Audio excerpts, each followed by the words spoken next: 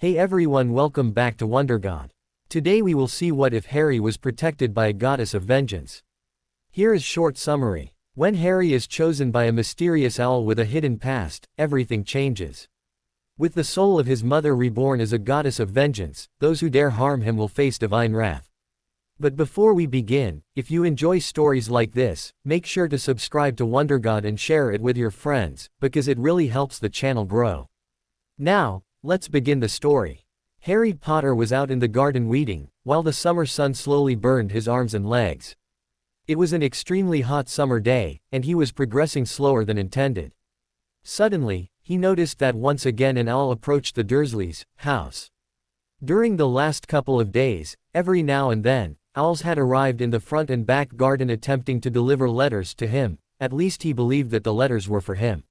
He did not know who would even bother to send a letter to him, the freak, as his relatives called him, but still, he was eager to catch one of the letters, which usually ended up being burned in the fireplace. "You're a very pretty owl," he said to the owl, which had beautiful white feathers and emerald green eyes like himself, before he quickly returned to his work, when his aunt came out of the kitchen door and tried to shoo the owl away. To his amusement, however, the owl would not budge but remained sitting on the fence. Sadly, it was not carrying a letter though. Otherwise, he might have managed to catch it this time. "Hurry up, freak," his aunt finally shouted at him, "it's almost time to make lunch." "Yes, Aunt Petunia," Harry replied, only to look up, when a fast movement caught his eye. The owl left her spot on the fence, flapped its wings and with a loud screech fiercely attacked his aunt, scratching her face over and over with sharp claws. Completely shocked, Harry could simply stare at the scene, unable to move and do anything about the situation. Apparently, the owl had made so much noise that Dudley had heard it and interrupted his computer game to see what was happening. "Mum!" he shouted aloud and began to punch the owl, who quickly fled from the terrace. Noticing from the corner of his eyes how Dudley led his mother back into the kitchen, saying something about taking her to the hospital, Harry looked over to the owl. "Are you unharmed?" he asked in concern, giving the owl a piercing look, glad when he received a nod in return. All of a sudden, he sensed a small tingle, just like he could sometimes feel it when he did freaky things. Somehow, he suddenly felt very happy, even if there did not seem to be a reason for it, as nothing had changed except for his aunt getting hurt. Why did the owl attack Aunt Petunia in the first place? He wondered, as he continued working. An instant later, however, a small voice penetrated his mind. "Harry, I took the liberty of bonding with you. I hope that was all right." "Of course," Harry replied, uncertainly, giving the owl a questioning look. "Yes, that was me," she thought to him. "You better talk not back aloud. Just think to me, so that Petunia won't get to know about it." "Why would you even talk to me?" Harry thought back, only to add, "I am just a freak." The owl let out a series of trills, sounding extremely angry, when Harry suddenly realized that he could understand her babbling. "You're not a freak. Your aunt and uncle are freaks, and I will do much more to them than just scratching Petunia's face," the owl informed him, before she asked, "Where are your godfather, godmother or any of the other magical people who were supposed to look after you, when your parents died?" Magical, Harry thought. Back, suddenly feeling frightened. "There's no such thing as magic, and my parents were good-for-nothing drunks," he added, hesitantly. "Now, that's it," the owl told him in apparent anger. "Go and pack your belongings. We're going to leave this place. Bring some money if you have any." Harry nodded in surprise and hurriedly ran inside, only to notice that Petunia and Dudley were indeed gone. Not bothering to fetch any of Dudley's hand-me-down clothes that he possessed, he ran upstairs into the attic, where he took the small box, in which Petunia was saving money. Only by chance, he had discovered it, but he had never taken anything. Now, however, everything was different. He was going to leave, even if only in the company of an owl. A minute later, he was back in the garden, and the white owl jumped onto his shoulder. "Let's take the bus to London," she told him, and Harry nodded. For the first time in his life, he had enough money to take the bus, and he also felt very happy and cared for. With the owl perched on his shoulder, he happily walked around the garage and onto the street. At the bus stop, he checked the timetable, noticing in delight that the next bus was supposed to leave in 2 minutes' time. He quickly informed the owl, who gently pecked his ear in return. Suddenly, He heard a strange noise from behind, and when he looked back to where they had come from, the Dursleys' house exploded in a loud bang. "Sorry, but I just had to do that," his owl apologized, fluffing her feathers. "That's fine," Harry thought back and hesitantly caressed her head feathers, noticing in relief that the bus came just around the corner. A minute later, they were already sitting in the bus, just as an army of fire engines and police cars approached the source of the fire in his relative's house. My God, what did that owl do and why? He wondered in shock, feeling relieved that at least his relatives had not been at home when it happened. At Hogwarts, the headmaster realized in surprise that the blood wards around the Dursleys' residence were failing quickly. Leaning into the fireplace, he called his potions professor. "Severus, do you know of any plans for a Death Eater attack on the Dursleys' residence? The blood wards seem to be failing." "I have no idea," Severus replied, sighing. "I thought that Mrs. Fig was watching the place." "Yes, that's true," Albus agreed, understanding that Severus did not seem to be in the mood to check the place for him. He then called Arabella Fig, however, the old lady did not answer his call. Therefore, he once again spoke with Severus and asked his youngest colleague to go and check on the son of his once best friend. Severus took the flow to Arabella Fig's house and quickly headed outside, glad that the old squib seemed to be absent. When he stepped onto the street, he realized in surprise that the place was flooded with firemen and policemen as well as dozens of spectators. Even a few Aurors and Obliviators were present, causing him to wonder if magic was involved in what looked like an accident. "That was the freak of our nephew," he heard a fat Muggle state to a policeman. "He was strange, and he surely set the place on fire, before he ran away earlier." Alistair Moody, the old Auror, introduced himself to the policeman, showing them a card, which clearly told them to leave the matter to him and his colleagues. Would Potter do such a thing? Severus wondered, grimly. Even if he was exactly like Potter Sr., he surely wouldn't burn down his own home. "Why would Potter burn your house down?" he inquired, giving Petunia a sharp look. "I thought he was living here." "Severus," she greeted him in apparent surprise. "How did you get burned, by the way?" Moody asked. "I thought you weren't inside when it happened. I was attacked by an owl." Petunia began to recount what had happened. "Then Dudley took me to the hospital, and when we came back, the house was on fire and the freak gone." "Thank you, Severus," Albus replied, shaking his head in confusion, when the younger wizard finished his explanation to him and his deputy. "At least Harry is alive," he added in relief, as he checked the one of his devices that would have alerted him if the situation was different. Severus let out a snort. "I still wonder why you thought it wise to place the boy with the Muggles," he replied. Petunia told Alistair Moody that it was the freak who had set the house on fire. "That's what she called him. Freak," he emphasized. "I told you." Minerva blurted out in what seemed to be a rage. "I tell you now, I won't let you forget it if anything happens to Harry." "I wonder where he went," Albus replied, feeling thoroughly scolded by his most trusted colleagues. While the headmaster popped another drop into his mouth, pondering what to do about Harry, as his Phoenix Fox had traveled to Phoenix Land during the summer and was not available for a mission, he had no idea how Harry's life was turned upside down on this beautiful summer day. Nor could he know just how serious the consequences would be for himself. Harry thoroughly enjoyed the bus ride with his owl perched on his shoulder. "I can't believe it. I have a pet just for myself, and we're leaving the Dursleys together," he thought, carefully caressing the owl's head in happiness. "My name is Hedwig, by the way," the owl thought to him. "Oh, that's a nice name. I am Harry. Where are we going, by the way?" "First of all, I need to tell you something." Hedwig remained quiet for a moment, before she began to explain. "In my former life, I was your mother, Lily. Just like you are a wizard, your father and I were magical." Ignoring Harry's gasp, she continued, "I know that this might sound far-fetched, but anyway, a bad wizard attacked us, and we both died, but he could not kill you for some reason. You killed the bad wizard instead. That's why the magical world named you the boy who lived. They're crazy about you being their savior. 2 days ago, I heard people talk about you, and only then I remembered my previous life and being your mother. I instantly came to see you to bond with you.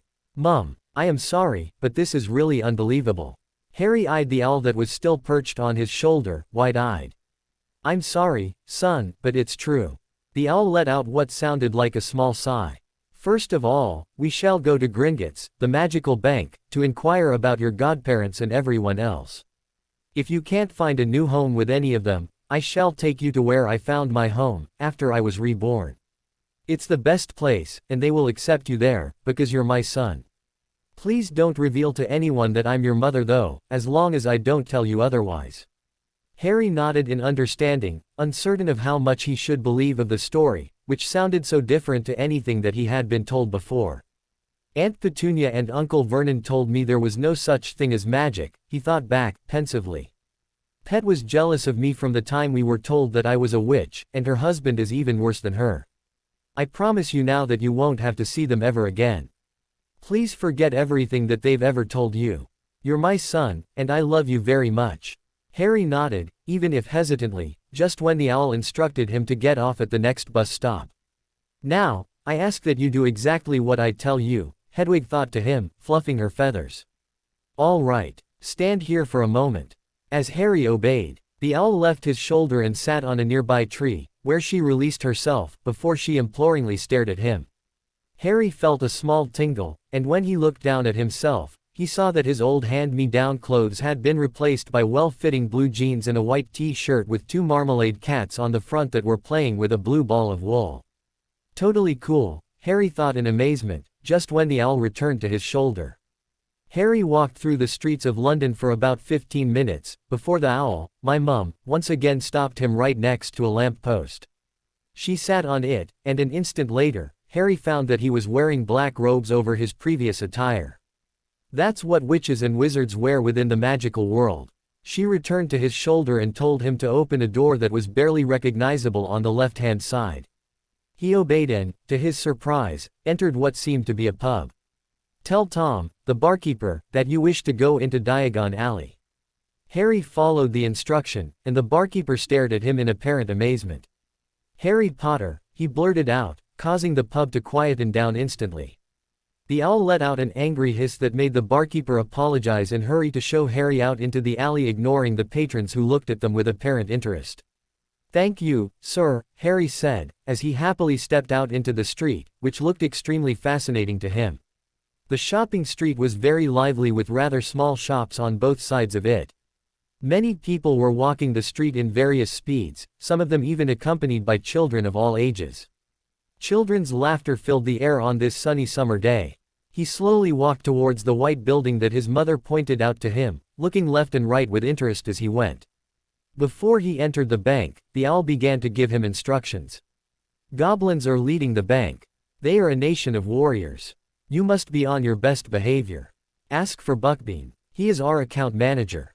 Tell him, I hope your gold is flowing and your enemies are cowering before you.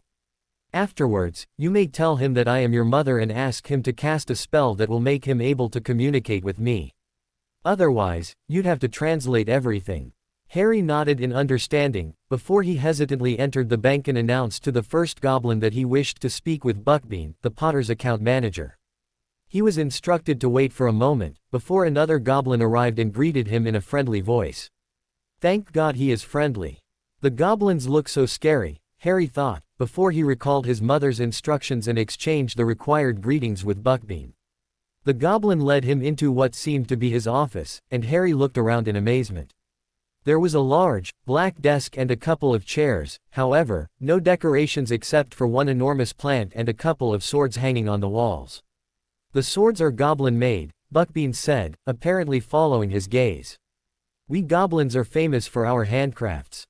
They are beautiful. Well done, son." The owl left her spot on Harry's shoulder and sat on the back of the chair next to his. Buckbean swiftly cast a spell at the owl, who then began to speak in a series of fast trills. "In my former life as a human, I was Lily Potter.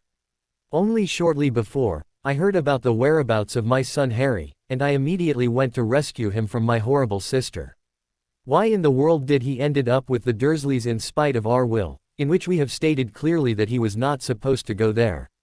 Not only has Harry godparents, but we have even written in our will that he should go to either Sirius or Alice or in case they were not available to Amelia Bones, Minerva McGonagall, Severus Snape or Remus Lupin." Harry realized that the owl sounded very angry and could not help feeling happy that her anger probably meant that she was caring for him. My mum, he thought in excitement.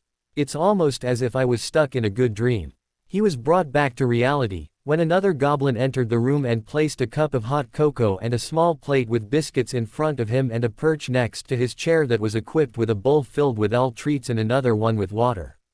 Hedwig let out a few trills of gratefulness, before she abandoned the back of the chair and made herself comfortable on the perch. You claim to be Lily Potter, née Evans, is that correct? Buckbean asked. Yes. Please allow me to cast a spell to verify this.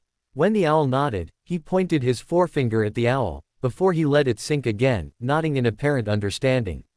Thank you, Lady Potter. Dumbledore has seen fit to seal your will, he continued, letting out a deep sigh. We have not been able to read it, let alone inform anyone about the content. He made himself Harry's guardian and was also the one who sent him to the Dursleys. Through the bond to his owl, Harry could sense that his mother was very angry. However, she remained quiet and listened, as the goblin continued.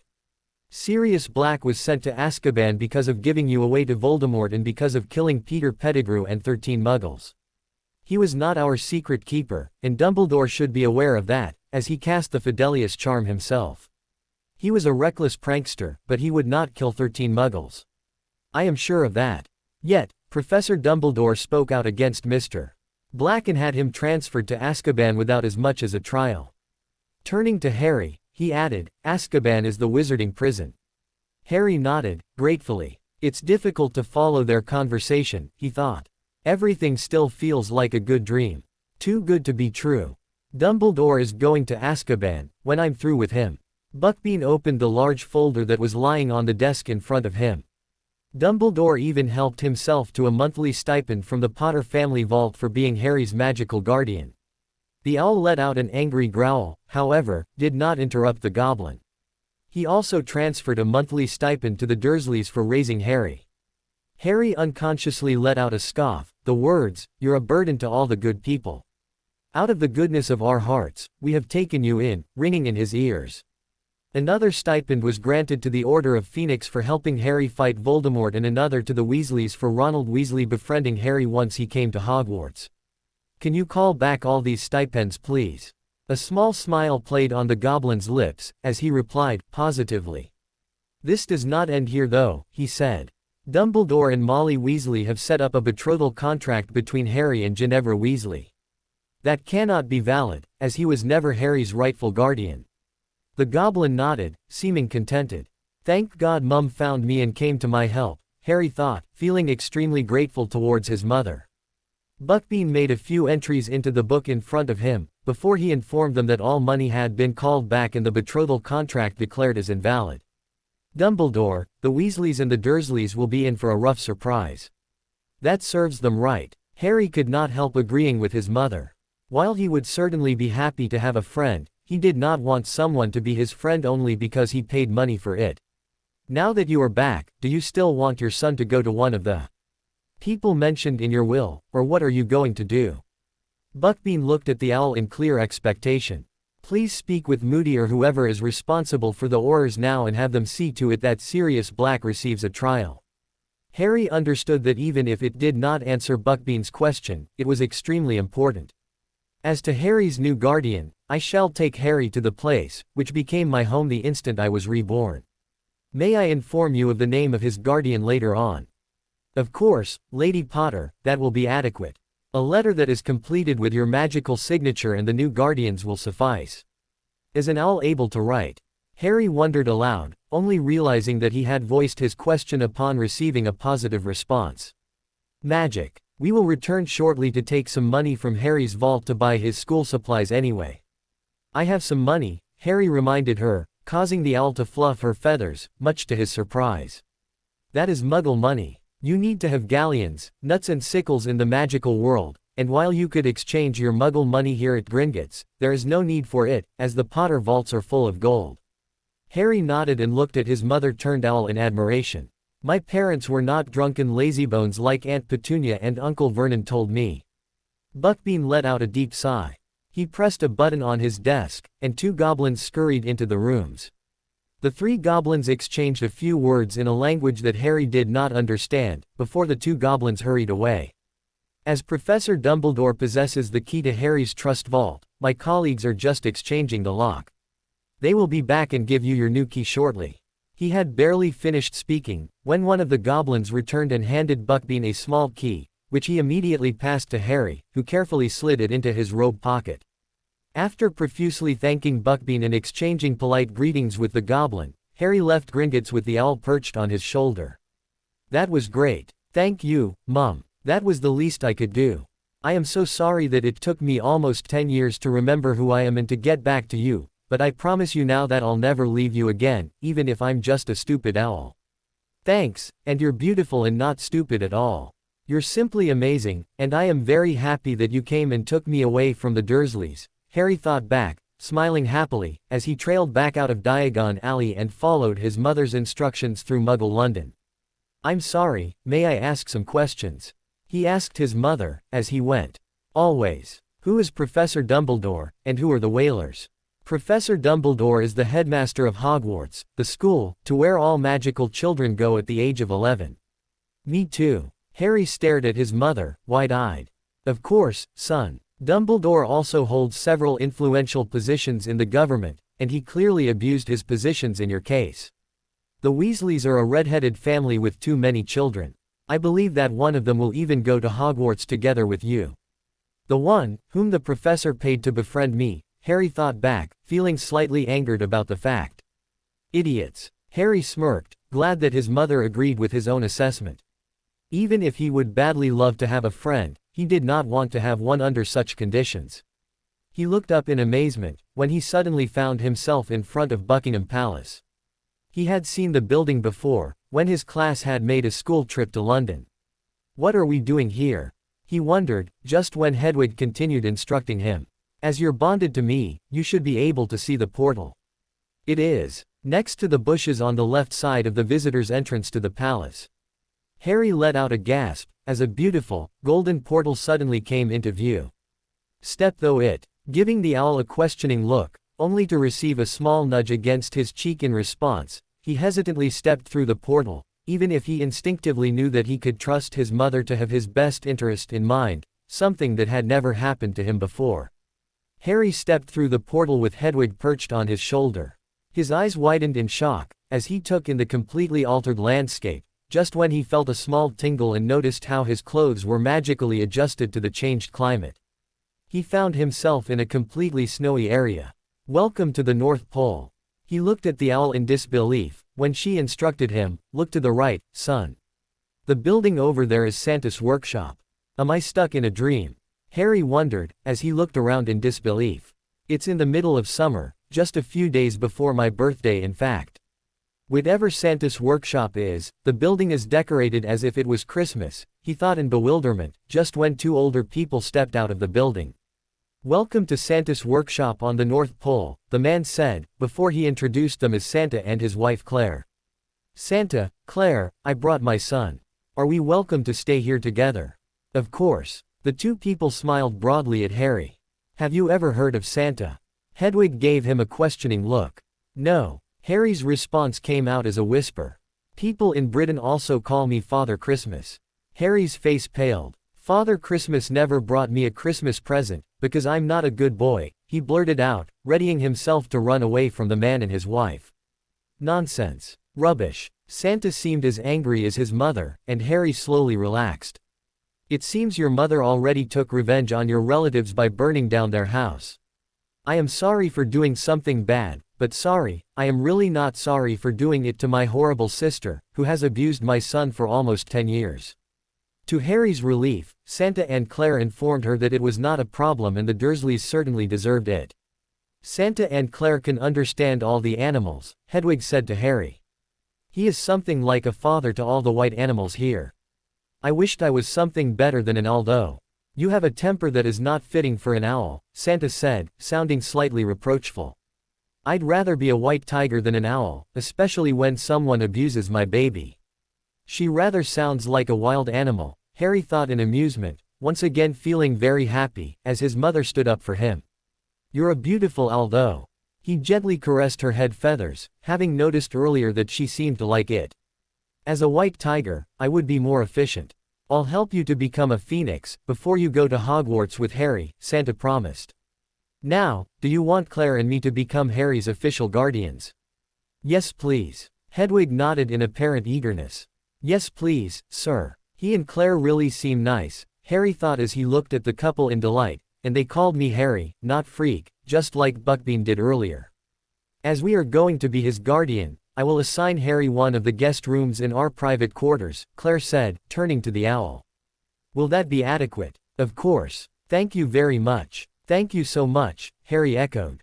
Claire and Santa explained to Harry that they were not very busy during the summer months and took their time to show him to the workshop and introduce him to the elves, the reindeer and the puppies. There were many groups of animals. However, while the number of reindeer outnumbered the other animals, the number of puppies running around was overwhelming. They are so cute, Harry said, as he gently caressed one of the puppies' ears. They seem to like you, too. 2 days later was Harry's birthday. To his surprise, everyone, Santa and Claire, Hedwig, the elves and even the puppies, came around to congratulate him. I am 11, Harry thought, smiling, as he experienced his first real birthday, since he could remember.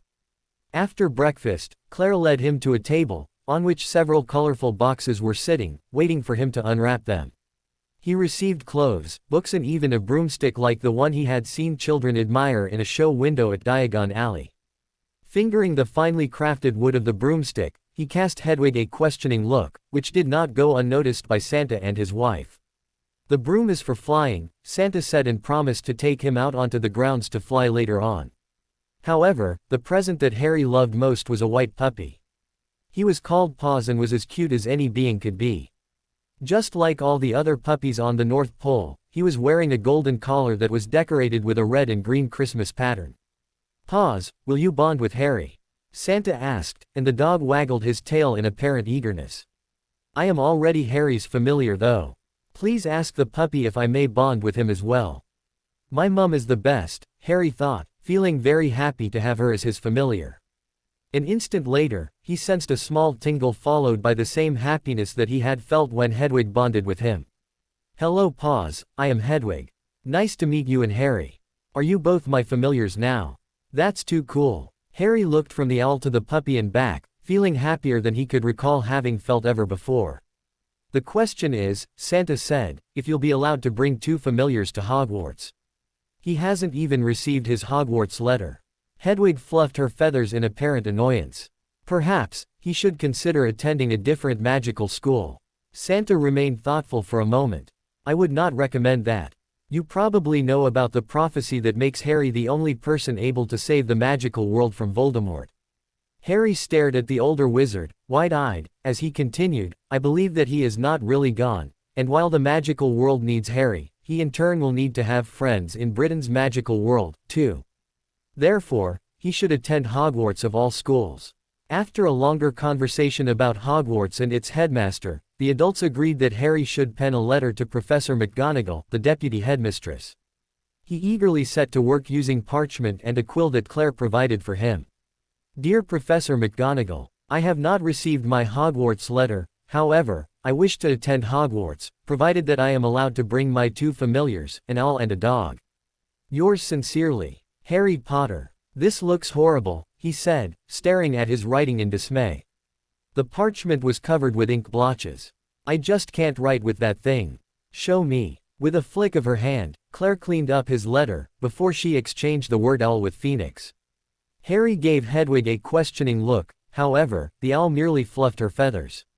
You'll see later on. Tonight, we'll head out onto the grounds and see to it, Santa said.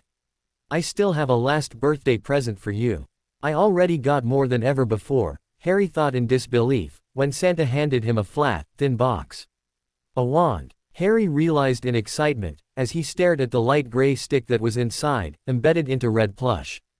Our elves made it using a feather from Hedwig, a piece of fir cone from the large, white North Fir tree and 2 drops of blood each from Hedwig and Paws.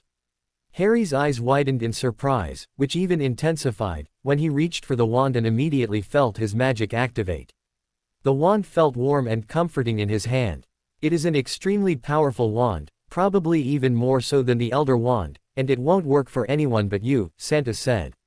I will show you the North Fir tree tonight, when we go there to help your mother transform.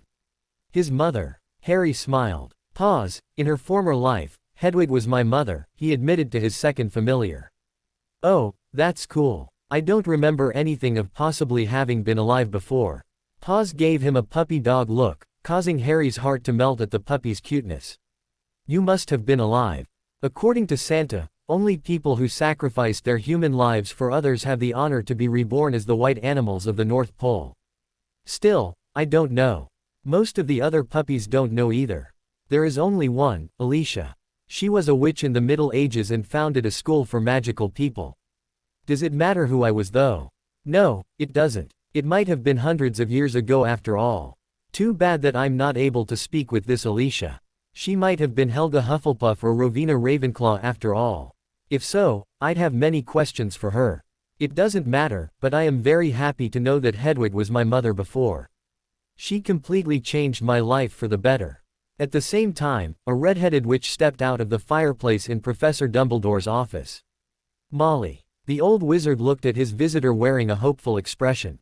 Do you perhaps know where Harry is?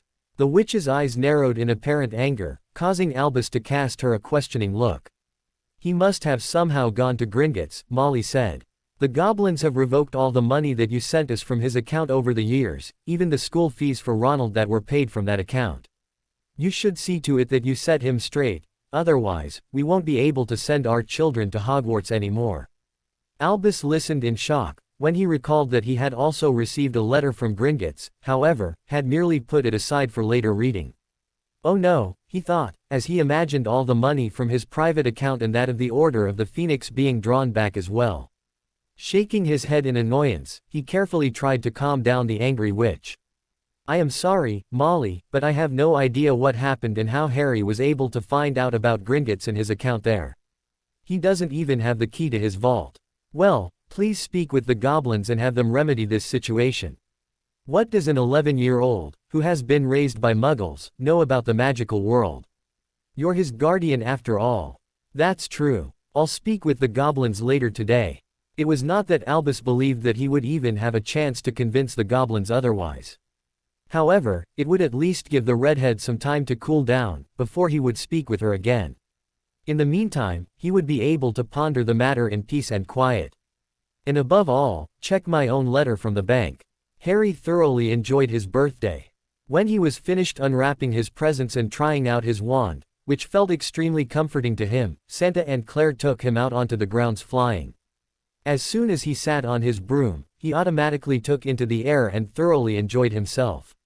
Hedwig was flying next to him, and Santa and Claire swiftly followed. Suddenly, a small voice penetrated his mind. You should at least take me with you on your broom.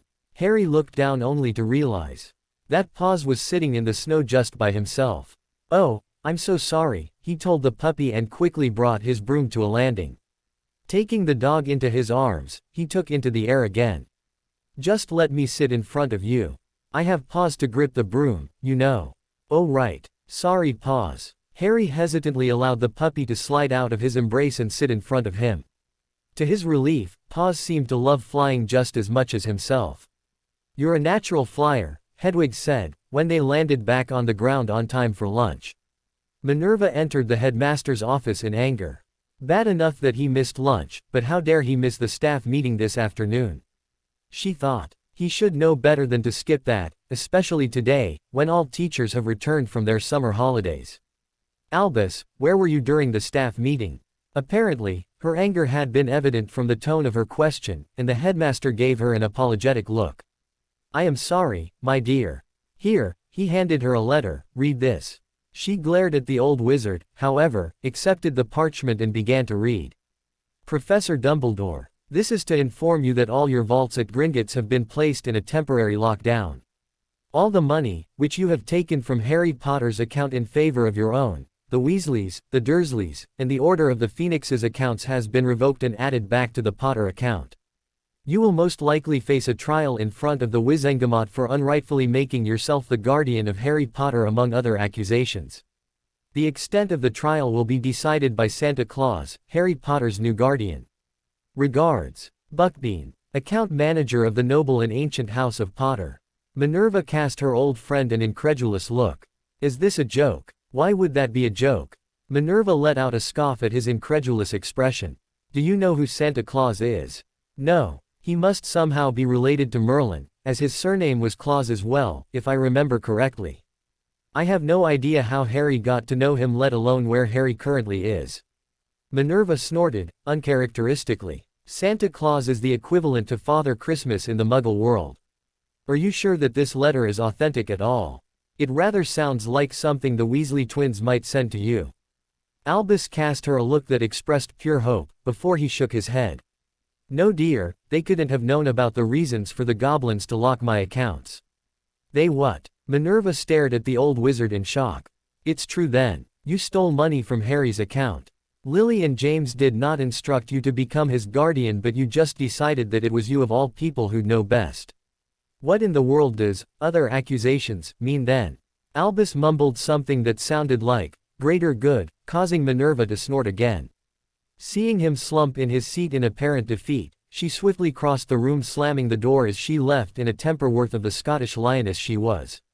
It's his own fault that I'm not going to inform him about Harry's letter, she thought, as she transformed into her feline form and dashed away to write a response to the boy who had once been like a grandson to her. During dinner, Harry received a response from Professor McGonagall. Dear Harry, first of all, I wish you a very happy 11th birthday. I hope you are having a wonderful day. Thank you very much for your letter. I am surprised that you did not receive your Hogwarts letter. According to our house elves, it has been sent out 258 times, because you seemed unable to receive it. Attached, please find the letter as well as the shopping list for our first years. Usually, students are allowed to bring one pet. However, in your case, I will make an exception, especially if they are, as you stated, your familiars. You may bring both your phoenix and your dog, provided that he is behaved and house-trained. If you have any further questions, please do not hesitate to contact me. I am looking forward to meeting you on September 1st. Best regards, Minerva McGonagall, Deputy Headmistress, Hogwarts. Professor McGonagall sounds nice. Thank God I may bring both of you, Hedwig and Paws. Harry cast his familiars a look of pure relief. When I was still alive, she was your surrogate granny.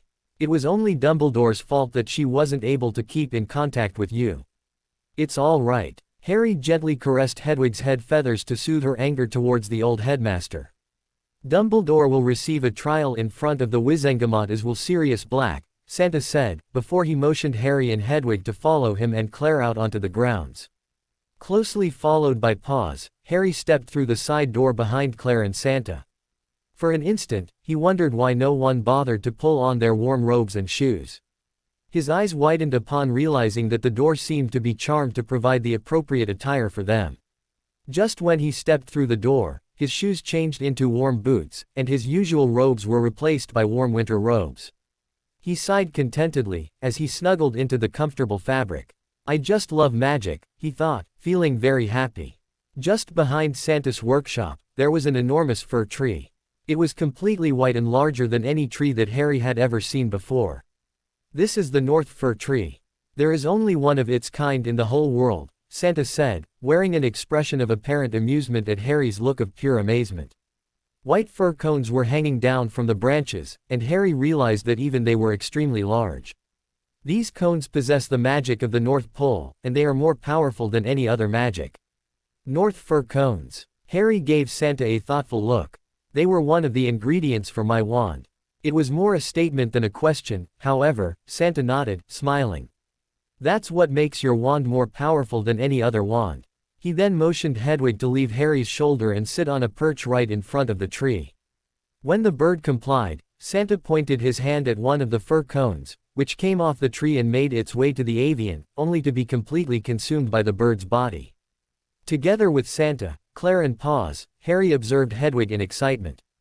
At first, nothing happened, and Harry was slowly beginning to feel disappointed, when the owl suddenly changed into a different form of bird. Her feathers were still completely white, and her eyes had remained emerald green. Only her body structure had changed, and she looked much more impressive. A beautiful phoenix, Claire said, smiling at the bird. Harry hesitantly stepped over to his familiar. Are you still Hedwig? he asked and carefully began to caress the phoenix, crown feathers. You're even more beautiful as a phoenix. She is amazing, he thought, as he observed his familiar fluff her feathers. Yes, I am still Hedwig. Thank you so very much, Santa. This form feels much more adequate than that of an owl. You're welcome. Now, you'll need some time practicing to flash, before you'll be able to take Harry and Paws with you. Oh, believe me, I will. Harry could not help chuckling at the phoenix, expression of pure determination. A phoenix must be very special, he thought. I've never seen one before. They only appeared in some of the stories that we read in primary school. What in the world is flashing though? He wondered, however, knew better than to ask. Harry cast Santa a questioning look. It was the morning after his birthday, and he was sitting at the breakfast table together with Santa and Claire. Paws was standing next to Harry with his front paws up on his lap to beg for some of his breakfast that seemed appealing to the puppy. At the same time, Hedwig busied herself practicing to flash from the back of an empty chair to a perch that the elves had set up for her in a corner. You know that you're splashing small bits and pieces of ice every time you flash. Claire addressed her in apparent disapproval. Sorry. Hedwig returned to Harry's shoulder, rubbing her head against his neck. Harry, Santa said, letting out a deep sigh. I did not want to spoil your birthday yesterday, but I need to take you to the North Fir Tree once more. Harry nodded in understanding, giving his guardian a questioning look. The other day, we told you how Voldemort attacked your parents and you and how you received your scar, when the killing curse rebounded to him. Yes. Santa let out a deep sigh, before he continued. We believe that at the time, a small part of his soul might have attached itself to your scar. Therefore, I would like to use the magic of one of the North Fir Tree cones to get rid of it. Sighing again, he continued, I don't know if this will have any effect on you. Claire and I conferred with your mother as well as with Alicia, the former Helga Hufflepuff, and Merlin, and we all agreed that the pros will outnumber the cons by far, provided that you agree. I agree. Harry decided to take some time speaking with Merlin, before he had to leave for Hogwarts. Too bad that I'm not able to communicate with Helga Hufflepuff. She could surely tell me some interesting things about Hogwarts. Accompanied by his familiars, he followed Santa and Claire out to the North Fir Tree. Santa conjured a most comfortable chair for him and motioned him to take a seat. Sitting in the red plush chair in the middle of the snowy landscape, Harry had to chuckle at the situation, even knowing that he had no idea what was going to happen to him the next instant. I trust Santa, and when he discussed this with Mum, Merlin and Alicia beforehand, I'll be all right, he thought, just when he noticed the white fir cone approach him. An instant later, the world around him vanished from the sight. By the time Harry's mind returned to awareness, he was lying in his own bed with paws stretched out against his stomach and Hedwig sitting on her perch trilling a soothing melody. Harry noticed with a combination of surprise and delight that he felt better than he had felt ever before.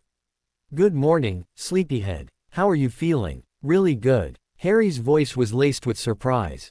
Apparently, there was a piece of Voldemort's soul attached to your scar. Thank Merlin for the cones of the North Fir Tree. Neither Santa nor Merlin nor Alicia had any idea how to take it out otherwise. It's so strange. Harry gave his mother a pensive look. Santa is alive now, and Merlin lived ages ago. How can they be brothers? Santa has been alive for almost 1,000 years. It's the magic of the North Pole that keeps him young, just like with the puppies. Some of them, like, for example, Alicia, have lived here for a millennium, but they're still puppies. They receive cones of the North Fir Tree to remain young and alive every now and then. Probably once a decade or so, but I'm not sure. Cool. Harry scrambled out of bed, when his eyes fell onto his broom that was standing in a corner of his room. Can we go flying? Why not? Thank Merlin that everlasting snow has stopped, and it's sunny outside. You're a snow phoenix, but you don't like snow. Harry quirked an eyebrow at his familiar. I am an ice phoenix, but still, I like how the snow twinkles in the sunshine, Hedwig replied, fluffing her feathers. Paws was the first to be ready. Suddenly wide awake, he jumped down from the bed, stretched himself and dashed towards the door, where he impatiently waited for Harry to cross the room with Hedwig on his shoulder and his broom in his hand. Someone seems to be eager to get out for a wee-wee. Harry looked at the puppy in concern. However, the canine let out a small growl. Flying is the best, he barked, as he happily ran ahead, only to be pulled into a mock war by his fellow puppies, as soon as he arrived on the grounds.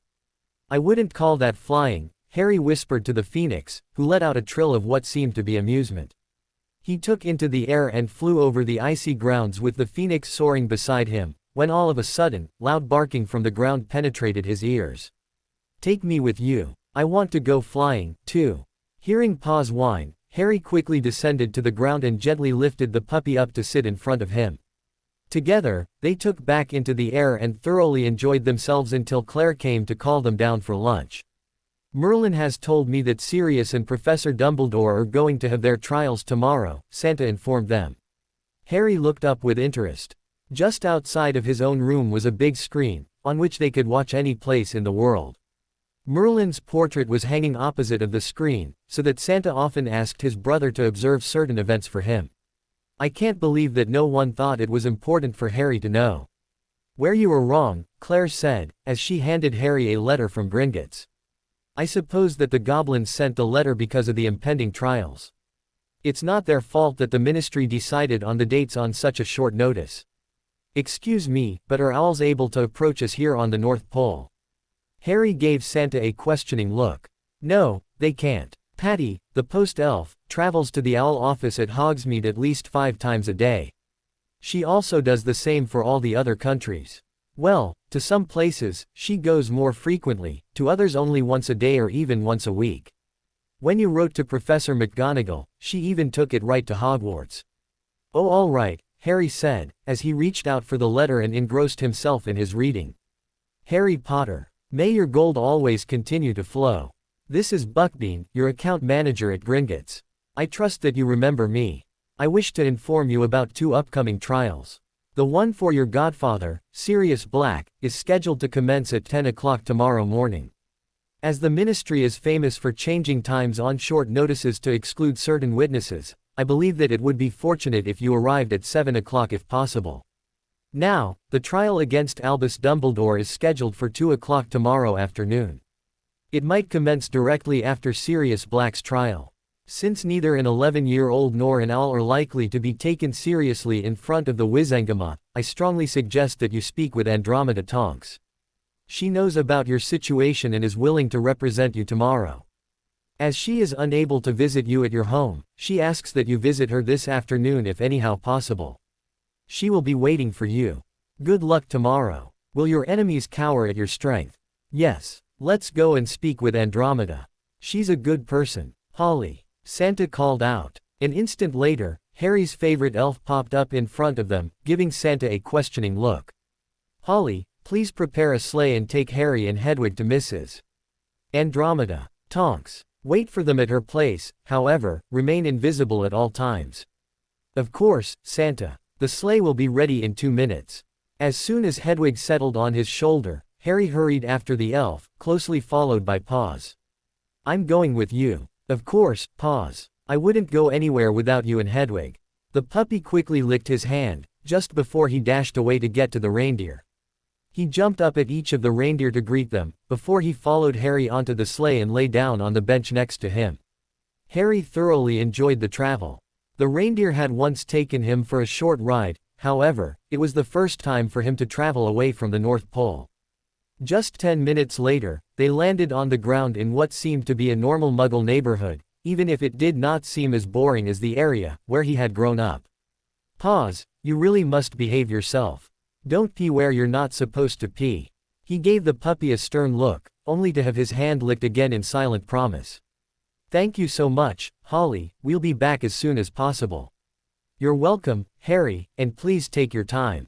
Holly will be fine." Just when he mentally readied himself for the visit with an unknown witch, a warm, female voice addressed him from behind. "Harry, I am very happy to meet you." Harry turned around to see a tall witch with a broad smile stand in the doorframe. "Please come in." "Hello, Mrs. Tonks. Thank you so much for taking time for me.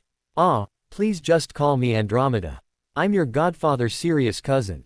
Following the witch inside, Harry looked around with interest, when an older girl appeared from upstairs. "This is Nymphadora, my daughter. She has just finished Hogwarts and will commence her Aurors training next month." Harry stared at the young witch in amazement. An Auror, that's too cool, he thought. Just call me Tonks. I greatly dislike that name. The girl changed her neon green hair to pink, as she spoke, causing Harry's eyes to widen in surprise at her ability. He nodded in surprise, when Tonks informed him that she was a metamorphagus, only to let out a gasp, when she changed into an exact copy of himself. Hi Tonks, I'm Harry, he said, once the girl had returned to her own form, albeit with purple hair. Pointing to his familiars, he introduced them as Hedwig and Paws. Buckbean informed me that Hedwig was your mother in her former life. Andromeda cast them a questioning look. Yes, Harry said. That's why I know at least some things about the magical world. Before that, I grew up with my Muggle relatives, who did not tell me anything about it. During the following hour, Andromeda first discussed the matter with Sirius with Hedwig, having Harry translate the Phoenix, trills.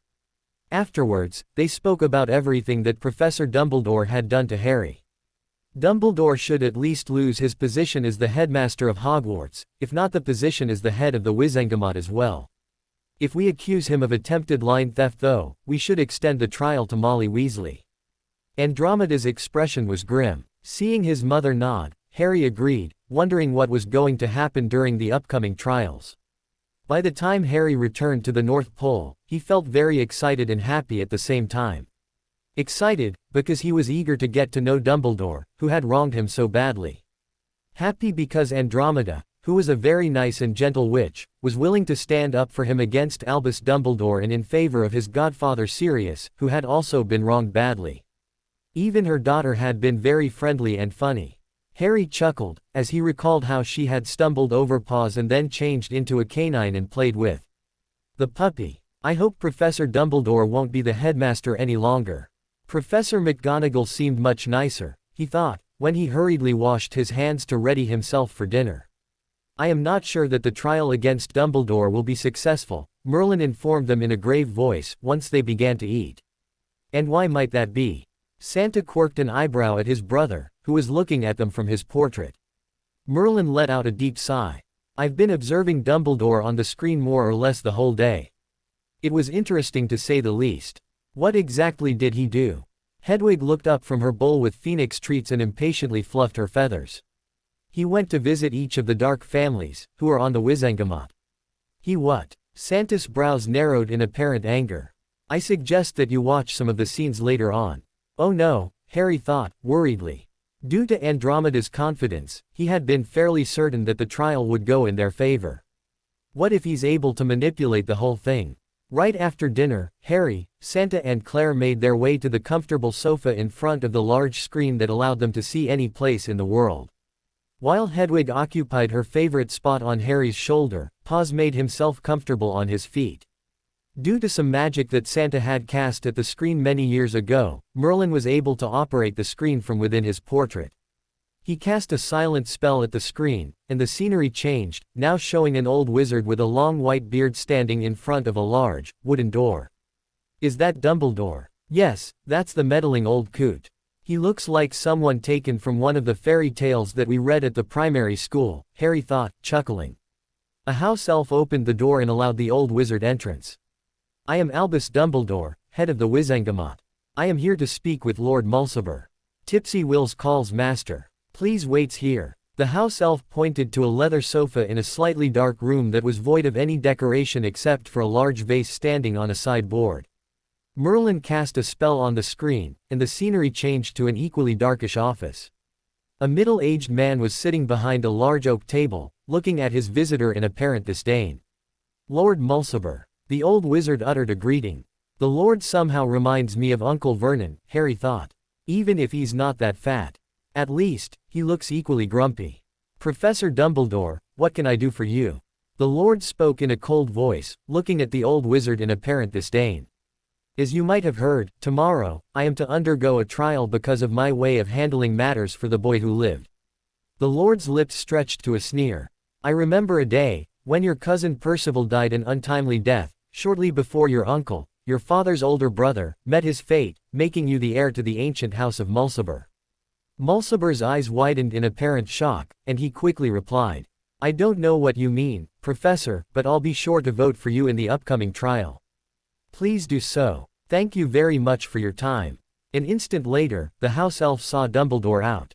I can't believe it. And Dumbledore claims for himself to be the leader of the light. Harry gently caressed the phoenix, crown feathers to calm his clearly upset familiar, just when the next scene commenced. Lord Malfoy, Dumbledore greeted a man with long blonde hair. Dumbledore. To what do I owe this pleasure? Might it have something to do with the Wizengamot meeting scheduled for tomorrow morning? Mr. Malfoy, all I ever did for Harry Potter was for the greater good. You better remember that, as I recall. That I was told that it was absolutely impossible to force someone to become a Death Eater by placing the person under the Imperious Curse. Ah, was it impossible? Malfoy raised an eyebrow, before he pointed the tip of his cane towards the bookshelf, apparently to remove an invisible piece of dust. I shall see you tomorrow. With that, the old wizard took his leave, and the scene ended. Dumbledore went to meet several more people. Harry realized in surprise that none of them were friendly to say the least. Are most people in the magical world so unfriendly? He wondered. Andromeda and Tonks were completely different. Apparently able to follow his strand of thought, even if he did not voice it, Hedwig said, these people were all Death Eaters, followers of Voldemort in the war. They are bad wizards, each of them. Harry nodded in understanding. The children of some of them will be in your year at Hogwarts. I remember that they were born at the same time as you. But there will be many nice children from good families, too, Claire said, and Harry cast her a grateful look. 12 hours later, Harry found himself sitting in the visitors' gallery of Courtroom 10 at the Ministry of Magic. Andromeda was seated next to him, and Hedwig was perched on his shoulder. Since dogs were not allowed in the courtroom, Paws was completely invisibly and silently laying on his feet. Tonks was sitting on his other side, claiming that her boss, Amelia Bones, had allowed her to attend the trials as an Auror in training, knowing that she was very interested in the outcome due to being Sirius' cousin. Harry felt very much reassured by the two witches' presence in addition to the company of his two familiars. Amelia Bones, whom Andromeda had introduced to him as the head of the Department of Magical Law Enforcement, led through the trials. First of all, the case of Sirius Black was brought up. Harry looked up, when a thin, unkempt man was brought into the room in chains, flanked by 4 Aurors. He was taken to the chair that was sitting in the center of the room. However, the chains were not taken off him, and Harry immediately felt sorry for the man, who, according to everyone around him, was not only innocent but had spent almost 10 years in prison due to false accusations. Andromeda explained that Sirius had not been the Potter's secret keeper, listing the Potter's will as proof for her statement. Do you have a copy of the will? Yes. Andromeda handed a copy to Amelia Bones. I have known Sirius since when I was a child, and as mischievous as he is, he would never willingly kill anyone. Therefore, I request that he be questioned under Veritaserum. I second the request, Amelia Bones said. Me too, an older lady, who was sitting in the Wizengamot, spoke up. That's Minerva McGonagall, Hedwig telepathically informed Harry, who stared at the older witch in amazement. She looks very strict, but what she wrote to me was friendly, and it's great that she supported Andromeda for Sirius. He was brought back to reality, when Amelia Bones began to question Sirius under Veritaserum. To Harry's relief, everything went smoothly, and Sirius' answers matched the facts that he had heard from his mother and Andromeda. He slowly relaxed. Even if he had never met his godfather, he fully trusted his mother's assessment that he was a good man, and he was looking forward to having him in his life in the near future. After just a little more than an hour, Sirius was released into freedom. He received a compensation of 1 million galleons for each year of his unrightful imprisonment and was offered his previous position as an Auror back. During the 30-minute break between Sirius' trial and the one for Dumbledore, a 30-minute break was announced, and Sirius immediately joined them in the visitors' gallery. To Harry's surprise, the older wizard barely acknowledged his cousin's presence but solely concentrated on him. Harry, he said, and a huge smile appeared on his face. I am so happy to finally have you back. Only the thought of you kept me safe during all these years. Are you all right? Yes, thank you. I am very happy to meet you. Harry cast his godfather a broad smile. Hello to you, too, Sirius, Andromeda said, attracting the man's attention. Drami. He turned to his other cousin. Nymphadora. Oh my, you've grown into a beautiful lady. Tonks rolled her eyes, and her hair color changed from the previously bright pink to a neon green. "Don't call me that," Sirius chuckled. "It's good to have you all back. You stink though. You should go and take a shower." Andromeda's expression was serious. "Hurry, so you'll be back on time to put Dumbledore in his place. His trial is going to commence in 20 minutes. All right, I won't be back in 20 minutes' time, but I'll come as soon as possible. Harry, wait for me." "I will." Harry cast his godfather a reassuring smile. "I like him. He seems funny and nice," he thought, feeling very happy. To Harry's disappointment, Sirius had not returned when the trial against Dumbledore commenced.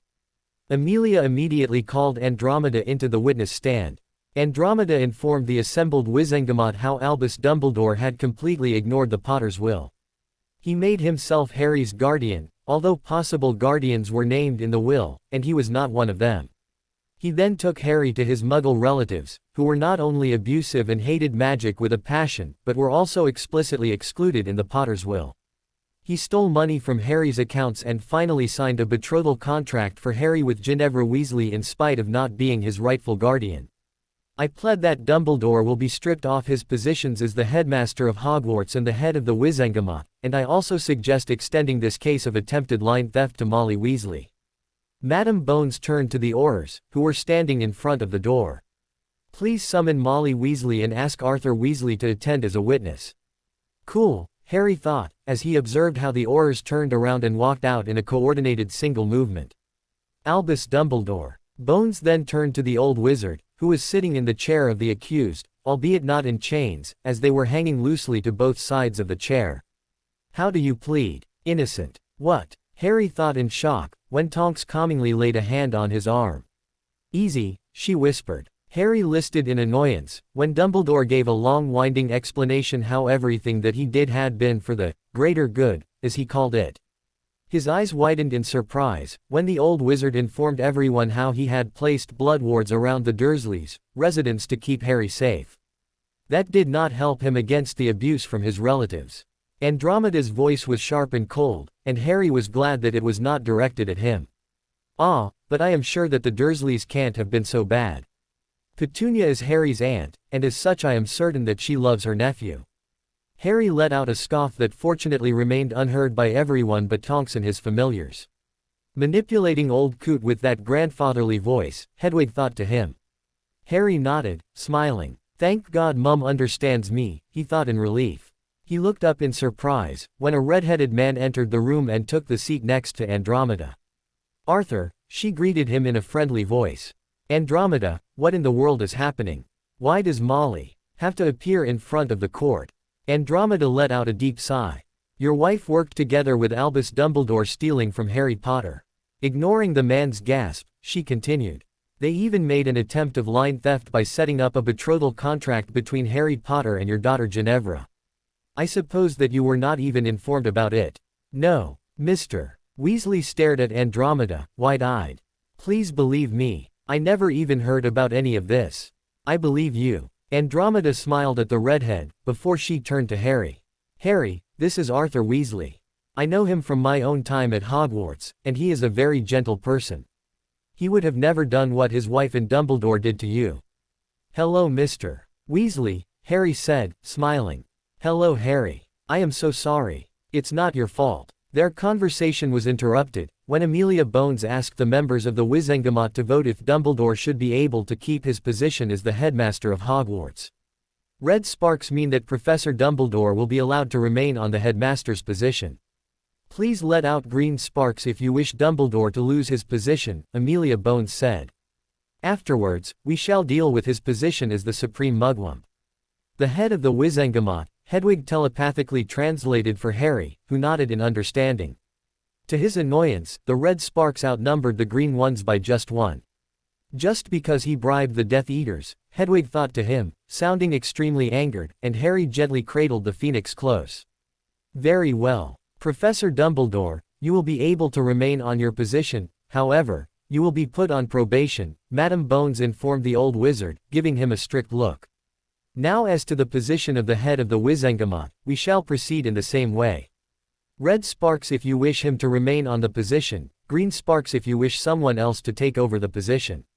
Wait. While everyone turned their heads towards the door to the Wizengamot chamber, Sirius dashed into the room, waving a parchment.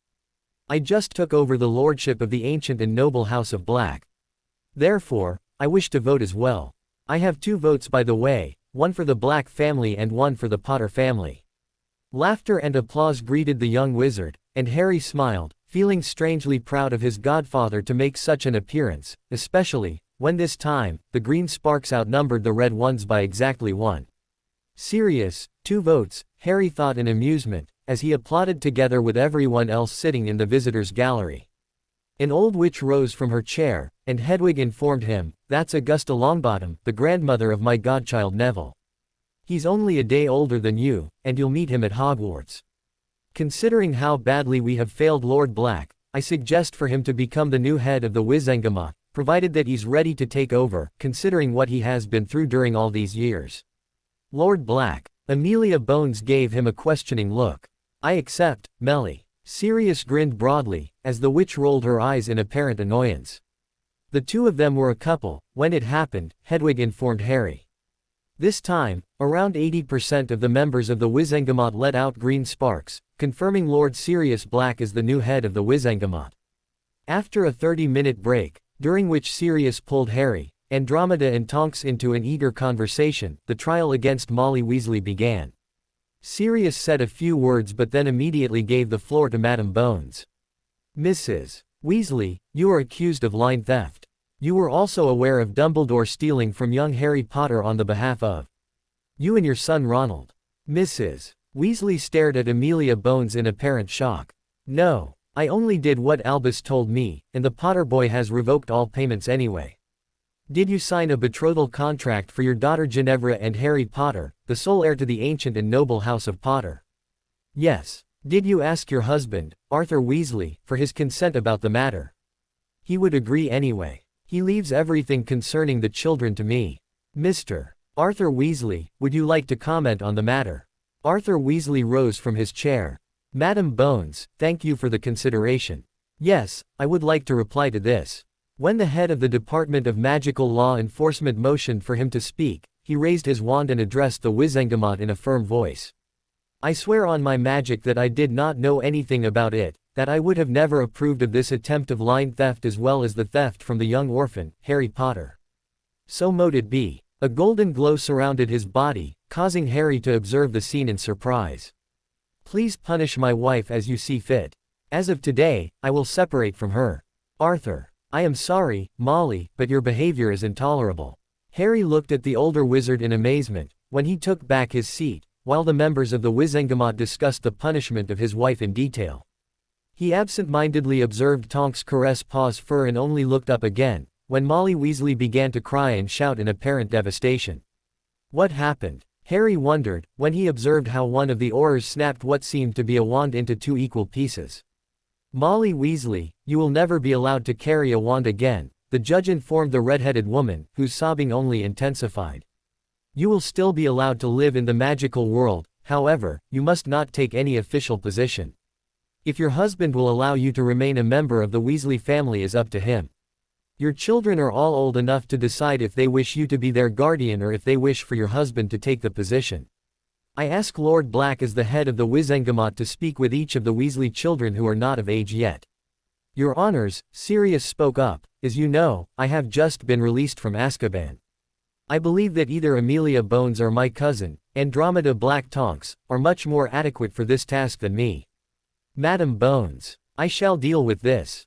"Thank you, Sirius. I believe that this was the right decision." She cast the new head of the Wizengamot a warm smile. "Thank you, Madame Bones." The judge nodded in apparent contentedness.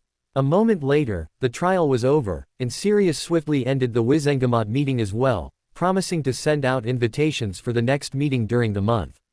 "I am sorry," Andromeda whispered, turning to Mr. Weasley. She brought it onto herself. Mr. Weasley seemed surprisingly calm about the matter.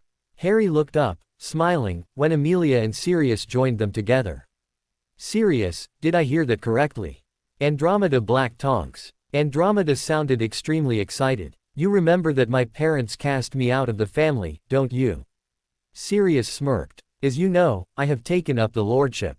Fortunately, Harry and his owl, his eyes widened as he looked at Hedwig, seemed to have discussed everything in advance with Buckbean, the Potter's account manager.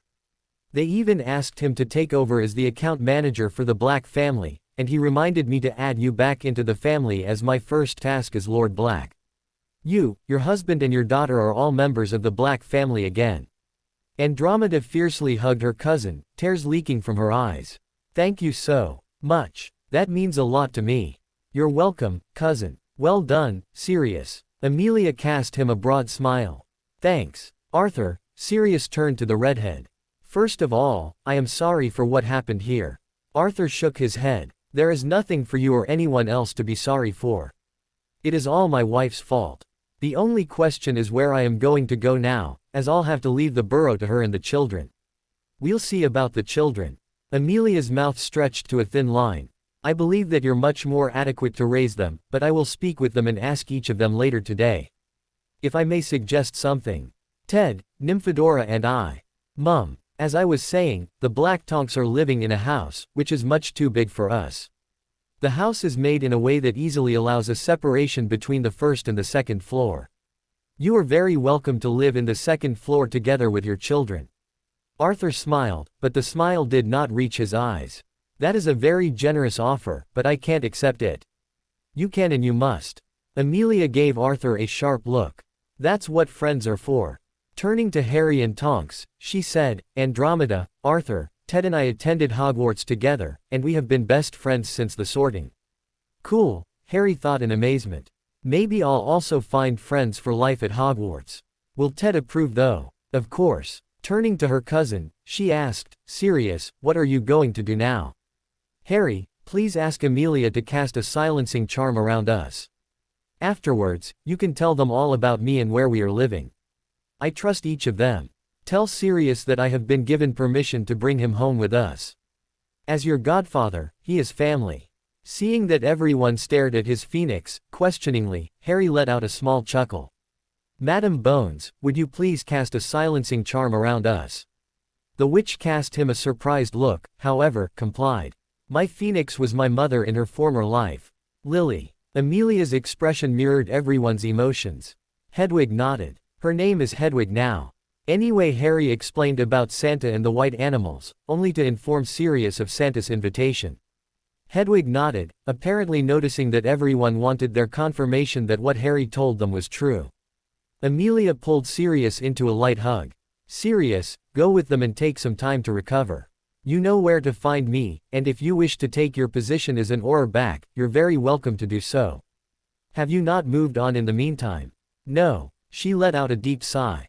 I can't say that we can simply continue like it was 10 years ago, but we can see if we'll be able to resume our former relationship. I've waited for 10 years, I can wait a few months longer.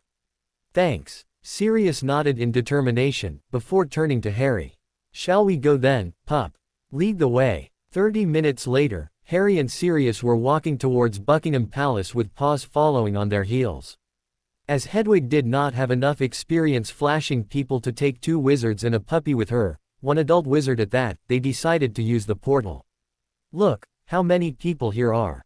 Won't they notice us? As soon as you see the portal, you'll have a notice me not charm on you, so no one will see you enter the garden and step through the portal. Harry, please translate. It almost felt like coming home to Harry, when they arrived at the snowy landscape of the North Pole. Did our clothes change automatically? Sirius looked around in apparent amazement, just when Paws' brother and sister puppies came running to greet them. Harry, please excuse me for a moment. Harry stared at his godfather in shock, when the older wizard suddenly transformed into a black dog and was immediately being pulled into a mock fight by the puppies. Mum, why can Sirius change into a dog? He asked, only to look at the ground in front of himself, ashamed that he did not even consider asking before he voiced his question. Harry, son, it's all right to ask questions. I am your mother, and I love you very much, and it's time that you forget everything that Petunia and her horrible husband have told you. Harry slowly relaxed at his familiar's soothing voice, when she continued. Sirius is what is called an animagus. He is able to change into a dog and back. When you're older, you can also try to become an animagus. Harry's eyes widened in excitement. How do I do that? I want to become a puppy like Paws and his siblings, so I'll be able to play with them and to talk with Alicia. Hedwig remained quiet for a moment, as Harry observed Sirius play with the puppies, before she continued. As your magic seems to be quite strong, you might be able to become an animagus at an early time. You must exactly know what animal you wish to become, envision it and try to change your left hand into the paw, wing or whatever your animal has instead. That's the hardest part. If you manage to change your left hand, the rest is fairly easy. Please ask Sirius or Santa to teach you, as they'll be better able to help you than I am in this phoenix form. Mum, Harry glanced at the phoenix on his shoulder, have you been an animagus? I was a doe, and your father was a stag. A stag. Harry's eyes widened in surprise. Oh well, he'd probably get along well with the reindeer then. What? Sirius transformed back, hearing Harry and Hedwig chuckle. Sirius, please teach me how to become an animagus. I want to be a dog like you and the puppies. Of course, pup. Sirius fondly ruffled Harry's hair. Let's go inside and introduce Sirius to Santa and Claire. While the puppies introduced Sirius to the North Pole, Amelia Bones and Arthur Weasley headed to the burrow. As soon as they stepped out of the fireplace, loud shouting penetrated their ears. Molly Weasley, Albus Dumbledore and the Weasleys, 5 younger children were assembled around the dining table, where Molly was shouting at Dumbledore. Molly. In all the years since their sorting, Amelia had never seen Arthur so angry. Albus, I am sorry, but I believe that it's time for you to leave. You have done enough harm to our family. Arthur's voice was hard. I am sorry, Arthur. Dumbledore slightly bowed his head, before he left through the fireplace. Arthur, Amelia spoke up in a firm yet soft voice. Please allow me to question your children one after another.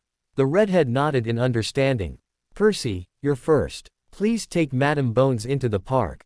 The oldest boy of the children present immediately rose from his chair and motioned her to follow him outside. Mr. Weasley, she addressed him, when they sat down on a bench next to a small pond. Please call me Percy. I am only 15. Mr. Weasley is my father. A small smile played on Amelia's lips, as she felt reminded of Arthur as a 15-year-old. I trust that you have already heard what happened this morning at the Wizengamot. Percy nodded. I don't know why Mum had to do all these things. I mean stealing from a baby and whatever. He shook his head in apparent annoyance. Amelia let out a deep sigh. Your father has decided to separate from your mother, and the 5 of you need to decide if you wish to stay with your father or your mother in the future. Percy shrugged. For me, it's not a difficult decision, as I am going to spend 10 months out of 12 at Hogwarts. It will be hard for my sister though. Amelia nodded in understanding. This is mainly about your summer holidays, she agreed in a soft voice. Percy remained pensive for about a minute, before he decided. I choose my father. I suppose that I'll still be allowed to see my mother. Of course. The twins refused to speak with her separately, and as soon as they sat on the spot that Percy had occupied before, they informed her of their decision. After all that Mum has done, we are going to stay with our father. That was fast, Amelia thought, smiling at the twins, who according to Arthur were pranksters, who had their heart in the right place. The conversation with the 2 younger children did not go as smoothly as with the first 3. After wailing, shouting and complaining about the destruction of their mother's wand, Ronald and Ginevra decided to remain with their mother. Amelia informed the Weasley parents about their children's decisions, and while Arthur sent Percy and the twins packing, she turned to the fireplace, glad to be able to return to her office.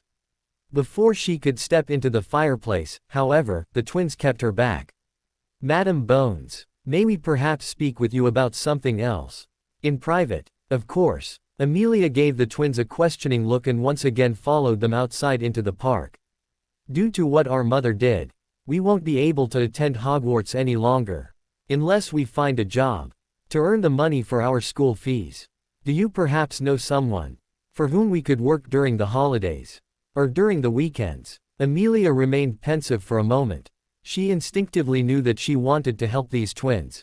But how? Is there anything that you're especially good at? Pranks and potions. This time, the twins spoke together. You are able to brew prank potions. She confirmed. Yes. Amelia nodded in understanding. I shall speak with Lord Black. He is much too interested in pranking people for my liking. Perhaps he will help you. I can't promise anything though. I'll inform you through your father, as soon as I know more. On their way back to the fireplace, the twins profusely thanked her, making Amelia wish that she was able to efficiently help them. Perhaps, we could employ Percy at the ministry during the holidays, she thought, having heard good things about the studious boy from Arthur. Thank Merlin Arthur found a place to live with Dromey and Ted, she thought, as she settled down behind her desk and reflected on the events of the morning. Later the same day, Sirius, Amelia and Arthur met with Andromeda and Ted in the Black Tonks house. At the same time, Harry was observing their meeting on the screen together with Santa, Claire, Merlin and his familiars. Thank you all so much for your help in this matter. Tears were welling in Arthur's eyes, as he thanked his best friends. You're welcome, Sirius smirked. I will pay the school fees for your 3 children under certain conditions. What conditions? Arthur's expression changed from hopeful to utmost concern. Nothing bad. Sirius, don't frighten Arthur. Amelia lightly scolded her former fiancé. Sorry. Wearing a sheepish expression, Sirius apologized. I simply wish for the twins to invent prank potions for me at their leisure. At the same time, Melly wants Percy to work as her assistant during the school holidays. Prank potions? Really? Arthur shook his head in apparent annoyance.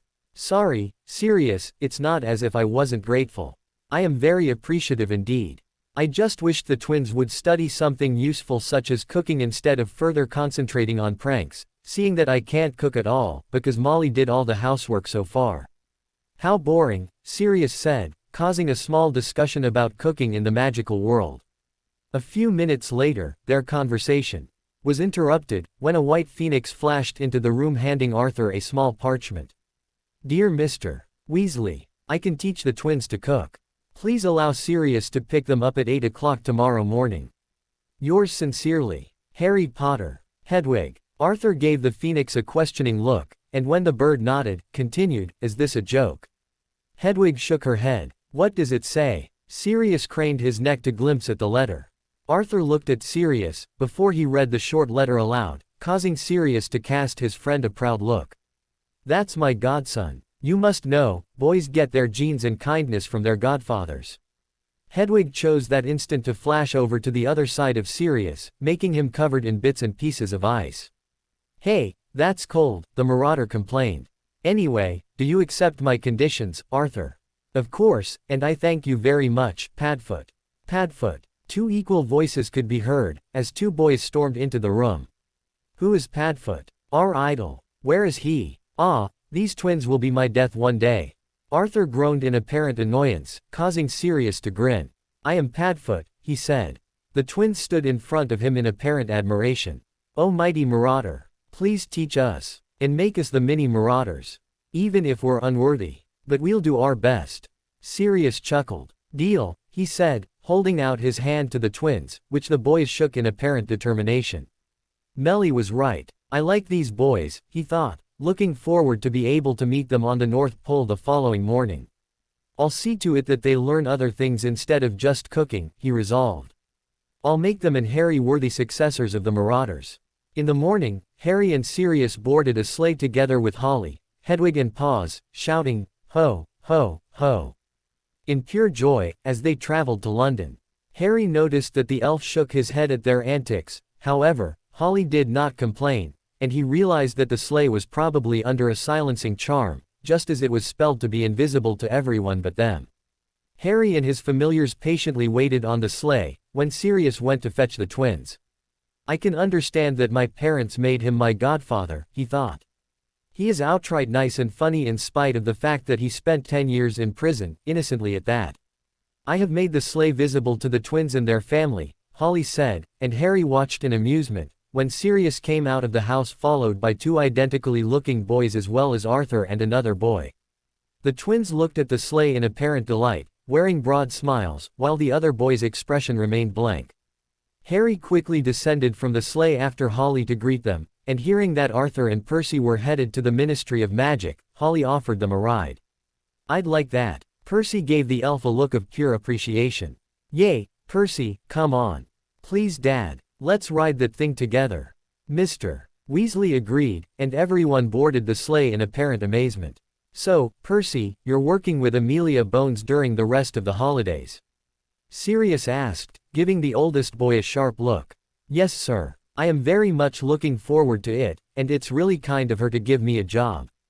It means a lot to me that I can still attend Hogwarts. I just hope that I'll be able to meet her expectations. You will, Sirius said. The fact that you're wondering if you will be able to please her alone already makes you a valuable assistant. Don't worry, just enjoy the rest of your holidays, just like your brothers will do. Holly turned around to face them. Mr. Weasley, Percy, we will shortly reach our private parking spot behind the Leaky Cauldron. Will that be adequate for you to get to the Ministry of Magic? That's wonderful. Thank you, Holly. Mr. Weasley cast the elf a broad smile. Mr. Weasley is very polite in contrary to his wife, Harry thought, although he had only met her during the trial on the previous day.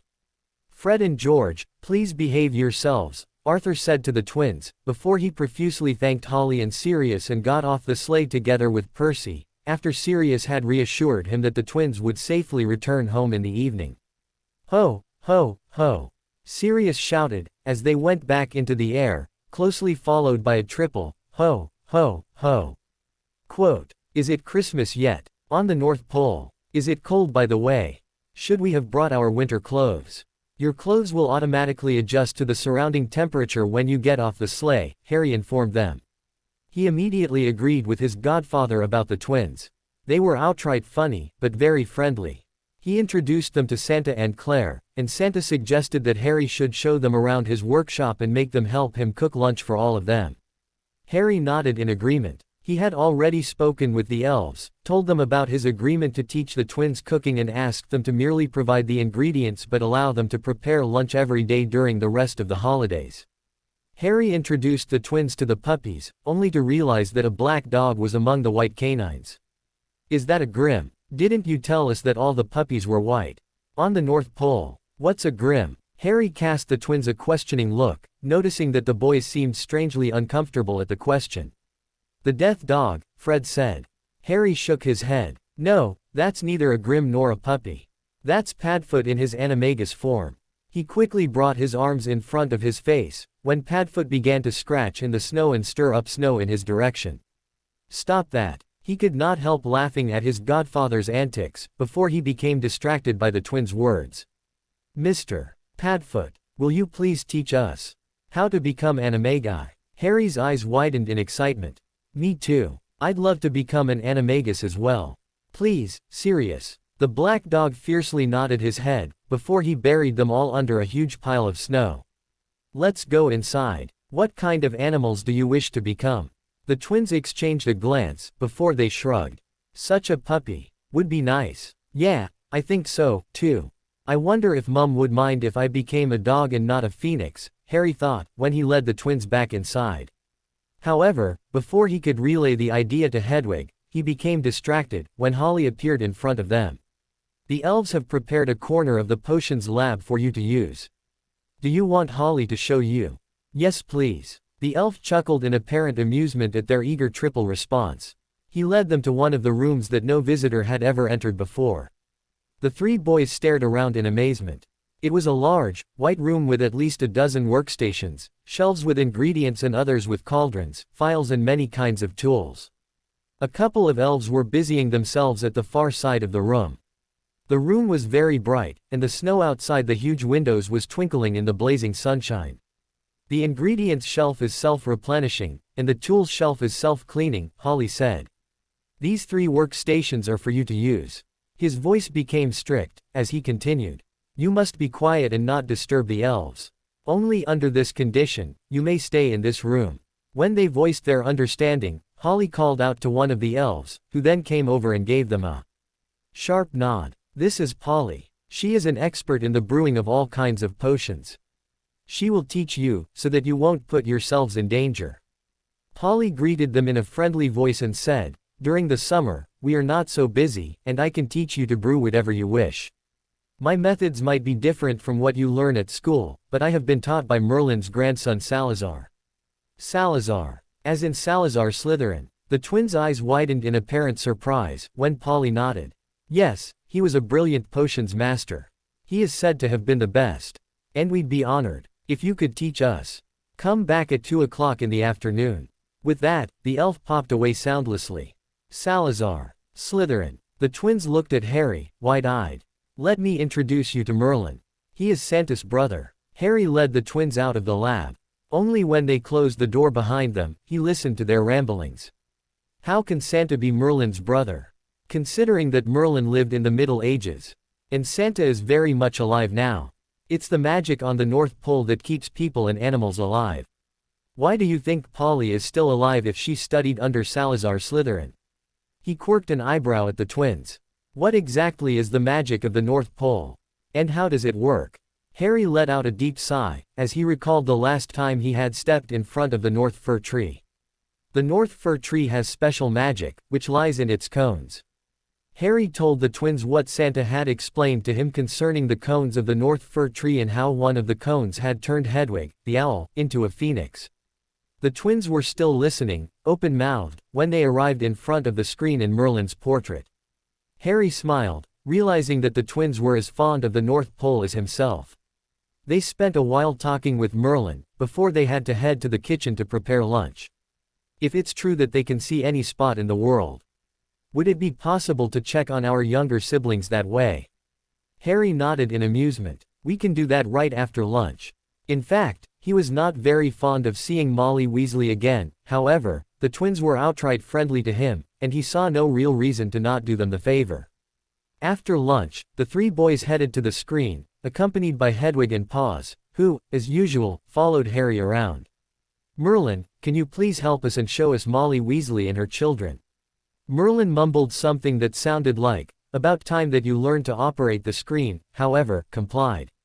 They found Molly Weasley sitting at a table together with a girl and a boy of about Harry's age. Mum, Ron and Ginny. How cool is that? Apparently, the three Weasleys were discussing their new situation. At least, your father has agreed that we may continue living here. I'd have wanted the twins to stay here as well. They're my best brothers apart from Bill. I am here, her brother said, causing the girl to roll her eyes in apparent annoyance, while the twins, who were sitting on the sofa on each side of Harry, chuckled. You can be glad that your father somehow managed to get your Hogwarts fees paid. Otherwise, you'd have to attend a Muggle school, as I'm not able to teach you magic anymore.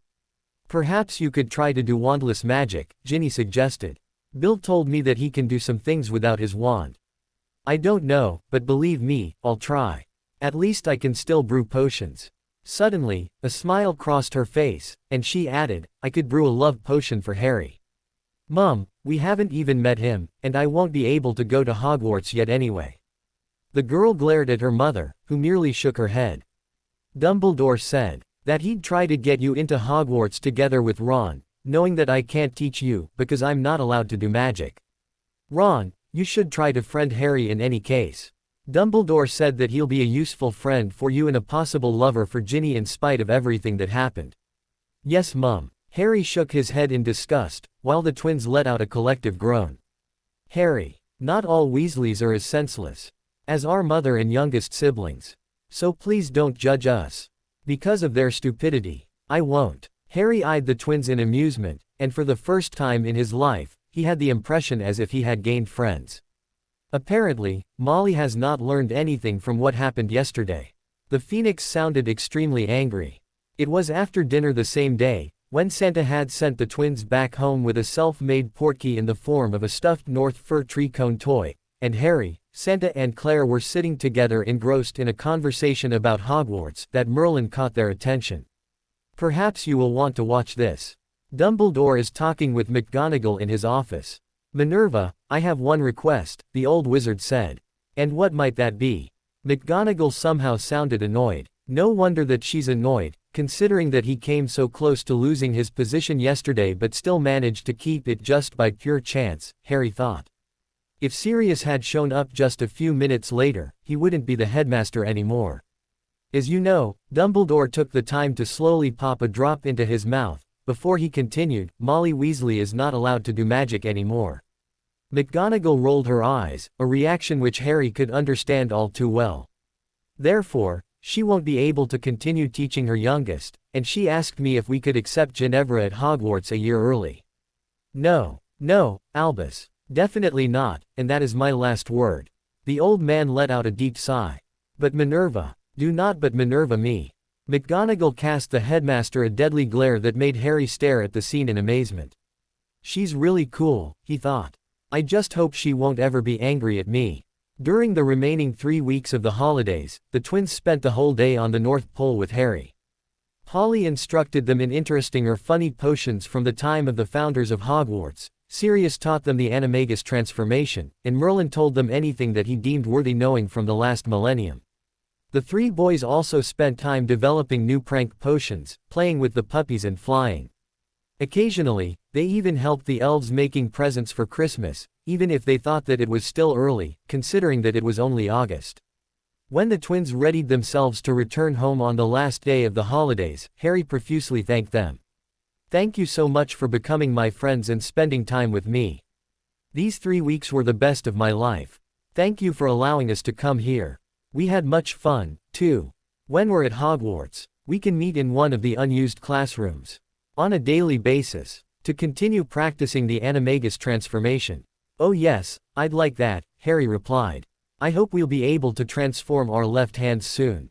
During the 3 weeks of the holidays they had spent together, they had practiced 30 minutes every day. However, none of them had managed to even spike the slightest bit of fur so far. We'll see you on platform 9 3/4 tomorrow. And we can introduce you to Ron. If you wish. No thanks, Harry replied, rolling his eyes at the twins, who were grinning broadly. Little could he know just how well he would get to know the youngest Weasley boy once he was at Hogwarts. Sirius had been gone most of the day and only returned late that evening, dressed in what seemed to be a uniform. I went to see Melly and took my position as an Auror back, he said, causing Santa, Claire, Harry and Hedwig to congratulate the Marauder. That's good, Harry thought, glad that his godfather seemed to have made another step back towards a normal life after his long stay in prison. Nevertheless, I told Melly that I'd only work after 11 o'clock tomorrow morning, as I need to see my godson off to the station. Sirius grinned broadly. You don't have to. Well, I'd feel safer if he accompanied me, but Mum will be with me anyway, Harry thought, feeling very much reassured, when Sirius insisted to take him to the station. Claire and I will accompany you, too. We can take a sleigh right to King's Cross. We have our own private parking slot right behind the station. Harry smiled at the prospect of having his new family see him off to the Hogwarts Express just like any normal family would do. Thank you so much, he said, feeling very happy. Shortly after 10 o'clock the following morning, Santa, Claire and Sirius accompanied Harry into the Muggle train station and showed him where he could find the entrance to platform 9 3/4. All of a sudden, a well-known red-headed woman crossed their way with 2 children in tow. Packed with Muggles of course, Harry heard her say, just when Sirius, who was wearing his new Auror uniform, interrupted her in a strict voice. Madam, you're under arrest for breaching the statute of secrecy. Ah, rubbish, the redhead protested, only to add, Sirius.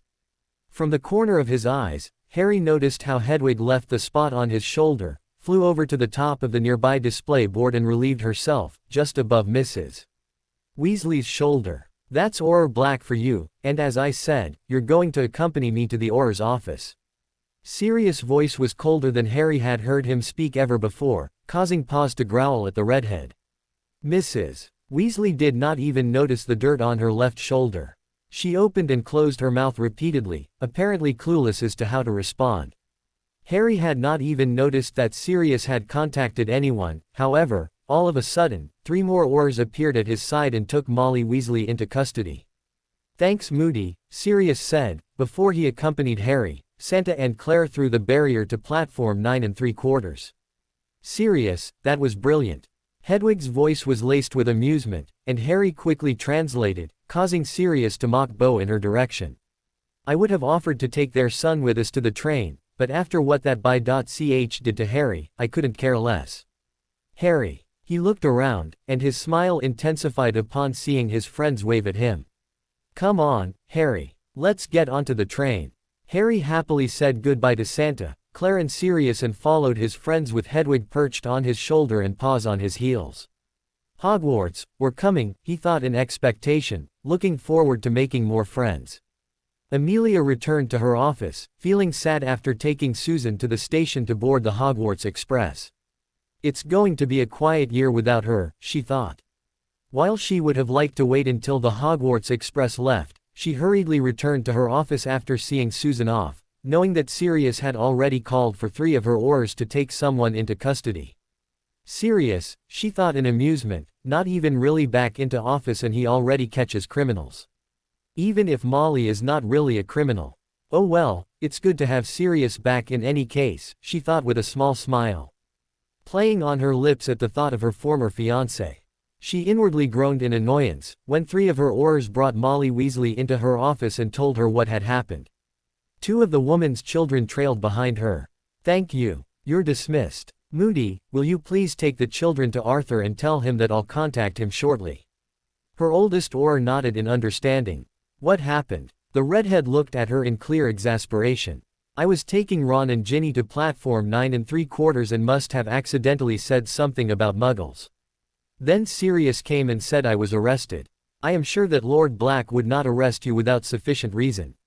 Would you mind being questioned under Veritaserum? What if not? Molly simply stared at her without any respect for the head of the Department of Magical Law Enforcement whatsoever. If not, you'll simply be taken into a ministry holding cell until your trial is going to take place. If Molly wasn't going to show any remorse, she would not show any lenience either. Do I really need a trial? I merely said that the place was swamped with muggles, which it was. I must take Ron and Ginny to Hogwarts now that they've already missed the train. I am certain that Arthur will be very well able to take the children to the school. Amelia's annoyance at the redhead grew steadily. She let out a deep sigh. Very well, Molly, as it was the first time and your children are going to Hogwarts now anyway, I will let you go.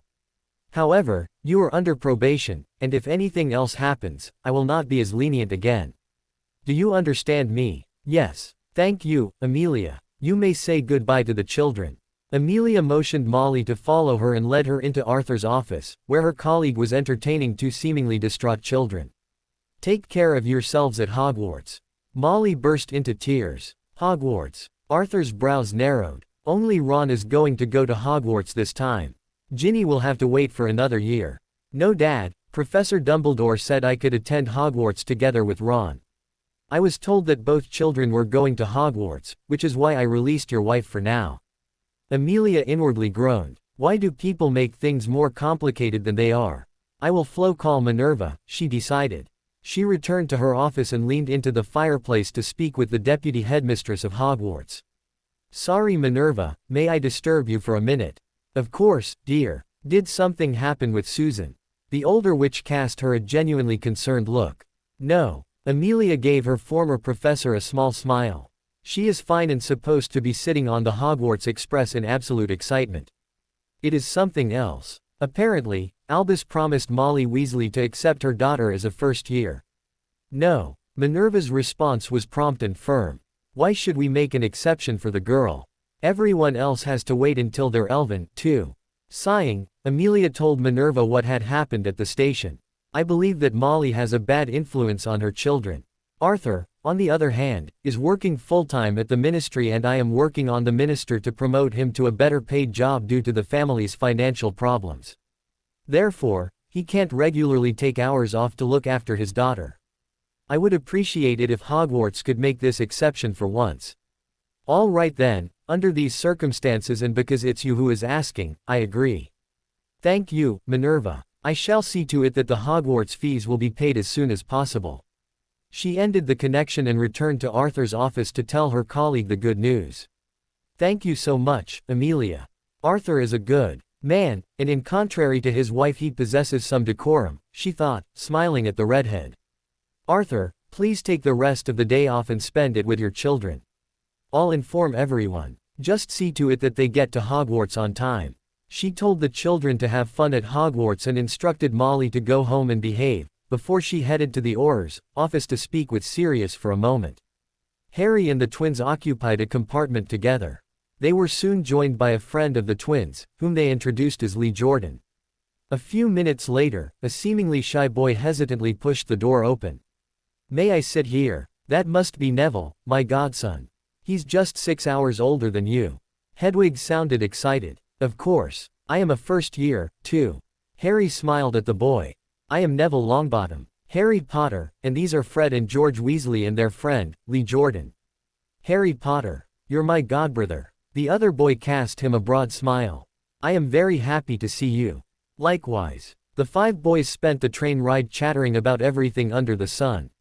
Where do you think you're going to be sorted? Lee looked at the 2 first years, questioningly. I'm probably going to be a Hufflepuff, because my magic is too weak to be in Gryffindor. At least that's what my granny says. Hedwig let out an angry growl, and Paws joined her in growling. Hey, what are you growling at? Harry inquired, gently caressing the puppy's ears. Hedwig seems to be upset at what the boy said, so I'm growling at him for upsetting our familiar. Harry rolled his eyes at the canine. His parents' magic was as strong as mine, so I don't believe that his magic is weak. Plus, the choice of the house depends on your character and not on the strength of your magic. What nonsense. Harry swiftly translated for the other boy, who cast him a grateful look. Your phoenix seems to be very clever. Tell him, my phoenix was my mother in her former life, and she just told me she was your godmother. Harry's voice was soft, and he smiled at Neville, who stared at the phoenix in disbelief. Is that really true? He inquired. Hedwig nodded her head, before she carefully climbed down Harry's arm and stepped over onto Neville's lap, turning her head in invitation to have her crown feathers caressed. Neville did her the favor, seeming clearly amazed at the bird on his lap. Harry, please ask Neville if he has a proper wand.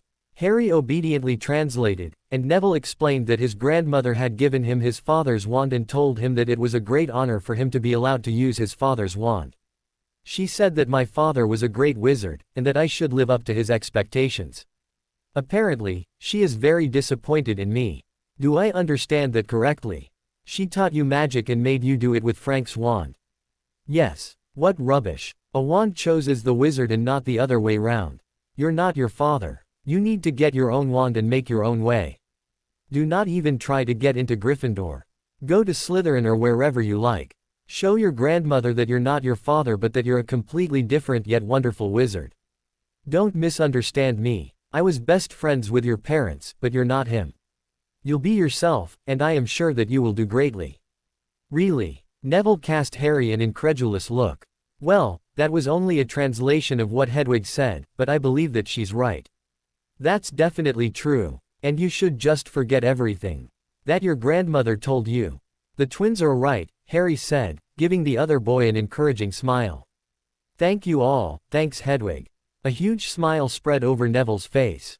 Before Harry realized how fast the time passed, they reached Hogsmeade and had to get off the train.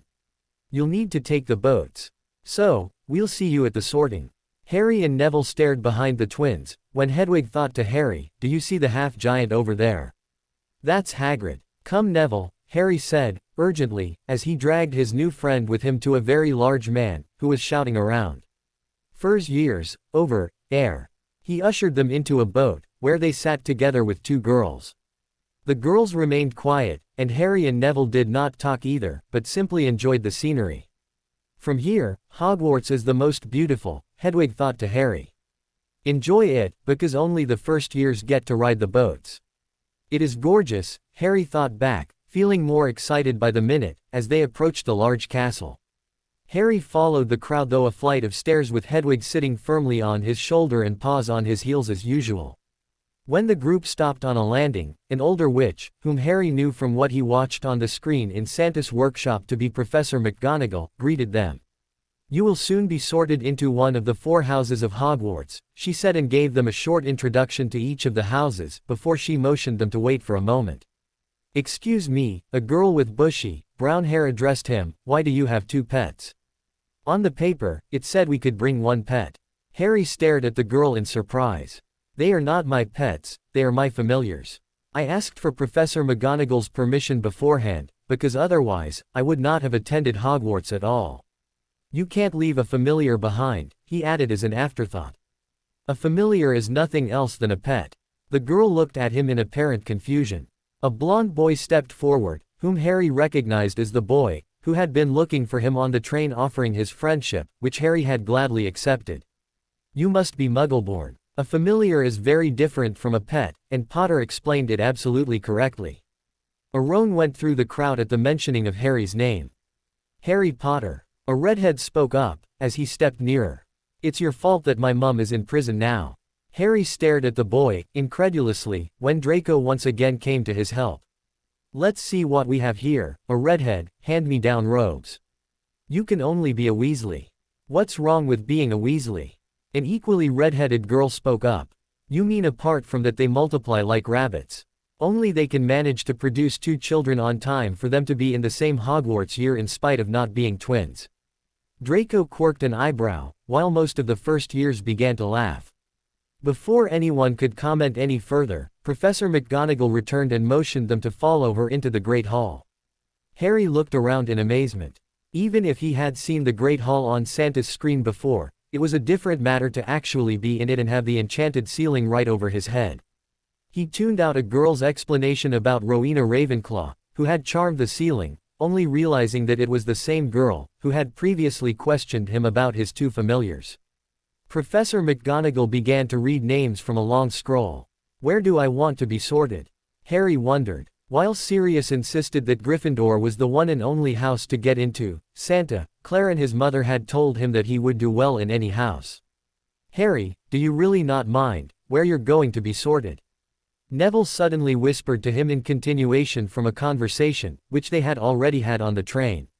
Not at all. Any house will be fine, he whispered back, and my mum said we can be friends no matter which houses we are in. Neville walked to the front of the Great Hall in determination, smiling in excitement, when Professor McGonagall placed the hat onto his head. Suddenly, a faint voice penetrated his mind. This is difficult. What am I going to do with you? Not Gryffindor, please. I want to show my Gran that I am myself and not a replicate of my father. A brilliant idea. Then we better make it. What? Neville wondered, when the hat shouted into the Great Hall. Slytherin. Harry gave his friend a thumbs up, as he passed the first years on his way to the Slytherin table. Mum, I think you did him a great favor, he thought to Hedwig. He seems much happier than when we met him first this morning. I hope so. He noticed that Draco was called to the hat and was sent to Slytherin, before the hat had even touched his head.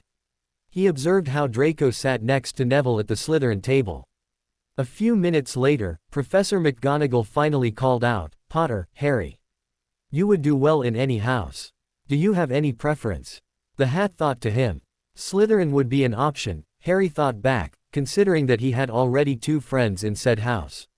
He smiled broadly, when the hat shouted, Slytherin. When he returned the hat to Professor McGonagall, still smiling happily, he realized that the other students, who had so far applauded after each sorting, had turned absolutely quiet. Only the Slytherin table was cheering and clapping. Well, never mind, Harry thought, as he strode to his new house table, feeling very much reassured, when Draco and Neville made space for him between them. He sat between his friends, smiling, when Paws lay down on his feet as usual. I hope Gran won't send me a howler. She will be extremely displeased.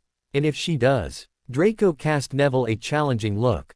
Everyone in the Great Hall will hear it.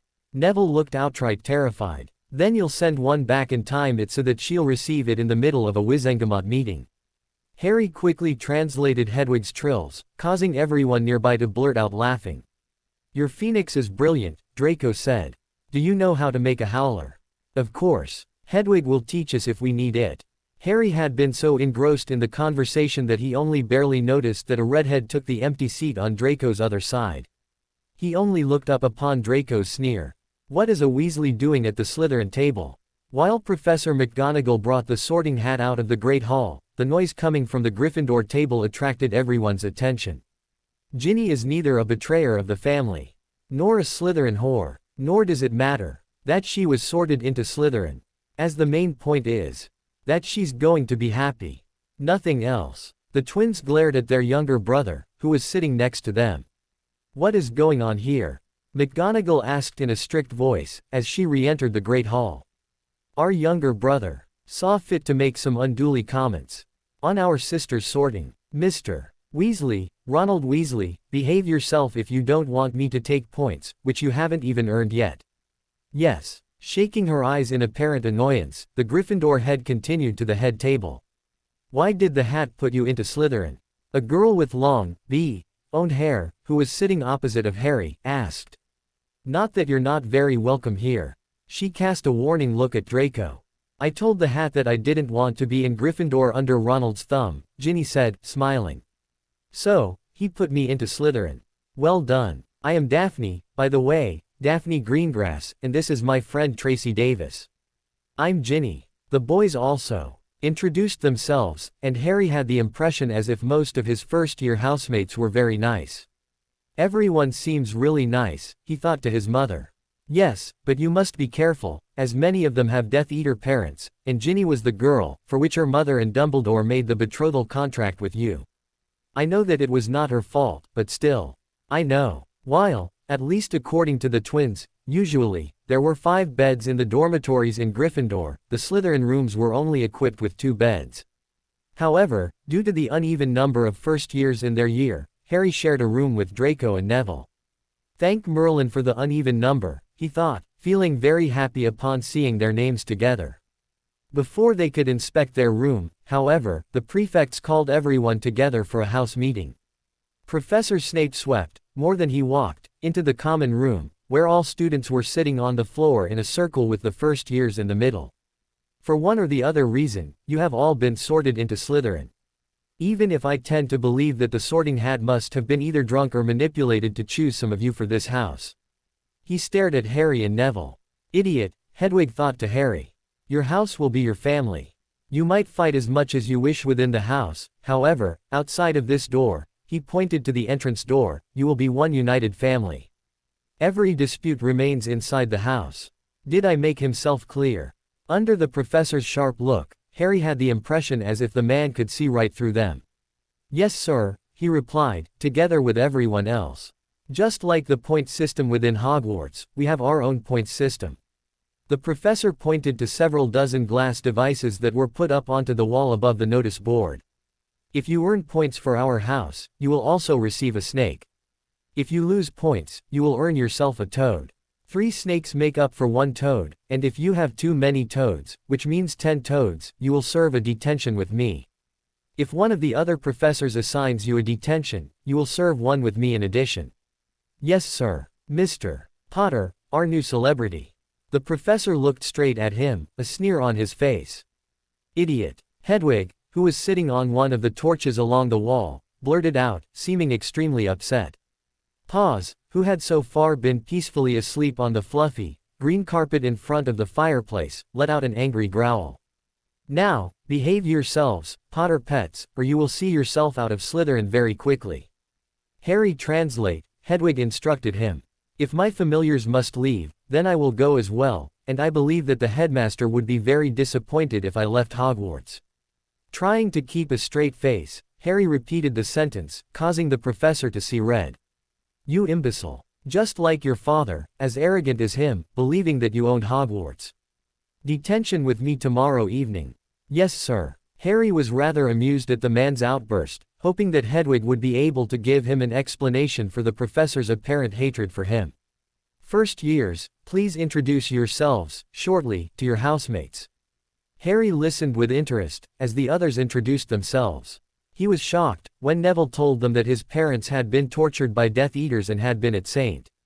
Mungo's ever since. Finally, it was his turn. I didn't know about magic, let alone that I was a wizard until about 6 weeks ago, when I bonded with Hedwig, my first familiar.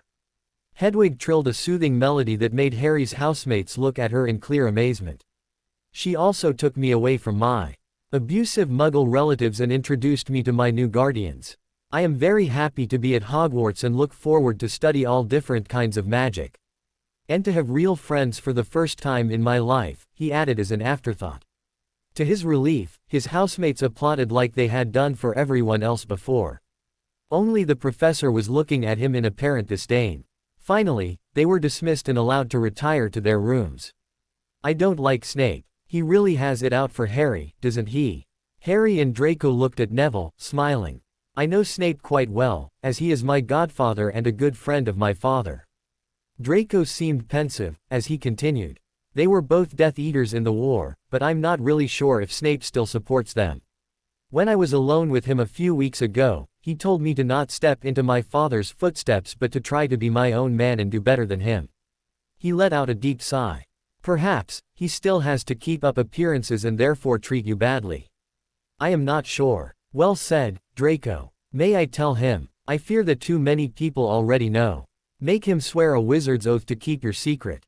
He should know how to swear such an oath. Draco. Harry cast the other boy a hesitant look. Potter. Draco quirked an eyebrow in silent question. Please call me Harry. Would you mind swearing a wizard's oath to keep Hedwig's secret? Draco nodded in apparent understanding, before he raised his wand. I swear on my magic to keep the secret of Harry's familiar. He smiled, when Paws ran over and gently licked his hand. He seems to approve of you. Harry smiled, somehow feeling happy at the canine's approval of his friend. Anyway, in her former life, Hedwig's soul was that of my mother. That's why at times, she explains things to me such as other people's behavior are such. Cool. Draco cast Hedwig an appreciative look. You're really lucky, Harry. Harry pulled Neville into a gentle hug, just like Andromeda, Sirius, Santa and Claire had done to him, slowly making him get used to gentle touches. He still did not feel outright comfortable at the physical contact, but he understood that it could make one feel better. Remember, my mum is your godmother, and she'll be here for you, too. Of course, Harry. Well said. Thank you, Harry and Hedwig. Harry, wake up. Harry lazily rubbed his eyes, as his mind slowly turned to awareness. It was still dark outside, and his roommates seemed to be fast asleep. What time is it? He thought back. It's only 4 in the morning, but I must show you something. You must prepare yourself for your classes, considering how much your head of house seems to dislike you. Hedwig instructed Paws to remain in bed and sleep some more, before she motioned Harry to head to the common room. She dragged him over to one of the bookshelves and craned her head to get a good look at the old-looking books. There it is. Powerful potions for poorly performing pupils. Harry carefully pulled out the book, which was thin and dark green with a gold lining. He hesitantly opened it, wondering why he had to study potions of all subjects on his first day of classes at 4 o'clock in the morning. Read page 48 and remember the answers to the questions. Considering that Severus seems to dislike you simply because of your outer resemblance to your father, he might ask you one of these questions. They're really mean, and he already loved the book, when we were students.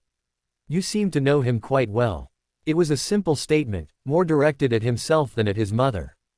However, Hedwig replied, quickly. He was my best friend until our 5th year, when he said something really atrocious to me. I believe that he regretted it afterwards. But I then fell in love with your father, and, while we still remained friends, we were not as close anymore as before the incident. All right, Mum. Thanks for telling me. With that, Harry engrossed himself in his reading, only to notice in surprise that the book seemed to be really interesting. Thank Merlin, Polly taught me so much about potions, he thought. Otherwise, I wouldn't understand anything. First thing the following morning, everyone gathered in the common room. The prefects used the opportunity to give the first years further instructions. The first boy to speak up introduced himself as Brian, the 6th-year prefect. Remember what the professor told you last night. The house is the family. Do not fight or quarrel outside of our house. If you have any problems, either go to see Professor Snape or come to one of the Slytherin prefects. We'll all be able to help you. We will go to the Great Hall together. During breakfast, you will receive your timetables from Professor Snape, and right after breakfast, I shall take you to your first morning class. Afterwards, I will pick you up again and take you to your second class. I have received permission from Professor Snape to partly miss my classes today for that purpose. You'd do well to remember the ways to the various classrooms, as from tomorrow morning onwards, you'll be on your own. Do you have any questions? Another 5th-year boy spoke up and introduced himself as Marcus, the Quidditch captain. The house team badly needs a seeker and a chaser. Is any of you good at flying, catching the snitch or whatever? You're extremely good. Hedwig sounded firm and very convincing, and Harry hesitantly spoke up. I love to fly and catch the snitch. Harry's voice was barely audible. However, Marcus heard him as well as Draco, who also uttered that he loved to fly. Draco and Harry, join me out on the grounds after the last afternoon class. The two friends exchanged an ecstatic look, before they replied, yes, thank you. May I come with you and watch? I've never flown before. Harry and Draco cast Neville broad smiles. Of course. You can always come with us. Their first morning class was Transfiguration, and Harry felt extremely grateful to Brian, who took them straight to the classroom. The first years noticed in surprise that a tabby cat was sitting on the teacher's desk. However, the professor was nowhere to be seen yet. Harry, Neville and Draco took seats in the first row, while Hedwig chose to sit on one of the torches nearby. When Harry expected Paws to curl up on his feet as usual, however, the canine jumped up onto a chair, from there onto a desk and took a big jump over to the teacher's desk, only to chase the feline down onto the floor and all around the classroom. Paws, stop that. Come here. Harry slowly began to panic, hoping that the professor would not enter the classroom just now. The canine, however, completely ignored Harry's shouting, and Harry was just about to follow the canine and try catching his familiar, when the chase took an abrupt end. The feline's body suddenly stretched and in front of the first years, who were observing the scene, open-mouthed, transformed into none other than Professor McGonagall.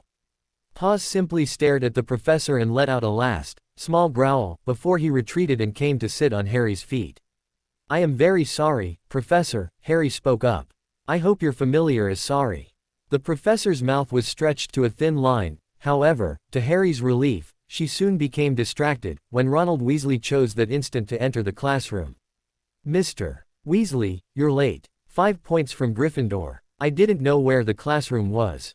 Strange that your younger sister was able to find the classroom then. The professor's expression was grim. She's a slimy Slytherin. Ronald glanced at the second row, where his sister was sitting together with Daphne and Tracy. So, you admit that Slytherins are better than Gryffs then? Draco blurted out, causing the Slytherin side of the room to laugh. Mr. Malfoy, please behave yourself. Now, let's finally begin after all these disturbances. Like the adults on the North Pole had advised him, Harry used his official wand instead of his main wand to practice in class. Nevertheless, he managed the spell right after Hermione Granger, a Muggle-born Gryffindor, who seemed extremely eager to please the professor. Draco managed the Transfiguration right after him, and they both gained 5 points for Slytherin. Seeing that Neville was speaking the incantation correctly and waved his wand the appropriate way, however, still not succeeded in changing his match into a needle, Harry recalled their conversation with Hedwig on the train. Professor. He addressed the teacher in a small voice. Mr. Potter. What is the problem? McGonagall swiftly stepped over to where Harry and his friends were sitting. I think that Neville's wand is not right for him. He's using his father's wand. Would it be somehow possible for him to get his own wand, even while we're at Hogwarts? Harry noticed that Neville cast him a horrified look, which fortunately vanished, when the professor turned to him in a calming voice. Mr. Longbottom, is that true? Yes, Professor. My Gran told me that it would be an honor to use my father's wand. McGonagall shook her head in clear annoyance. Nonsense. Mr. Longbottom, please come to my office after the last afternoon class. I am sure one of the older students can show you where it is. I shall take you to Ollivander's to get your own wand. Neville stared at the professor, wide-eyed, when she continued. Since we have a special fund for unexpected expenses, your grandmother does not even have to know about it. You can tell her about it at a later time. Thank you so much, Professor. Mr. Potter, thank you for the information. Take 10 points to Slytherin. During the rest of the class, Neville was outright happy. This should change the instant, however, their potions class began. At first, the professor held a monologue about the fine art of brewing potions, before he abruptly began to address Harry as their new celebrity, just like he had already singled him out during the house meeting the previous evening. This time, however, he asked a couple of potions-related questions and seemed to become more irritated by the question that Harry answered correctly. Harry inwardly grinned, as all of the questions were taken out of the book, which Hedwig had suggested for him to read early in the morning. After the 5th question, Harry felt a strange feeling, just as if someone tried to enter his mind. He did not know how it happened, however, a bout of magic left his body, and the professor was flung backwards, where he hit his head against the teacher's table. Potter. The professor glared daggers at him, dismissing the class at the same time. We're going to see the headmaster. Now. I am sorry, Harry, Hedwig thought to him, as they hurried to follow the potions professor, who strode towards the headmaster's office in a fast speed. That was me. I pushed him out through the bond. I am sorry. Please make him and the headmaster swear a wizard's oath and tell them the truth about me. Tell Professor Snape that I wish to exchange a few words with him in private. With you as my translator, of course. May I bite him? Paws barked, as he ran ahead, following the professor on his heels. No, Paws, please behave yourself, or they'll kick you out of Hogwarts. Hedwig bet Harry to a response. Exactly, he thought to the canine. I like Hogwarts so far, and I don't wish to return to the North Pole yet, even if it's my home now and a wonderful one. Turning back to him, Paws waggled his tail and gently licked his hand in silent promise. Harry quietly followed the professor into the headmaster's office. The old wizard was sitting behind his desk, apparently engrossed in some parchment. He motioned them to sit down, and while Harry took a seat as far away from Snape as possible, Hedwig flew over to a perch, on which a fellow phoenix was seated. His color was different from Hedwig's though. This is Fawkes. He's a fire phoenix and the headmaster's familiar, Hedwig thought to him, causing Harry to look at the beautiful bird in amazement. Severus and Harry. Professor Dumbledore looked up in apparent surprise. To what do I owe the pleasure of your visit? This is not a social visit. Potter saw fit to attack me during class. Harry did no such thing. Snape attacked his mind, and Harry merely kicked him out. Harry was just about to translate, when the fire phoenix trilled something to the headmaster. Dumbledore leaned forward. Did I understand it correctly that Professor Snape used legilimency on you and you kicked him out with the help of your phoenix familiar? Harry glanced at Hedwig. I am sorry, sir. I don't know what legilimency is, however, Professor Snape tried to attack my mind. The next thing I knew was that he was thrown backwards. My phoenix told me afterwards that she kicked him out through our bond. He shrugged, helplessly. Then his phoenix must have also helped him answer my questions, I suppose. The professor's mouth stretched to a sneer. I asked him a couple of questions, and he was able to answer every single one, even those which are clearly not first-year material. Just for your information, sir. I was up at 4 o'clock this morning and read through the book, Powerful Potions for Poorly Performing Pupils, which I found on a shelf in the common room. Every single question Professor Snape asked was in the book. That was very well done then, my boy. 10 points to Slytherin. The headmaster's eyes were twinkling in apparent amusement. Now if that's all. Rolling his eyes in apparent annoyance, the Slytherin head left the room in a huff. Now Potter, if you believe. Ask him for a conversation in private. Professor, could we perhaps speak in private for a few minutes? Harry's voice was soft and pleading, and Snape cast him a surprised look. He glanced at his wristwatch and nodded. Very well, Potter, but do not think that I'm going to believe everything and allow you or your pets to try manipulating me. That's fine, sir. Are you sure that I can tell him? He thought to Hedwig, who quickly reassured him. Tell him and ask him to cast the spell that makes him understand me. If he doesn't know it, I'll teach you, and you can teach him. Harry inwardly grinned, as he followed the professor through the corridors, which were still empty, as the last morning class was not over yet. Finally, they entered the professor's office, and Snape motioned him to take a seat. Professor, I'm sorry, but would you be willing to swear a wizard's oath that you won't give away my phoenix secret? The teacher's glare intensified, before he replied in an icy voice. You imbecile. Why would a professor swear a mere first year a wizard's oath? Get out of here. Now. Ask him if my eyes remind him of someone.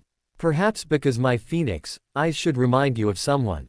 With that, Harry fled, leaving an upset but hopefully pensive potions master. Severus inwardly sighed in relief, as the door closed behind the boy and his good-for-nothing pets. 50 points from Slytherin. And yes, I don't care that it's from my own house for once. What an imbecile, Severus thought.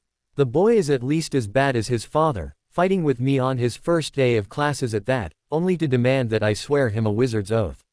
This is ridiculous. He had noticed that the phoenix eyes were of the same emerald green as Lily's eyes had been. Perhaps Petunia told him about my relationship with Lily, he wondered. But why would she do such a thing?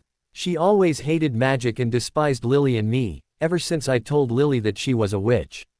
He remained pensive for a few minutes, before he recalled that lunch was going to commence soon and that Minerva and Poppy were going to come after him if he missed the meal.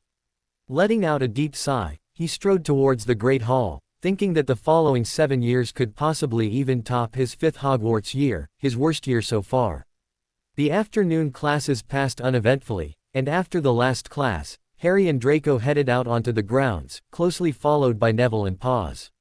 "We're going to watch from the Slytherin stands, won't we, Paws?" The canine looked up at the boy and protested loudly. "I'm going to sit in the front of Harry's broom."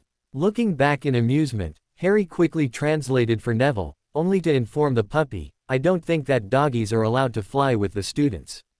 Please don't make a scene in front of the Quidditch captain, as I'd really want to play on the house team." Marcus was already waiting for them, holding out 2 of the school brooms. A professor was standing next to him, and Marcus introduced her as Madam Hooch, the flying instructor, before he told them, "Potter and Malfoy, get onto the brooms and show us how you fly. I shall be watching from the tree over there." With that, Hedwig made her way to a nearby oak tree. "Paws, please remain with Neville," Harry instructed the puppy. He eagerly boarded the broom and had just taken off, when something jumped up at him and nestled between his chest and his arms in front of him. "Paws." Harry was torn between annoyance and amusement. "Come Potter, you chicken." Glaring at Draco, who was already up in the air, Harry sped up and followed his friend, sending a telepathic message to Paws to hold on tightly. After a few minutes of flying, Marcus seemed pleased by their performance and released a snitch. "I can help you catch that thing. You will not do anything but keep quiet and hold on tightly, or I will land on the ground and kick you off." With that, Harry concentrated on catching the snitch, and 3 minutes later, he smiled happily, as he held the struggling ball in his hand. "Very good. Let it free again." Marcus sounded ecstatic. Harry obeyed, only to catch it again a few minutes later. They played 6 Seeker scrimmages, of which Harry won all 6, before Marcus called them down. "Potter, do you agree to become the Seeker for our team?" "I'd like that." Harry grinned broadly, and Paws, who had jumped off the broom shortly before Harry landed, happily jumped up and down against his legs. "Me, not you and me," Harry informed the puppy. Paws let out a few growls, before he began to bark. "When you fly, I fly." While Marcus spoke with Draco about the chaser's position, Harry and Paws had a small discussion about flying for a house team, before Harry sighed in exasperation. "Marcus, may Paws fly with me?" The Quidditch captain shrugged. "If he tightly holds onto the broom, so that he won't fall, I don't care, but perhaps we should ask the professor." Harry shook his head. "He hates me with a passion, and I don't even know why. He will get to like you. For each game we win, the players receive 10 snakes each. Perhaps he won't even allow Harry to play, considering that he will have to skip the first-year rule," Draco said, giving Harry a pitying look. "We'll see about that." Marcus cast the boys a reassuring look. "Professor Snape takes the Quidditch Cup quite seriously, and he will want the best players to be on the team. Potter, you're the best Seeker I have seen ever since coming to Hogwarts. I'll speak with the professor. Severus, are you feeling all right?" Minerva eyed her Slytherin colleague in concern. "I just saw that you took 50 points off your own house." The potions master's face took on a pained expression. "My worst nightmare has come true. Potter. And to make things worse, he's one of my snakes. He seems to be a very nice and polite boy. What happened? He demanded that I should swear him a wizard's oath to keep his pet phoenix secret, and then he convinced Marcus to make him the team Seeker in spite of being a first year." "No, Severus." Rolanda contradicted vehemently. "Marcus insisted that he wanted Harry as Seeker and Draco as Chaser in spite of being first years. He told me that the only problem was you, because you insisted on the first-year rule. We did not even discuss the matter." Albus sounded surprised. "What is there to discuss?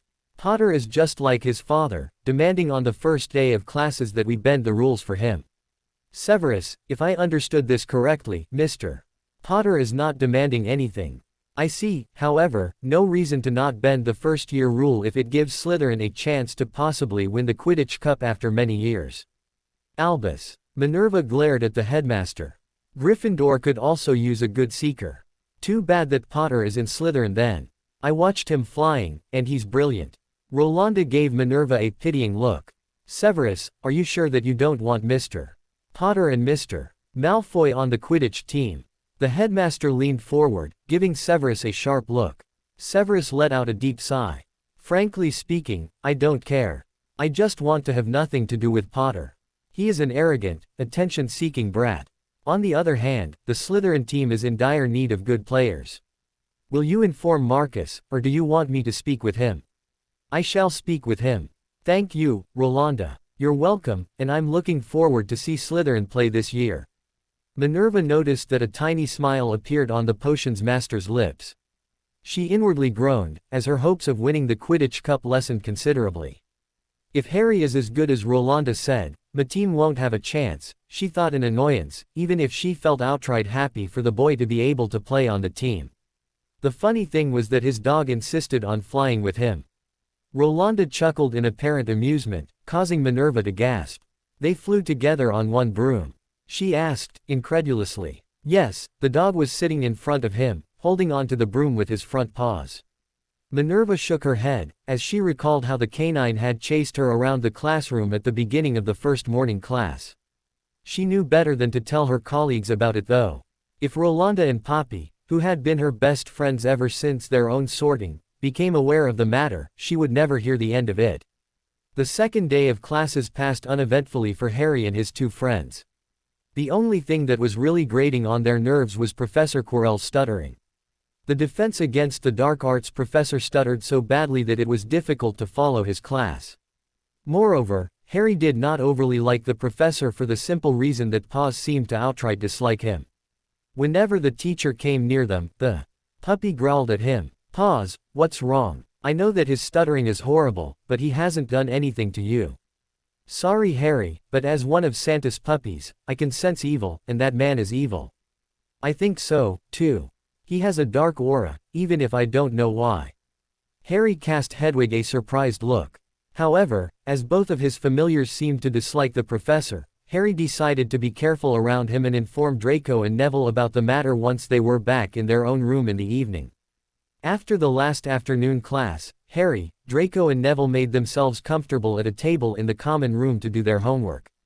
Excuse me, may we sit with you? Harry looked up only to see that another first-year trio, namely Daphne, Tracy and Ginny, were standing next to them. Of course, he said, giving Neville and Draco a questioning look. Yes, why not? Be careful, Harry. That's Ginny Weasley, who has been instructed by her mother and the headmaster to become your wife in the future. Hedwig. Harry inwardly groaned. I know that, but I am careful, and I'm only 11. She is 10. She is nice though, and I think I can well be friends with her even without making her my girlfriend. That's fine, son. I just wanted to warn you once more. Thanks, Mum. Harry unobtrusively observed the girls. He immediately liked all three of them. While Ginny and Tracy were still a bit childish, Daphne seemed very level-headed and appeared to have a broad knowledge of all subjects. From the corners of his eyes, he noticed, however, that Ginny glanced at him every now and then.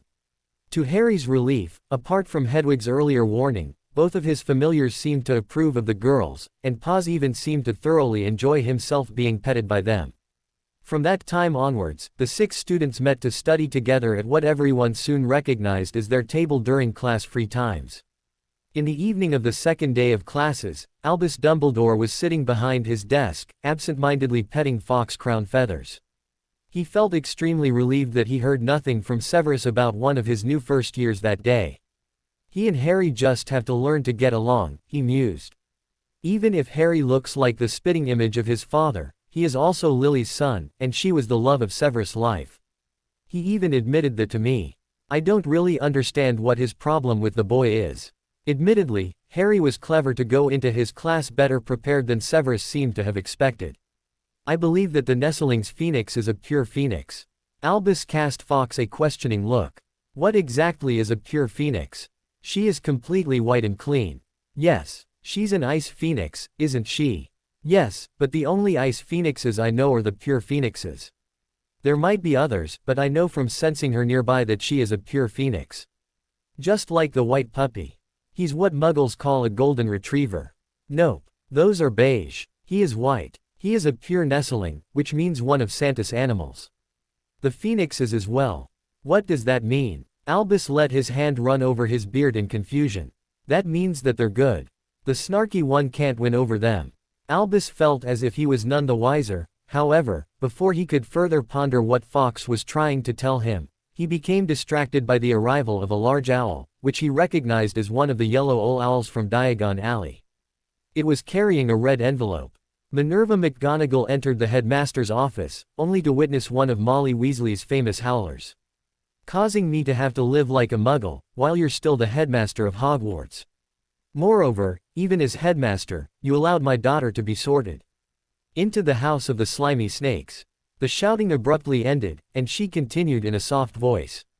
Oh well, at least she can take care of Harry Potter, who according to Ron also ended up in Slytherin. What was that? Minerva cast the headmaster an incredulous look. I thought she wasn't allowed to do magic.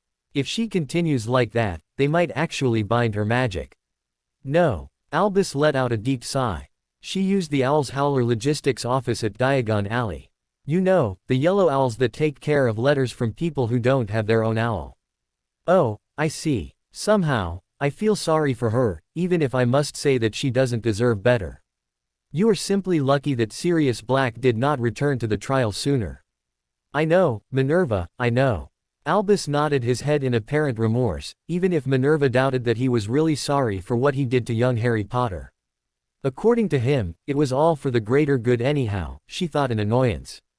At the same time, a similar yellow owl made its way into the Slytherin common room, where it dropped a red letter onto the table, where Harry, Neville, Draco, Daphne, Ginny and Tracy were working on their Transfiguration homework. All students listened with a combination of irritation and amusement, when the voice of Molly Weasley sounded through the common room. Ginny, how dare you let that stupid hat sort you into Slytherin? At least Ron had the audacity to become a Gryffindor like our whole family. You should be ashamed of yourself and ask Professor Dumbledore for a resorting. The shouting stopped at this point, and the tirade continued in a smaller voice. Please tell Harry I said hi. Harry rolled his eyes in annoyance. I'm sorry, Harry. That's fine. It's not your fault. Harry cast the girl a small smile. Ginny rose from her chair and addressed her housemates. I'm sorry all. I just want you to know that I don't share my mother's opinion. I like this house, and I am proud to be a Slytherin. Harry and his 5 friends were the first to clap their hands, and everyone else swiftly followed. 10 points to Slytherin, the 6th-year prefect uttered, causing Ginny to smile. Thank you all. Ronald Weasley, however, did not take the matter with his sister's sorting lightly. On a daily basis, he harassed his sister and together with 2 of their Gryffindor classmates, Seamus Finnegan and Dean Thomas, made fun of the Slytherins. One day, Harry had enough. Why don't you just leave Ginny in peace? She's obviously happy to be in Slytherin. She only wants to be in Slytherin because you're there. Most of the Slytherins are evil, and everyone from our family has been in Gryffindor so far. Well, we're happy to be evil. Daphne gave the redhead an icy glare. At least evil is better than stupid, considering that we've already gained over 100 points more than the Gryffindors.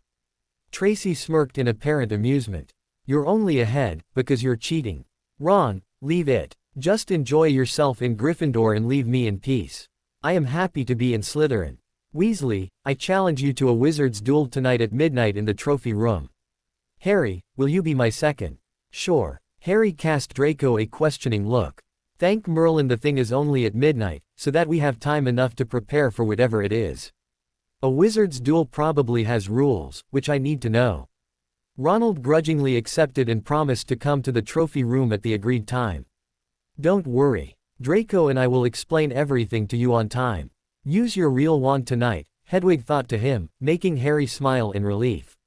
As soon as curfew began, Harry, Draco and Neville retired to their room. The whole Slytherin first-year class had decided to accompany Draco and Harry to their duel, and Hedwig had promised to teach the 2 boys a couple of spells. With Harry translating, Hedwig taught Draco and Neville the spell that they could cast to understand her Phoenix talk. While the spell would wear off after a time, it lasted long enough for the Phoenix to give Draco and Harry some advice for their duel. Under Hedwig's tutelage, Harry, Draco and Neville practiced together. Even if Neville would only participate as a spectator together with the rest of their class, he insisted on practicing together with his friends. 30 minutes before midnight, they had to leave for the trophy room. Harry felt very much reassured by his classmates' company. He looked up in surprise, when he felt a bout of magic coming from the phoenix on his shoulder, just before they left the common room. "What was that?" he whispered. Hedwig chuckled. "Professor Snape has cast a spell at the door that alerts him, whenever a student leaves Slytherin House during the night. I've just disabled the spell for the next 2 hours." "Thanks, Hedwig," Harry replied, gratefully, and quickly informed his classmates. When they arrived in the trophy room, Ronald was nowhere to be seen. "Oh well, it's still 2 minutes to midnight, and Ron is always late," Ginny said. "Thank you, Draco and Harry, for fighting for my honor." "You're welcome." A small smile played on Draco's lips, as he looked at the redhead. Harry simply nodded his agreement. It was 2 minutes past midnight, when Ronald showed up together with Dean Thomas, a Gryffindor classmate, and his twin brothers. Ronald asked us to referee. "Are you all right with it?" Draco and Harry. "Yes, that's fine. The twins are good friends of mine," Harry explained to Draco, who nodded in agreement. "Very well. No weapons are allowed but wands. And if anyone resorts to Muggle means, the seconds will take over." Everyone agreed with the twins' rules, and the duel began. Harry quietly watched how Draco and Ronald exchanged easy spells for the beginning. He did not know Ronald's level of defense spells, however, knowing the spells that his mother had taught Draco, he was not worried at all. He inwardly smiled, seeing how Paws was stretched out on Neville's and Ginny's lap. He was not asleep, however, but intensely observing the duel. "Paws, whatever happens, please do not interfere." "Ah, how boring. Please let me have some fun." Harry glared at the canine, only to inwardly groan, when Hedwig supported Paws. "You can do something to Ronald, but please don't really harm him and do it unobtrusively. We don't want anyone to notice that it was us. I will not interfere in any case, as it would be unfair." "Oh well, that's true," Harry thought. It did not take long, before Draco cast the first spell that Hedwig had taught him, and Ronald's wand ceased working properly. Every spell he cast rebounded to himself. "What did you do to my wand?" The redhead threw his wand onto the floor, ran over to Draco and kicked him straight into his face. A small crack sounding like the breaking of a nose could be heard. "Foul. Ronald, you are disqualified. For using Muggle methods. Dean, please take over." If Harry had assumed that he would have to continue in Draco's stead, he was disappointed and relieved at the same time, as Draco continued fighting no matter that his nose was obviously broken. It did not take long, however, before he cast the second spell that Hedwig had taught him, causing Dean to jump over to where Ronald was standing observing the duel. Their hands connected, and they began to dance. Just a moment later, they began to sing a Christmas song, adjusting their dance to the rhythm of the music. While everyone was laughing, Harry cast Paws a suspicious look, only to have the canine apologize. "Sorry Harry, that was me. Only the song though. I've been missing all the Christmas music and Christmas decorations ever since we've come to the school." As Dean seemed to be unable to continue fighting, the twins ended the duel, announced that Draco had won and set to take Ronald and Dean to the hospital wing. "Mom, can you teach me a spell to heal Draco's nose?" Harry thought to Hedwig, knowing that his mother had once been a healer at the wizarding hospital. "Yes, but let's return to your room first." It was 1 o'clock in the morning, when Poppy appeared in his fireplace asking him to step over. Severus grudgingly obeyed and made his way to the hospital wing, where 2 Gryffindor first years were dancing in Poppy's office. Draco Malfoy and Ronald Weasley saw fit to have a wizard's duel at midnight, and Mr. Malfoy cast a spell at Mr. Weasley and Mr. Thomas. "Do you have any idea how to remedy this?" Severus' thoughts went haywire. He remembered a very similar situation, where Lily Evans, his best friend at that time, had cast exactly the same spell at James Potter and Sirius Black. The only thing that was different was the Christmas music. He quickly cast a silencing spell at the boys, before he quirked an eyebrow at the twins, the only reasonable of all the Weasley boys. Was Harry Potter involved in this? The twins shook their heads. No sir. He was Draco's second. But Draco fought himself, in spite of having a broken nose.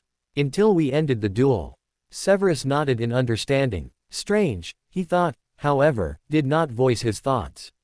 Oh well, Lily wouldn't have been able to teach Potter the spell anyway, except if she wrote a book of spells for him or such, but why would she have done that, considering that she died when he was still a baby? Sorry Poppy, but I have no idea how to remedy this. He then excused himself, stating that he had to look after Draco. However, when he entered the trio's room, not only Draco, but also Potter and Longbottom were fast asleep, and Draco's nose was as perfect as it could be. Bizarre, he thought, when he returned to his private rooms, something here doesn't add up. My spell, which I placed on the common room door, didn't activate at all. I wonder if my students left their beds at all. Perhaps, the Gryffindors simply lied about it. During the following weeks, the relationship between Ronald Weasley and the Slytherin first years remained strained. While the Slytherins tried to keep away from their Gryffindor classmates, mostly due to the fact that the boy's sister was in their house and friends with Draco and Harry, to whom most first-year Slytherins looked up, the redhead did not leave out an opportunity to ridicule his sister and her housemates. It was when the Halloween feast abruptly ended and all students were sent back to their houses that Ronald caught up with the 6 Slytherin students around Harry. Ginny, you must help me. Ginny glared at her brother. And why might that be? You need to return to Gryffindor, while I'm on my way to Slytherin. Hermione has been crying in the girls' bathroom the whole afternoon. She doesn't know about the troll. Where is she? Draco was the first to react. Girls' bathroom on the first floor. Let's go. Neville, take the girls back to Slytherin. Harry, come with me. Pause, go with Neville and the girls. No, I'll come with you. Not wanting to lose time, Harry ignored the canine for the time being and ran with Draco towards the indicated bathroom, closely followed by Ronald and Pause. Before they could even explain to Hermione about the troll, the very creature appeared in the doorframe and entered the bathroom. While Hermione crouched in a corner, the 3 boys cast every spell at the troll that came into their mind, to no avail. Apparently realizing that their assistance was needed, Hedwig and Pause both let out bouts of magic, Hedwig from her vast experience of the war in her previous life, Pause from what he had learned from Santa and Merlin on the North Pole. Before the boys realized what happened, the bathroom was showered in Christmas lights, and the troll was lying on the floor in defeat. Is he dead? Hermione took a few unsure steps towards the troll. However, before she could do as much as assess the troll's condition, Professors McGonagall, Snape and Quirrell burst into the room. The Gryffindor head pressed her hand against her mouth in apparent shock. Oh Merlin, what happened? Weasley informed us that Granger was here and didn't know about the troll, so we came to help, Draco said, matter-of-factly. 3 first years managed to defeat a troll. The potions master's mouth stretched to a sneer. I think that Harry's phoenix and dog helped them. Hermione looked from Hedwig to Pause. I wasn't aware that Christmas decorations are a valuable means to defeat a troll. Snape cast the defense against the dark arts professor a questioning look. Quirrell, however, ignored his colleague and let out a small laugh. Very well, I'll deal with the troll. Malfoy and Potter, 10 points each to Slytherin for helping a Gryffindor in need. Mr. Weasley, 5 points from Gryffindor for fetching 2 first years for assistance instead of a professor. On their way back to their common room, Harry and Draco could not help laughing. Leave it to McGonagall to take points off her lion, while Snape gave us house points, Draco said. Still, you have to admit that she's fairer than Snape. He only gives points to his own house, while McGonagall always awards us points during class, Harry pointed out, just when they reached the common room, where the Halloween feast was still continuing. 2 weeks later, the first Quidditch match of the school year took place, Slytherin vs Gryffindor. Harry and Draco were very excited.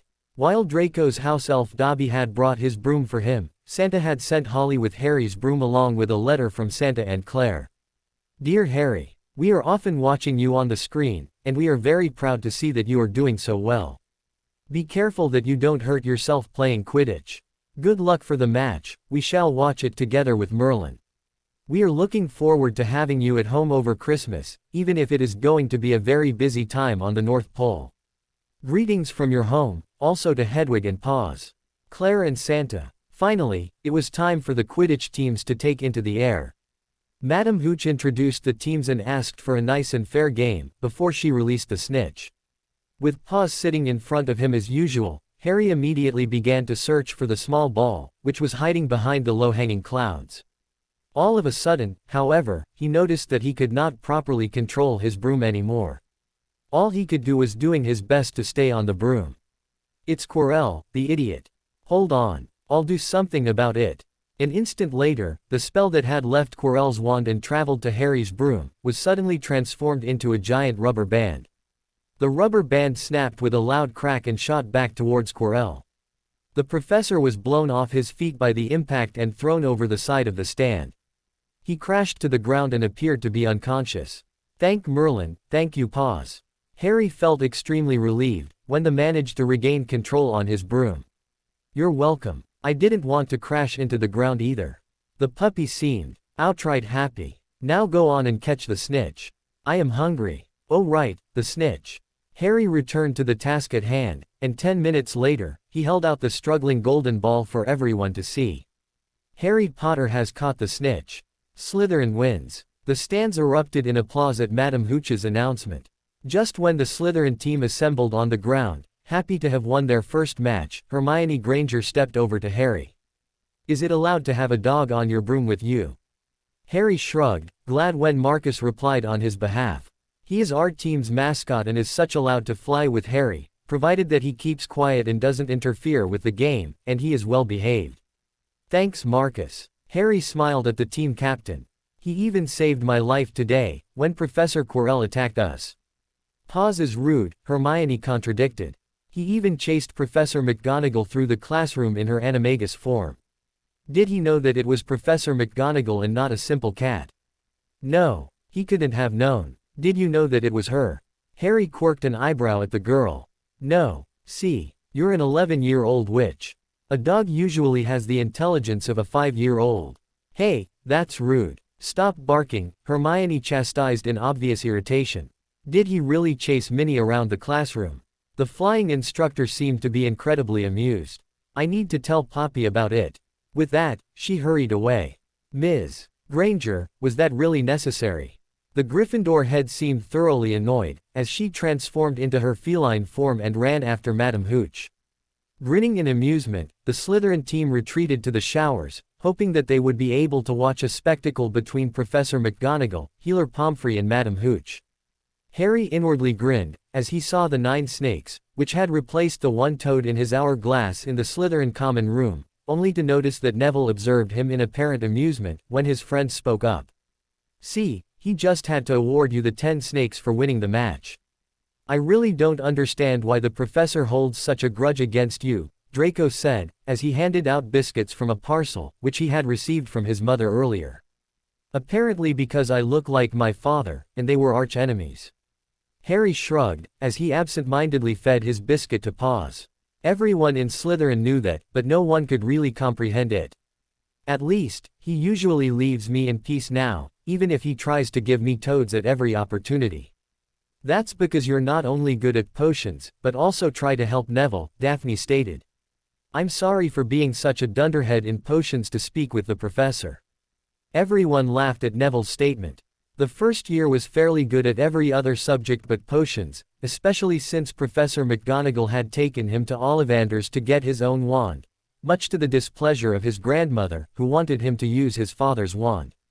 However, the Gryffindor head had dealt with her old school friend.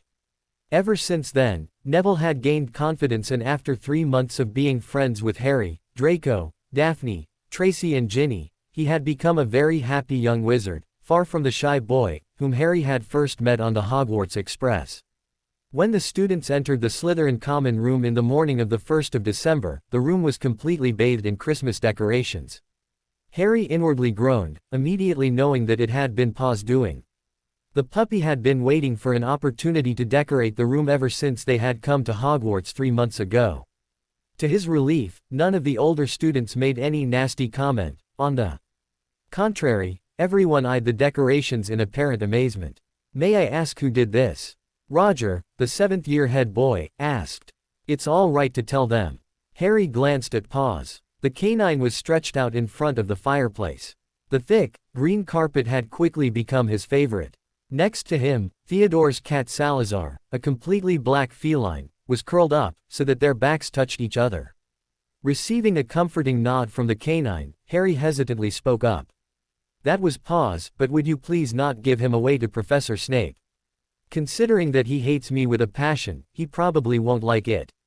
Rubbish, Potter. Take 10 snakes for your familiar's brilliant work. Harry cast Roger a surprised look. Thank you. Well done, Paws, he telepathically commended the canine. I have 19 snakes now, he thought in delight. How cool is that? Apparently, if they managed to have 50 snakes, they would receive a special reward. However, none of the current members of Slytherin House had ever achieved it. It was common belief that it would be a voucher for the apothecary in Hogsmeade. Oh well, Snape will never allow me to accumulate 50 snakes, he thought. He'll give me enough toads to make up for the snakes. He was brought back to reality, when their head of house entered the common room. Naturally, the professor had a different opinion concerning the decorations. Whoever made these nonsense decorations, please remove them. This is a school and not a Christmas market. But Professor, we like them, and we think they're really well done, Ginny, Tracy and Daphne said, causing many others to voice their agreement.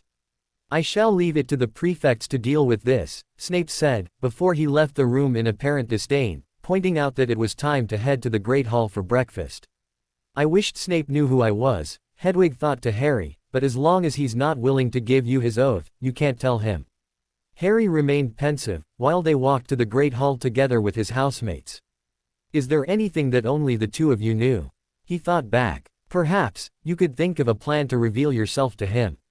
I'll think about it. Pause, Tracy spoke up thoughtfully, when they were sitting around the Slytherin table for breakfast. Would you mind applying some of these decorations to the Great Hall as well? Oh yes please, Ginny said. Even if the Christmas tree is well done with the snow on the top that never reaches the bottom, the rest of the Great Hall won't let any Christmas feeling come up. Please pause. Daphne reached out to gently caress the canine's ear. Paws licked her hand in silent promise. Wait for me, he thought to Harry, when everyone left the Great Hall 20 minutes later. The six friends patiently waited for the canine, trusting that Hedwig would take them to the greenhouses on time for their herbology lesson. The Phoenix had done them the favor before, when they had been running late for their potions class. They observed in amazement how the Great Hall was slowly turned into an almost perfect Christmas scenery. We only need some snow now, Tracy whispered to the others.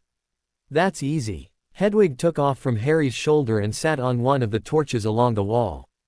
An instant later, snow was falling in the Great Hall in spite of the blue winter sky that they could see through the charmed ceiling. It stopped at a height that would even allow Hagrid to walk underneath without getting wet. Well done, Hedwig. Neville gave the Phoenix a huge smile, and everyone agreed. They stared at their surroundings in amazement and were only brought out of their stupor, when Hedwig hovered in front of the girls invitingly. Turning her back to them. Oh, we need to go, Daphne said. Thank you so much for taking us to the greenhouses. Hedwig let out a happy trill, before she flashed away with a few pieces of ice splashing over the boys, causing Paws to shake himself in apparent disgust. Paws, come here to me, so you can go with us. Harry smiled, as the canine immediately obeyed. He lifted him up into his arms, just when Hedwig returned to fetch the boys. The six friends and Harry's familiars returned to the Great Hall for lunch in expectation. I hope the other professors will like the decorations unlike Snape, Harry thought, as he lowered himself into his seat between Draco and Neville. However, the headmaster's reaction was not only surprising but exceeded his expectations by far. To whom do we owe these fantastic decorations? Dumbledore asked, looking around the Great Hall in apparent delight. Harry inwardly thanked his housemates for not giving him and Paws away. Not even Snape said anything, although it had to be obvious for the professor that it had been someone from his house. Apparently, someone is shy. Anyway, take 100 points for your house. With that, the headmaster took back his seat, where he was immediately involved in a conversation between McGonagall, Hooch and Pomfrey. Too bad that our pets aren't able to get house points for us, Theodore Nott whispered. We're not pets but familiars. Is that different in the matter of house points? Harry whispered to the canine, who put his front paws against Harry's legs and gently licked his hand. They should realize soon that familiars were indeed able to gain house points. As soon as lunch was over, the whole school headed out into the entrance hall to get a glimpse at the hourglasses. It's Slytherin. They're in the lead now, Harry heard someone say. Was that Granger? He wondered, while the members of the other three houses walked away in clear disappointment. She's a good student, but she really is a know-it-all. He mostly tried to ignore the girl, knowing that she used every opportunity to criticize Paws. in spite of the fact that the canine had probably saved her life when he defeated the trolls 6 weeks ago. From this 1st of December onwards, the Slytherin students practically worshipped Paws, who clearly bathed in the attention. During their Hogsmeade visit the following Saturday, several of the older students went to the pet shop and bought bones for him, knowing that Paws absolutely loved chewing bones. "My, aren't you a pampered dog?" Daphne said to the canine one day, causing Paws to look up from the overly large bone he was just chewing and waggle his tail in apparent delight. "I can't wait to return to the North Pole though. Even if the elves at Hogwarts are nice and make my favorite meals for me, the elves on the North Pole are even more proficient. I'm looking forward to go home next week, too," Harry replied, grinning broadly at the prospect of returning to the North Pole soon. "Me too, Harry," Ginny addressed him later the same evening. "I asked the twins if I could return home with them, because I really don't want to spend Christmas with my mother and Ron." Harry nodded, wondering where the conversation was going to lead. "But the twins told me that they'd only be at home over Christmas and would be spending the rest of the holidays with you." "Yes, that's true. They are working for my godfather, Sirius Black, because he pays their Hogwarts fees for them." "What?" The girl stared at him in clear shock. Harry let out a small chuckle. "Don't worry, they're not really working hard. They're being taught in potions and invent pranks for Sirius. In fact, we had much fun during the summer." Ginny's eyes widened in apparent surprise. "Wow, your brothers must be really lucky," Daphne said. "Moreover, Sirius Black is the lord of the noble and most ancient house of Black and the head of the Wizengamot. They must have really done well to get his attention, considering that they're only third years. They're really great brothers, even if my mum doesn't approve of them at all." Ginny smiled, proudly. "They're great friends, too, and I look forward to spending time with them on the North Pole," Harry thought. "You better go to bed." Before she asks if she may accompany the twins, Hedwig instructed him, and Harry quickly accepted her advice. When he excused himself and returned to his room with Hedwig and Paws in tow, Draco and Neville immediately followed him, making Harry smile. They really have become good friends, too, he thought, feeling happier than he had ever felt, before Hedwig bonded with him. He lay down in his bed, smiling when Paws wriggled his way under his covers. Only a week of school left before Christmas, he thought, as Paws pressed himself against his stomach. Feeling comfortably warm so close together, they quickly drifted off to sleep. When the first years were on their way to the Transfiguration classroom the following morning, Hedwig suddenly spoke up. "Harry, will you please excuse me for a while? I have an errand to run and will return to the North Pole for a few minutes." "Is everything all right?" Harry gave the Phoenix a questioning look. "Everything is all right, son. There's just something I want to take care of, and I'll tell you later on. If you need me for some reason, just think to me, and I'll be here in a blink. Be careful." With that, the puppy dashed ahead into the Transfiguration classroom and jumped onto the teacher's desk. "Paws, come down here," Harry hissed. "Professor McGonagall knows better than to transform into her feline form when you're nearby." Everyone laughed at the puppy's apparent pout when he jumped down and made himself comfortable on Harry's feet. At the same time, Amelia Bones called Arthur Weasley over and led him into the minister's office. "Minister Fudge, Amelia," Arthur greeted them, seeming surprised at the ad hoc meeting this shortly before Christmas. "Amelia, will you please explain, considering that this whole case is your meddling?" Fudge eyed the redhead in apparent amusement. "Thank Merlin he took Sirius and my meddling well," Amelia thought, before she began to inform Arthur about their newest plan. "As you might or might not know, the Black family is in the possession of more than a few companies, in the magical as well as in the Muggle world. For one of these Muggle companies, Sirius needs a new director, and he suggested that you as the director of the Muggle Liaison Office might be interested to fulfill the position. You will, of course, still be employed by the Ministry of Magic in your current position, however, you will also work for the Muggle Company and receive a fairly good salary in addition. You may of course use magic, however, need to be careful that the Muggles do not notice it." Arthur frowned. "This is a great honor, and I thank you very much. However, how can I fulfill two positions at once? Am I going to use a time turner?" Amelia chuckled. "No, that will not be necessary, as the position at the Muggle Company is the top position. You will report directly to Sirius as the owner, and you will have approximately 20 people of staff who will do the work. The sole tasks which you will have to do by yourself will be done quickly using magic. Sirius believes that it suffices if you show up at the company once a day for about an hour. Do you accept the position? Fudge asked. Thank you for suggesting me, and yes, if you believe that I can handle this position, I gladly accept. Hedwig flashed home to the North Pole. She quickly greeted Santa and Claire, knowing that they were very busy just a few days before Christmas. She then flashed to where she could sense Sirius. Sirius was just trying to teach one of the elves the animagus transformation. Why would Pixie need to transform into a dog? Hedwig looked from the elf to Sirius in disbelief. Pixie is responsible for the puppies, and she'd love to become a canine herself to be better able to care for them. Pixie nodded eagerly at Sirius' explanation. Suddenly, an idea crossed Hedwig's mind. Sirius, do you think I'd be able to become an animagus?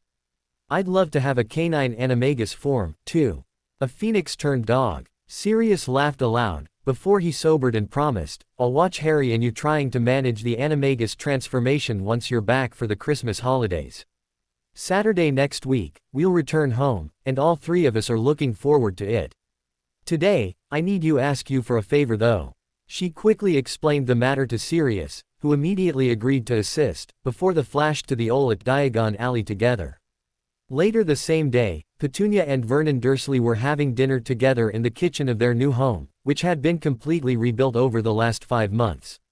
They had not even questioned how the rebuilding had proceeded so fast and were just glad to be back in their own home after spending 5 months in a hotel room. They both looked up in shock, when something knocked against the kitchen window. It was a yellow owl. Let's just ignore it and go to bed. Petunia nodded. Let's do that. Unfortunately, their attempt to ignore the owl was not overly fruitful, as it followed them to the window of their bedroom and did not take well to being ignored. Vernon, I think we must let it in, before it wakes up the whole neighborhood with that noise. Seeing her husband nod, she hurried towards the window and allowed the owl inside, only to stare after its retreating body in shock, after it merely dropped a red letter onto her feet. The parchment opened itself as if by magic and began to shout at her in what she immediately recognized as her late sister's voice. Petunia Dursley, how dare you treat my son like a piece of shit? He did nothing to you or your family to deserve such a treatment from his only living relatives. I am glad that in spite of his upbringing with you and your horrible family he turned out such a nice and loving boy, of whom I can be really proud. Only recently, I have finally remembered who I was in my former life. I am back, and I will not forget what you did to my son. You will receive my Christmas present on the day before Christmas. Look forward to it. It will only be the beginning of my thanks to you and your family. Greetings. Lily aka Hedwig. Arabella Figg was just looking after her cats in the front garden, when an ear-splitting scream broke the silence of the sleeping neighborhood. Did that sound like Petunia Dursley, or was it just my imagination after what happened in the summer?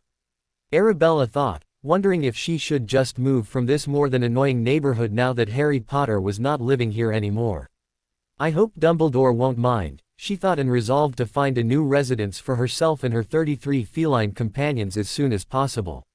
A few days later at breakfast, Ginny received a howler, which shouted in Molly Weasley's voice.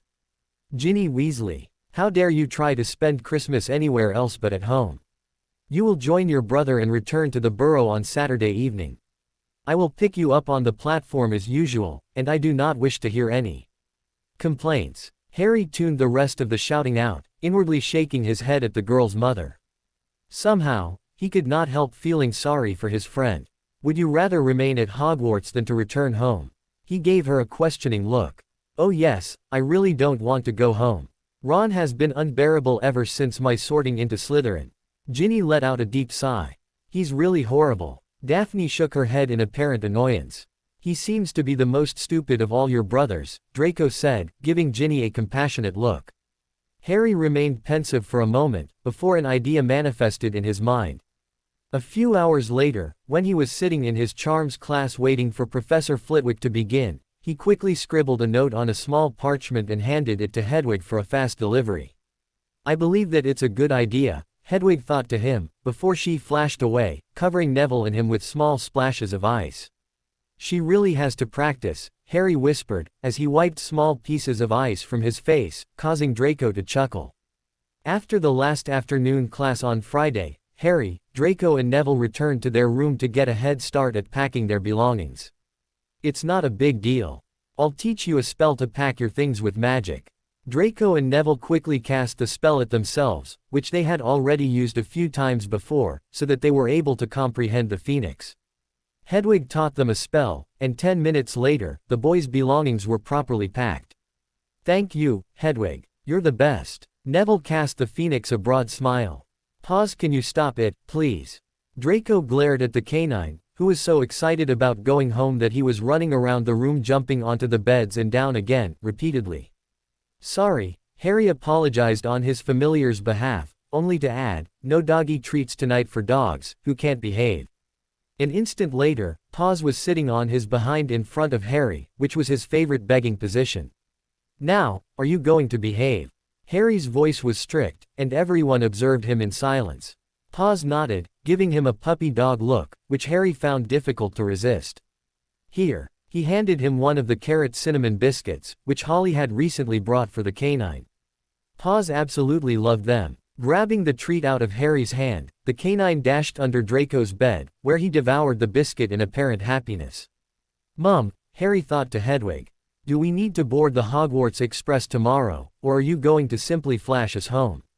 You have found many wonderful friends, and I believe that it would be much fun to ride the train together with them. When we arrive at King's Cross, I can flash us home. May I put up some decorations, when we're on the train? Please. Paws stared from Hedwig to Harry with a puppy dog expression. Yes, you may put up Christmas decorations, but only in our compartment. Harry replied aloud and returned a stern look to the canine, who proceeded to lick his hand in silent promise. When Harry and his friends were sitting at the Slytherin table for breakfast the following morning, Harry received a letter.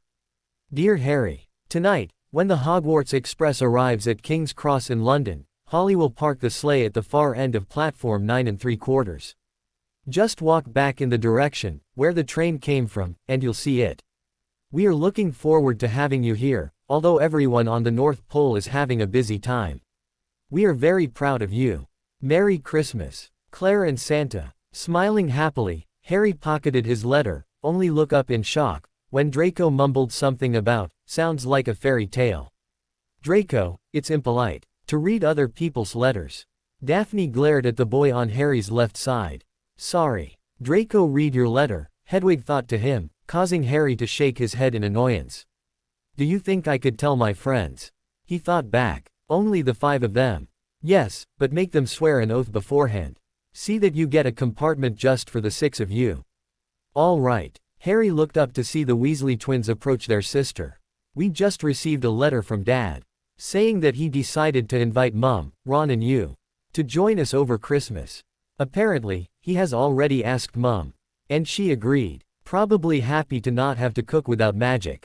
Really? Ginny eyed her brothers, wearing a doubtful expression. The twins looked at her pretending to feel hurt. Putting their hands onto their chests, they replied, sounding upset. Aren't we your favorite brothers? Would we tell you anything but the truth? Yes. Ginny grinned, broadly, causing everyone sitting around them to laugh. Oh well, we'll remember that. Turning to Harry, they added, we're looking forward to developing some new prank potions for our family members, who trust us so much. Their conversation was interrupted, when someone shouted, the carriages arrived. Everyone get ready. Ah, I love that hassle. It was always great fun. The Phoenix was sitting on Harry's shoulder chattering in apparent pleasure, while Paws was running ahead in obvious excitement. Harry and his 5 friends managed to get a compartment together, and Harry quickly cast a silencing spell at the door. I'm sorry. I'd like to tell you something about myself, but I need you to swear a wizard's oath to keep to yourself what I tell you. The twins know though, so you can still speak with them, but no one else. Of course. Draco was the first to cast his oath, quickly followed by everyone else.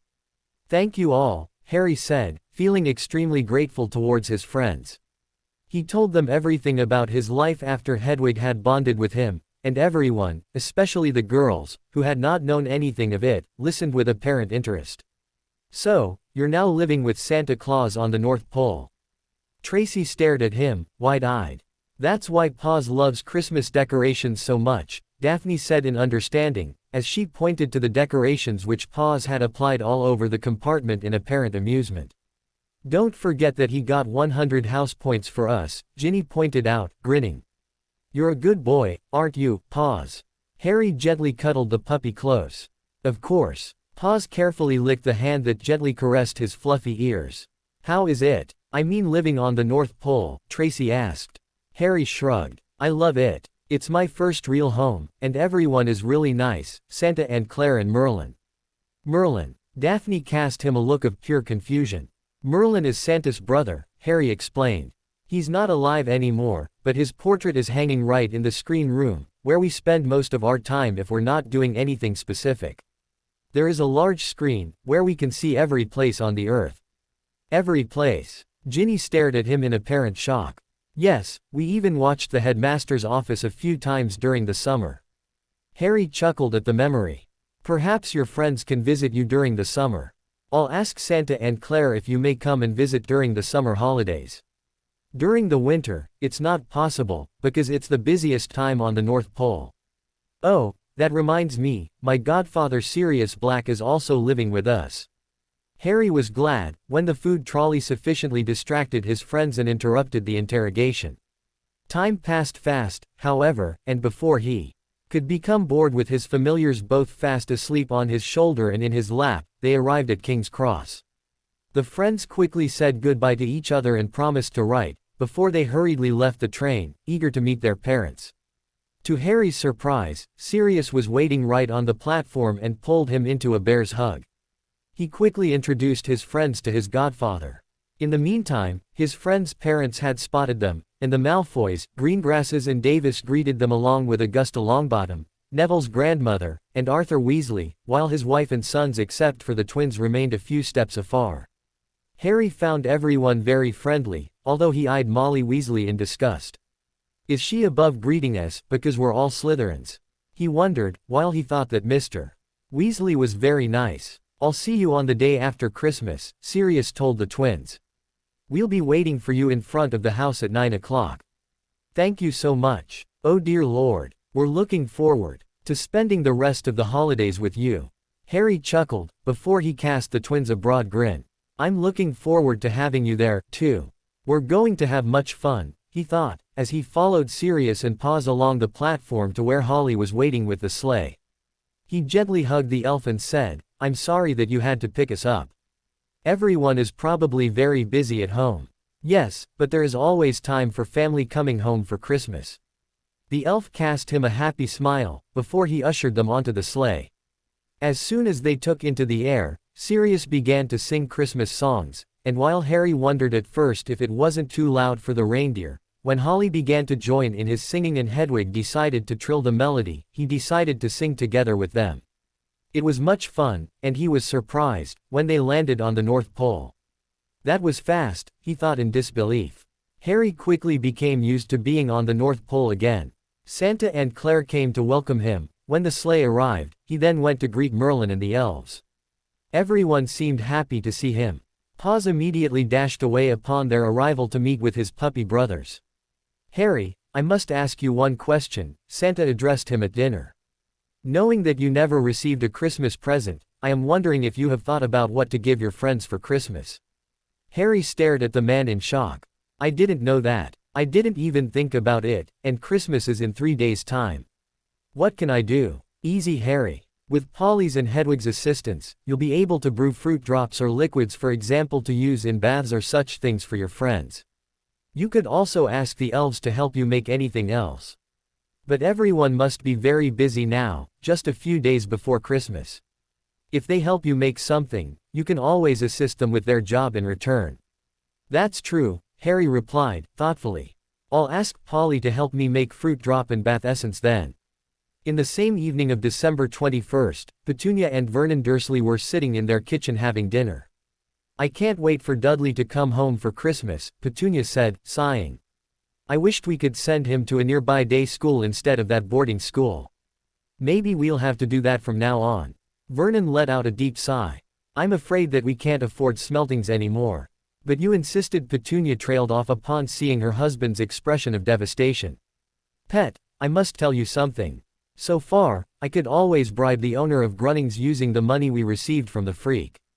A few months ago, all the money we ever received from him was taken back, leaving our account with a huge deficit. Petunia's eyes widened in shock. Now that we don't have any spare money anymore, my position within the company has changed. Oh well, perhaps it has nothing to do with the money, but I'm not sure what else could be the reason. Petunia stared at her husband in confusion. The reason for what exactly? Vernon nodded, wearing a grim expression. From the beginning of January onwards, I will not be the director anymore. Until this morning, I thought that I'd still be able to convince the owner that I'm the best man for the job. Actually, I've never met him before. I only communicated with him through Edward Tonks from his agency, Cheatham Chancellery. This morning, it was the first time that I actually met Mr. Black in person. Actually, he was nice, but for some reason, he wants someone else to take my position. The new director will be, oh, I forgot that name, but well, that's the situation. I'm sorry, dear. My salary will be about half of what it was before. Oh God. But well, we'll somehow manage. It's not your fault anyway. Petunia remained thoughtful for a moment. Something was nibbling at her mind, but she could not pin it down, before she recalled her sister's letter. Tonks and Black, she wondered. I think I've heard both names from Lily many years ago. Could they be freaks? She asked, feeling horrified at the idea. Vernon shrugged. I don't know. It's just a normal company, nothing's freakish about it. Oh well, probably a coincidence then, she thought, even if a small spark of doubt remained. First thing the following morning, Harry followed Polly into the potions lab. It was almost strange to brew there just by himself without the twins working at the other workstations. However, during the next 3 days, he efficiently made a few presents for each of his friends as well as a liquid for Professor McGonagall to put into her tea. He even brewed a prank potion for Sirius and the Weasley twins. The potion was supposed to make the victim speak backwards, and Harry hoped that he would be able to witness the effect on his friends and his godfather.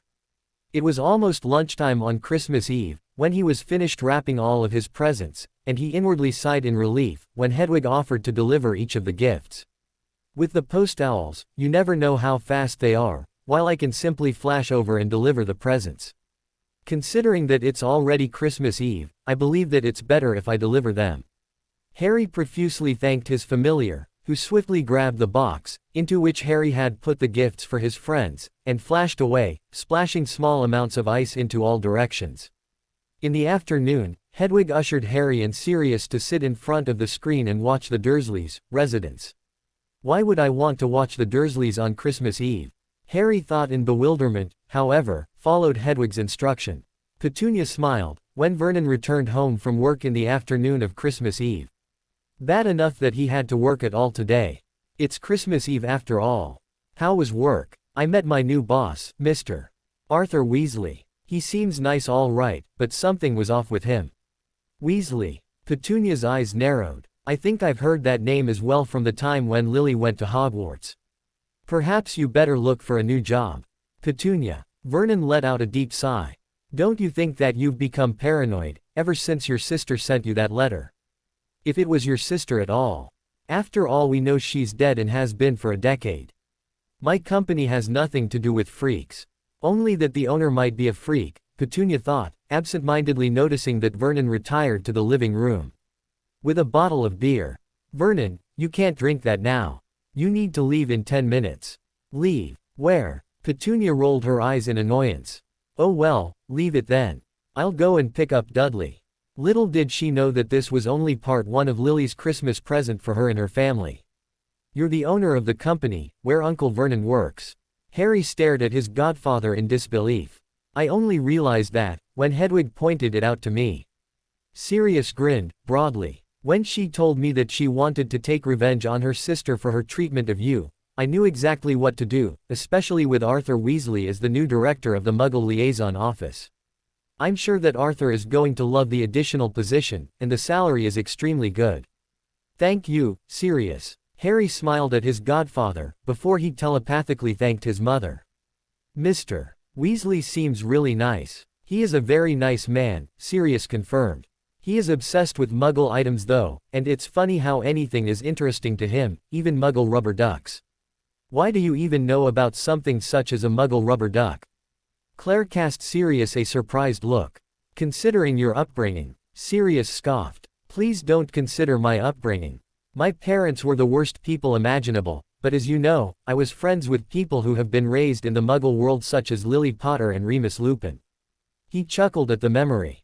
Lily once received a rubber duck from Petunia, and she had a hard time explaining to us what it was.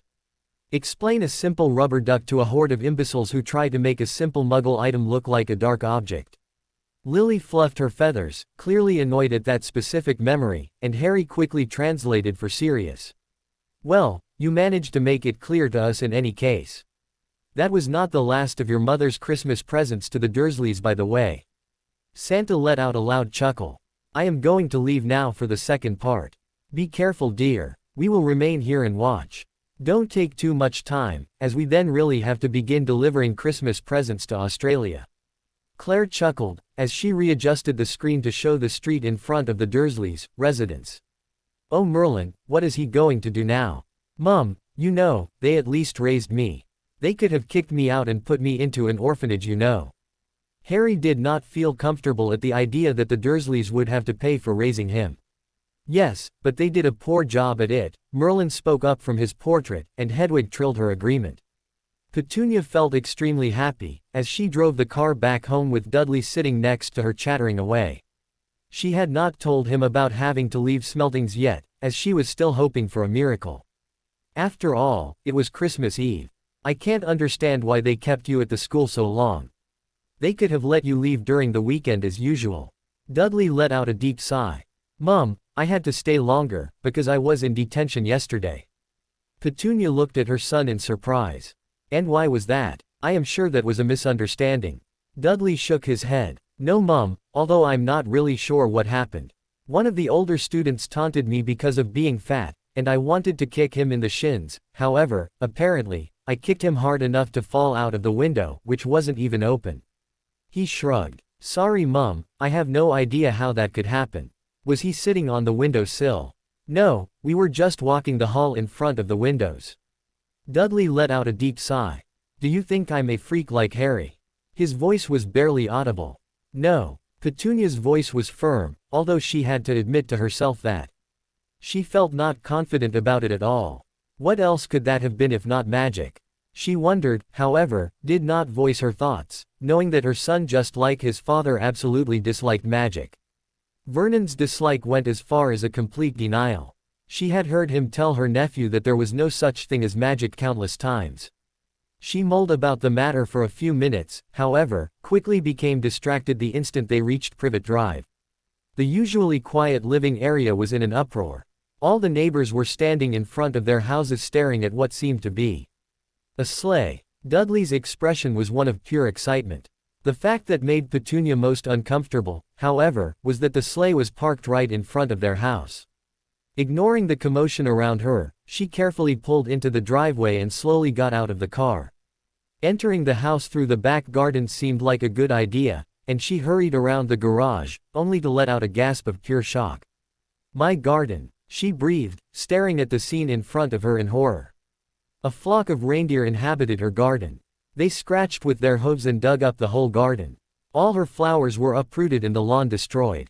Only the trees were still standing, while the rest of the wonderful garden, for which she had already won several prizes, looked like a plain construction site.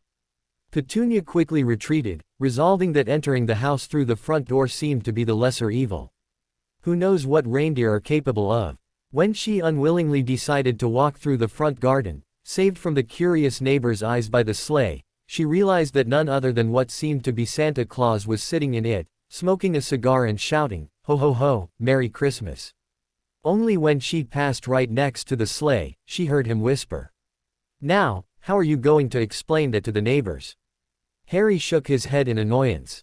"I'm sorry, but I don't like it. That was just too much.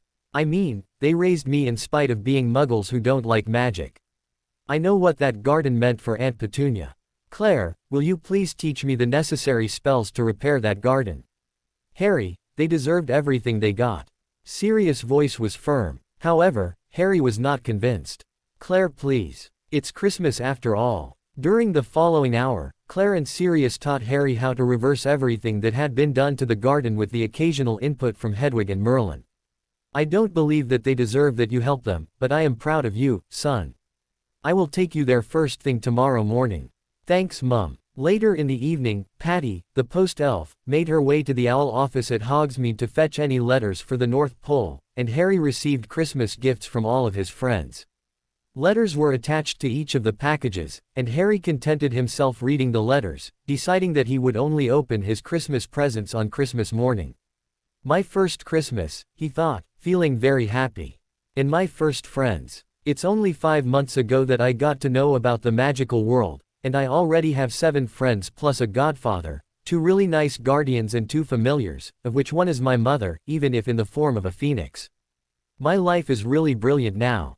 Before breakfast on Christmas morning, Hedwig flashed Harry right into the Dursleys' back garden, which was non-existent anymore.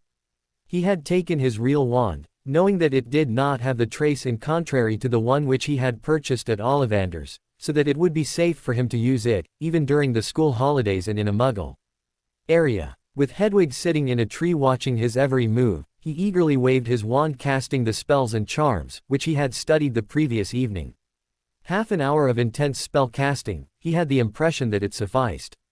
The garden was not only back to its previous glory, it looked even better and more perfect than before. I hope Aunt Petunia will like it, he thought, as he pocketed his wand, feeling tired but also very contented. However, when he looked up in the direction of the house, he saw in absolute horror that Petunia and Dudley were standing behind the kitchen window looking straight at him. Dudley was unable to sleep that night. His father was drunk and asleep on the sofa in the living room, his mother was sitting in the kitchen crying about her garden, the sleigh, Santa and the neighbors, and he was worried about possibly being a freak. After unsuccessfully trying to sleep for a few hours, he went downstairs and kept his mother company.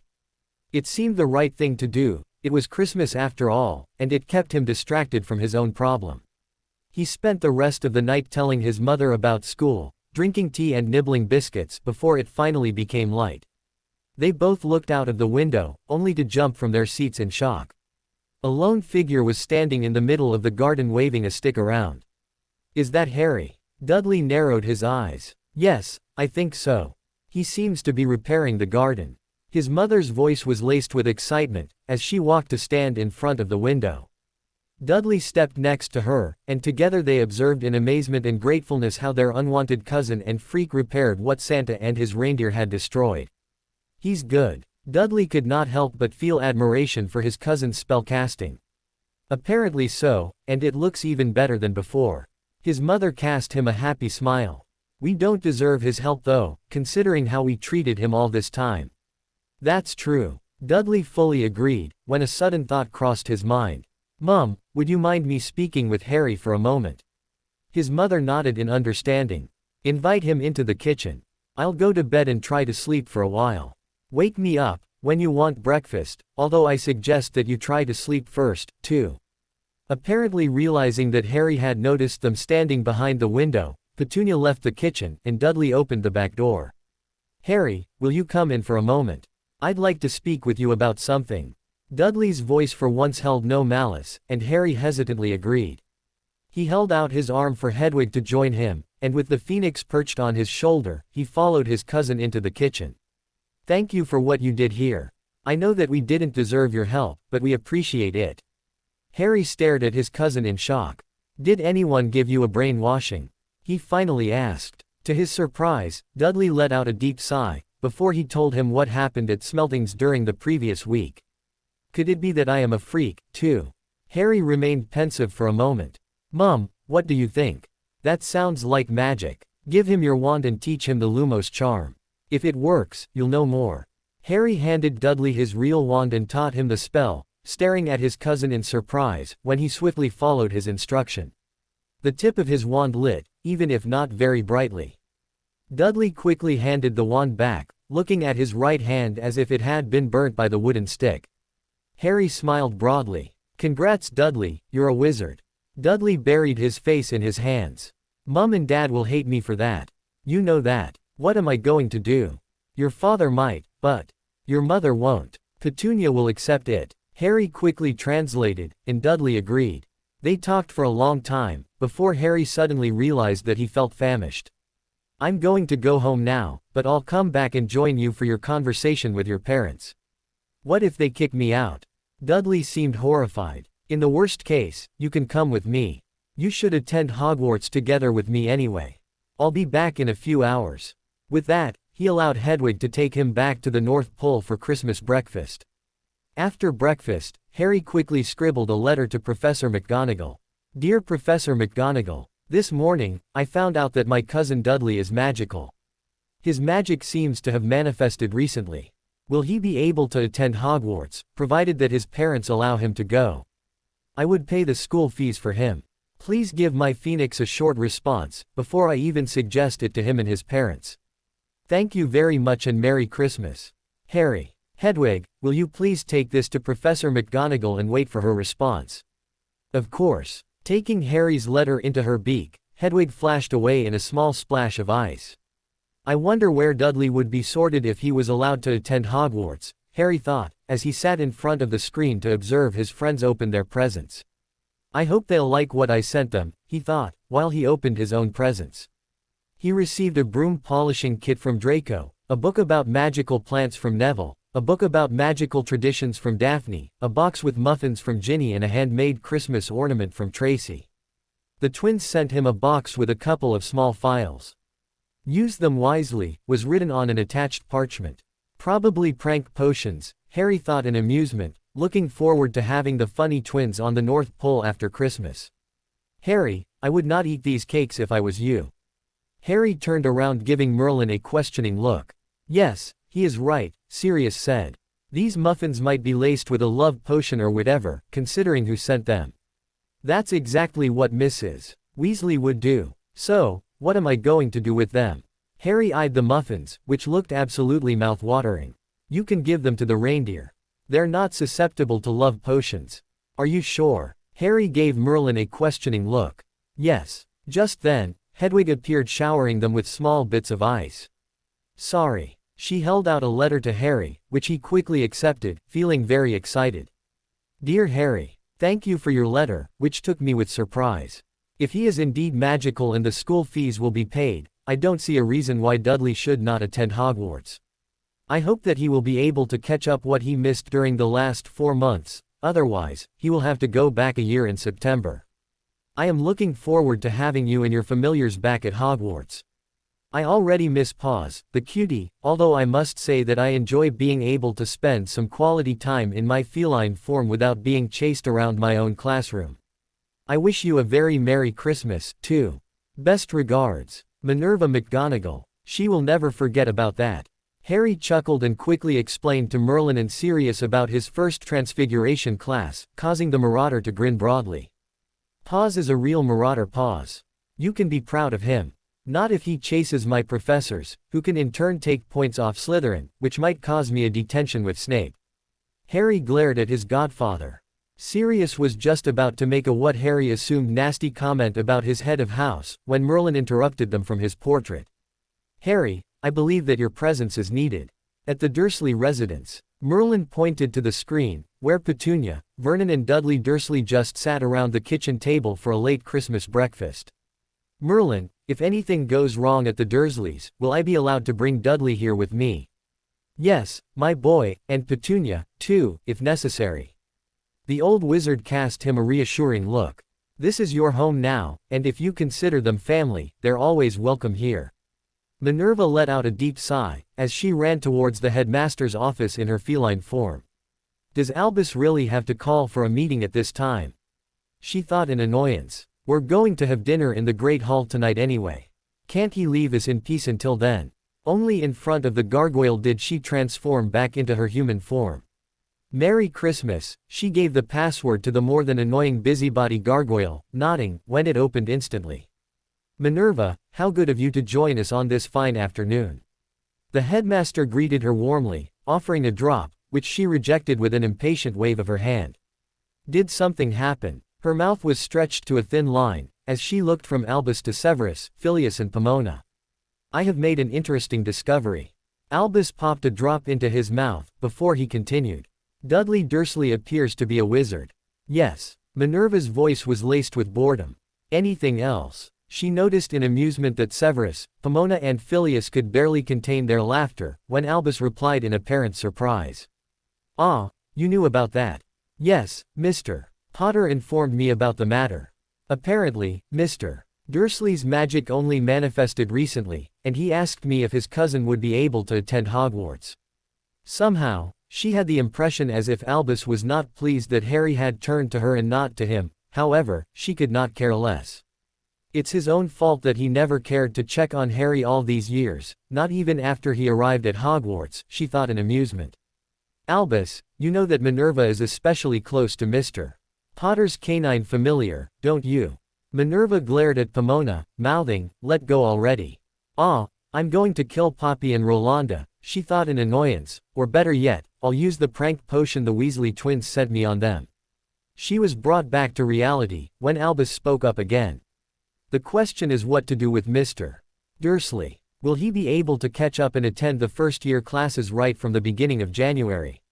"I suppose that depends on which house he gets sorted into," Minerva said, matter-of-factly. "If he was a Gryffindor, I would see to it that he catches up. Perhaps I should allow Mr. Potter to do magic during these Christmas holidays, so that the boys could study together." Severus let out an uncharacteristic snort. "Albus, what do you know about the relationship between Mr. Potter and his relatives?" Mr. Potter was clearly abused by the Dursleys. Why would he even bother teaching Mr. Dursley, if he is still living with them at all? Considering that Black is his godfather, he'll surely have taken the brat in. Albus stared at the Slytherin head in shock. "But it's important that he lives with the Dursleys. The Blood Wards must keep him safe. Severus, as his head of house, please contact Mr. Potter and inquire if he would be able to teach his cousin about the first-year material. If so, he should write to me, so that I can allow him to do magic during the Christmas holidays." "No," he interrupted himself. "Severus, please tell him to return to Hogwarts together with his cousin immediately." "Yes, sir." Although Severus was wearing an indifferent expression, Minerva could tell that he absolutely disliked the order.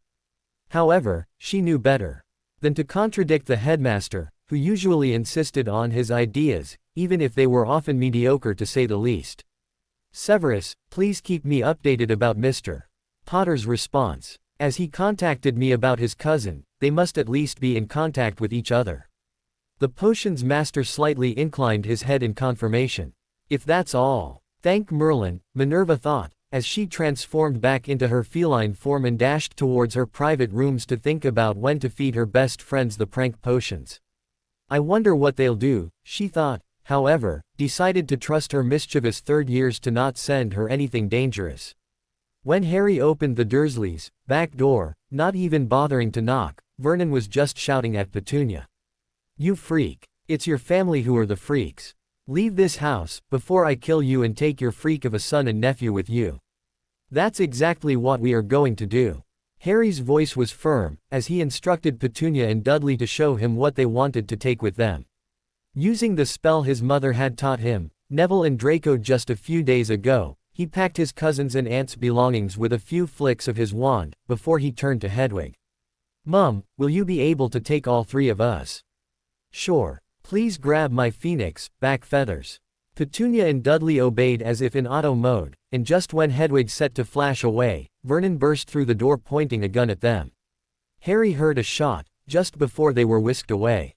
It only took Hedwig an instant to flash Harry, Petunia and Dudley to the North Pole after just barely escaping from the bullet that Vernon Dursley had sent after them. When they appeared back in the room with the screen, Harry confirmed in relief that no one had been hit by the shot. "Where are we?" Dudley was the first to find words. "You're in my brother Santa's workshop, and I am Merlin. Welcome to the North Pole." Harry observed in amusement how Petunia and Dudley stared at the portrait in shock. "It is true," he reassured them. "Santa and Claire own this place, but as it is Christmas Day, they are very busy delivering Christmas presents all over the world." He wondered what to do for a moment, when Hedwig took matters into her hands. "Holly." An instant later, the elf appeared, looking wide-eyed at the newcomers. Hedwig quickly explained the matter to the elf, who nodded in understanding. "Welcome to the North Pole. I am Holly, one of Santa's elves. Please follow me, so that I can assign you rooms." Santa and Claire are very busy today, but you will meet them at Christmas dinner tonight.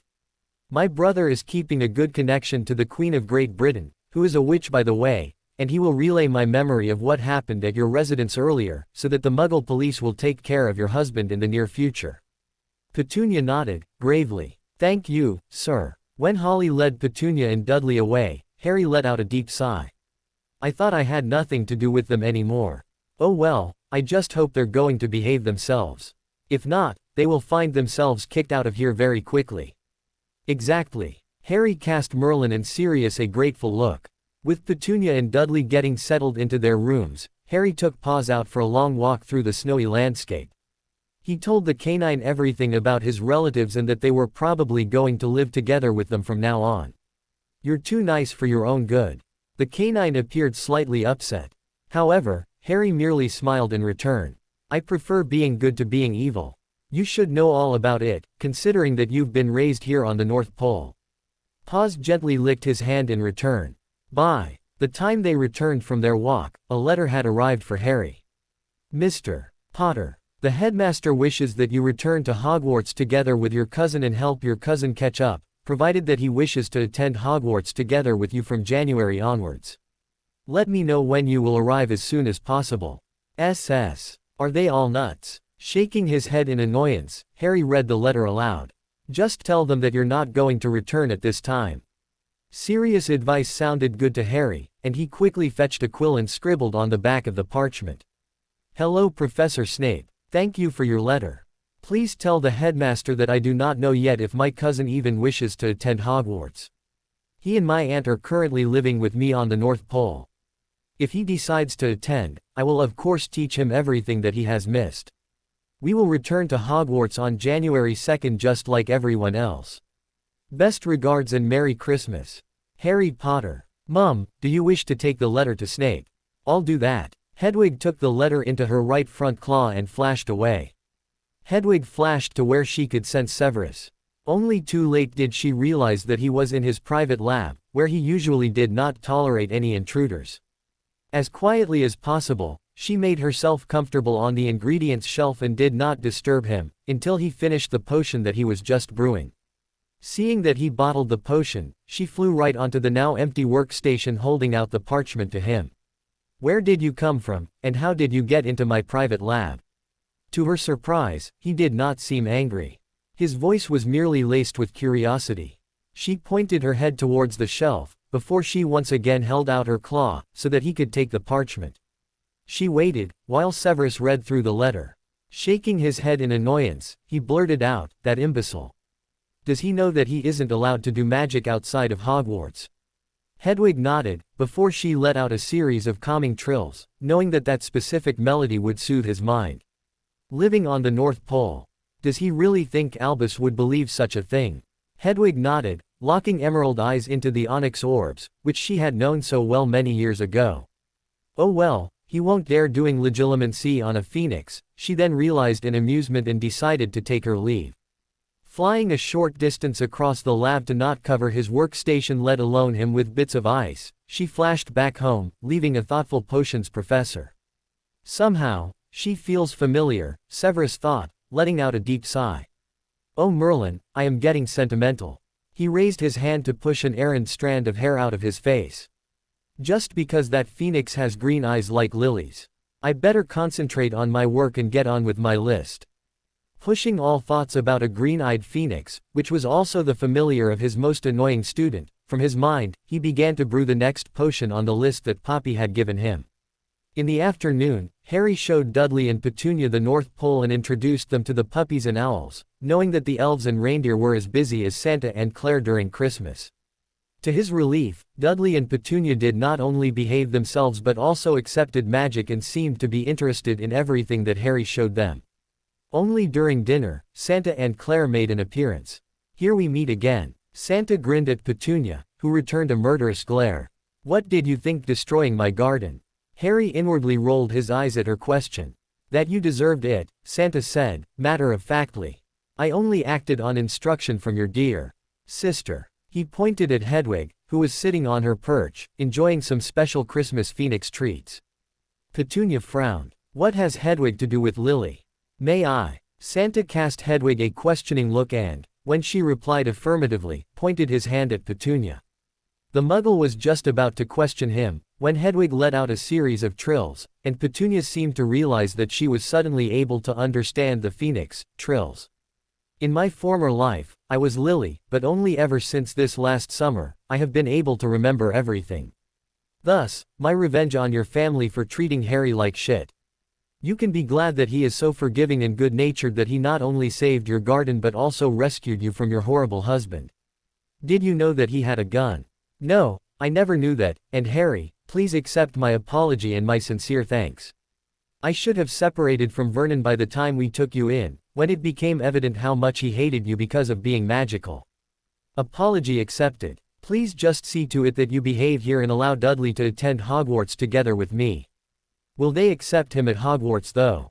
I remember how I sent a letter to the headmaster, once Lily went to Hogwarts, and he told me that I couldn't attend the school if I hadn't received a Hogwarts letter. I have asked Professor McGonagall, and she told me that he was welcome to attend. I am sure that his Hogwarts letter will arrive during the holidays. The headmaster even demanded that Dudley and I return to Hogwarts immediately, but I have told him that we're going to arrive on January 2nd together with everyone else. Sirius cleared his throat, making everyone look at him in expectation. I can teach Dudley during the rest of the holidays, as he needs to catch up with Harry. The twins and I can also help. Harry smiled at his cousin, who nodded in apparent gratitude. Thanks Harry and Sirius. You're welcome. Harry and Sirius grinned at each other upon their simultaneous response. Santa. Sirius' voice was grave, as he addressed their host. May I voice one request? Of course. Could we perhaps check the screen for Remus Lupin? He was one of our best friends. He is a werewolf, and I am really worried how he is doing. On the day of my trial, I wrote him a letter, but he never responded. He slowly trailed off, smiling, when Santa nodded in confirmation. Let's see how he is doing right after dinner. When everyone was finished eating their dinner, they headed to the screen room as they called it, and Santa cast a spell at the screen to search for Remus Lupin. Harry watched in excitement how the screen changed from the headmaster's office at Hogwarts that Merlin had observed for some reason to a small room that was dimly lit by a few torches. He saw a wizard who looked slightly older than Sirius and was wearing worn-out clothes sitting in an old-looking armchair. He seemed to be engrossed in an old tome with a mug of what appeared to be tea on the table in front of him. The poor man, Harry thought, knowing best what it meant to be spending Christmas all by himself. Holly. Take Sirius, Harry and Hedwig and pause if he wants and fetch Remus Lupin here. Take the second sleigh, as I need to be on my way to South America now, and I need the large sleigh. Remus Lupin let out a deep sigh, as he put his book aside, downed the rest of his tea and decided to head to bed. It was the 10th Christmas, after his whole world had broken together. With 3 of his best friends being murdered, the 4th a traitor and his surrogate godson been taken away from him, he was completely alone. Due to his furry problem, as Sirius had used to call it, he was not even able to accept a working position and was still living of the money that his parents had left him. The full moon was still 2 days away, however, he could already feel the upcoming transformation. When he retired to his bedroom, not caring that it was still quite early, he heard the ringing of small bells like from far away. The thought, someone must be watching a Muggle Christmas movie, crossed his mind. However, he quickly dismissed the idea, knowing that there was no one living near enough from his home to possibly hear anything. Suddenly, a much louder bell penetrated his ears, confusing him for a moment, before he realized that it had to be the doorbell. He had not heard it for many years, as no one came to visit him, now that his fellow marauders were gone. He hesitantly opened the door, only to stare at the scene in front of him in disbelief. A beautifully decorated sleigh was parked outside, which was being pulled by what seemed to be real reindeer. However, what was most unbelievable was the fact that Sirius and what seemed to be James but had to be Harry were standing in front of it. A white puppy accompanied them and approached him, sniffing in apparent confusion. Remus was just about to quickly close the door, feeling slightly afraid of the puppy, who clearly had not sniffed the scent of a werewolf before, when the canine gently licked his hand in apparent greeting. "Moony!" Sirius exclaimed. However, Remus was not convinced yet. "Sirius, is that really you? I thought you were in Azkaban." "Harry, this is Remus aka Moony, your unofficial godfather." Sirius grinned broadly, before he turned back to him. Moony, I had a trial during the summer, and I'm free. It wasn't me. It was Peter, the traitor. I even wrote you a letter, but you never replied. This isn't true. This can't be true, Remus thought, as he felt tears well up in his eyes. What is the activation code of the Marauders, Map? I solemnly swear that I'm up to no good. Sirius' voice was firm, and his eyes were smiling like they had done so many years ago. Remus stepped forward, allowing his best friend to pull him into a bear's hug, tears now freely running down his face. I can't believe it, he sobbed, before he recalled that Harry was present as well. I'm sorry, Harry. You must think that I'm a cry-baby. Harry shook his head. No sir, I fully understand. We're a little late, but we came to invite you to spend Christmas with us. Deciding to simply trust his best friend and his godson, Remus obediently climbed into the sleigh after them, smiling, when the puppy gently laid his head into his lap as if to reassure him that his company was wanted. The small group led Remus right into the screen room, where they introduced him to Merlin. The old wizard in the portrait greeted the newcomer, pointing out that a small pile of Christmas presents had appeared under the large Christmas tree, which was decorating one corner of the room. For me, Remus' voice was laced with disbelief. First of all, I want that you introduce him to me. May we tell him everything? Receiving a nod in return, Harry quickly told Remus everything about his Phoenix familiar and the white animals on the North Pole in general. He also taught the older wizard the spell, which he could cast at himself to be able to understand Hedwig's trills. It was Hedwig aka Lily to whom Harry and I owe our freedom. Sirius cast his friend a broad smile. Lily. Remus stepped over to the Phoenix, looking at her in clear admiration. Please call me Hedwig, but it's good to have you here, Remus. I am very happy. Thank you all so much for fetching me. Remus gently caressed Hedwig's crown feathers, before the Phoenix motioned him to go ahead and open his presents. With tears welling in his eyes again, Remus opened his presents, revealing a pile of new clothes as well as a couple of books. This is all for me. He looked around wearing a flabbergasted expression.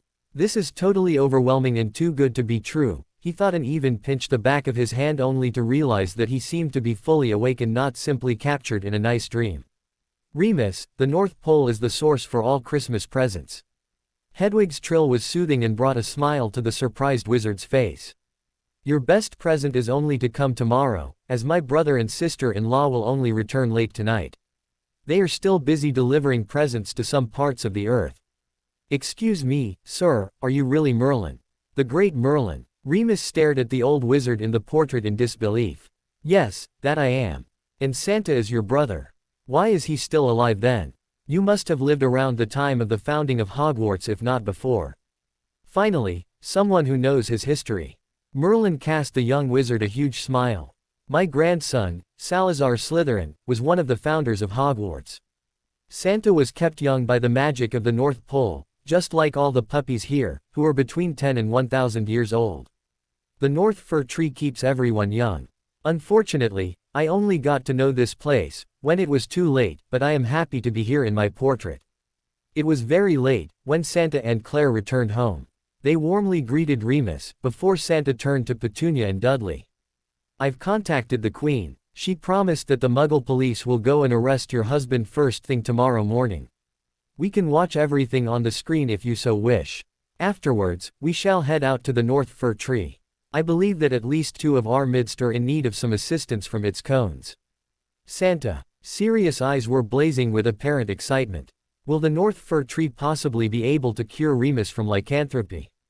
Unfortunately not. Santa cast Remus a pitying look. However, I still wish each of you to accompany me to the North Fir Tree for a Christmas surprise. Turning to Petunia, he added, may I please speak with you in private for a moment?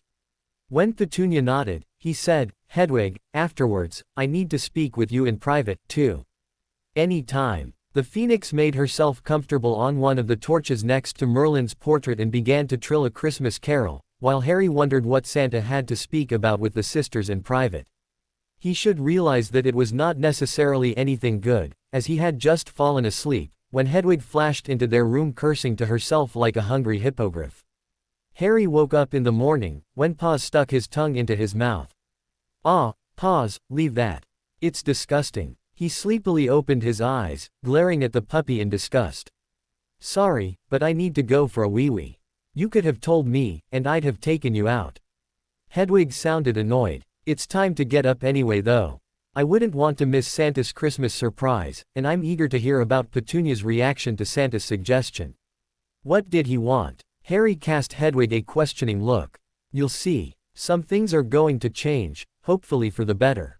Whatever it is, I hope so, too, Harry thought, as he opened the door to let Paws out. This was the best Christmas ever, he thought, absent-mindedly observing the puppy dash outside into the snow, where he was joined by his siblings. I suddenly have a big family with Hedwig and Paws, Santa, Merlin and Claire as well as Sirius, Remus, Petunia and Dudley. I just hope Petunia and Dudley will continue being as nice as they were yesterday. Perhaps, they were only in shock after what Uncle Vernon did. I hope he will be arrested today. He really deserves being put into prison. They were barely finished with breakfast, when Merlin instructed them to look at the screen. The police have just arrived on Privet Drive. Santa and Claire were still asleep, as they had spent most of the night delivering Christmas presents. However, everyone else gathered in front of the screen and observed how Vernon Dursley was arrested because of attempted murder of his wife, son and nephew. They are freaks, Vernon shouted. The whole neighborhood will hear him, Harry thought in amusement. However, the police officers completely ignored his statement.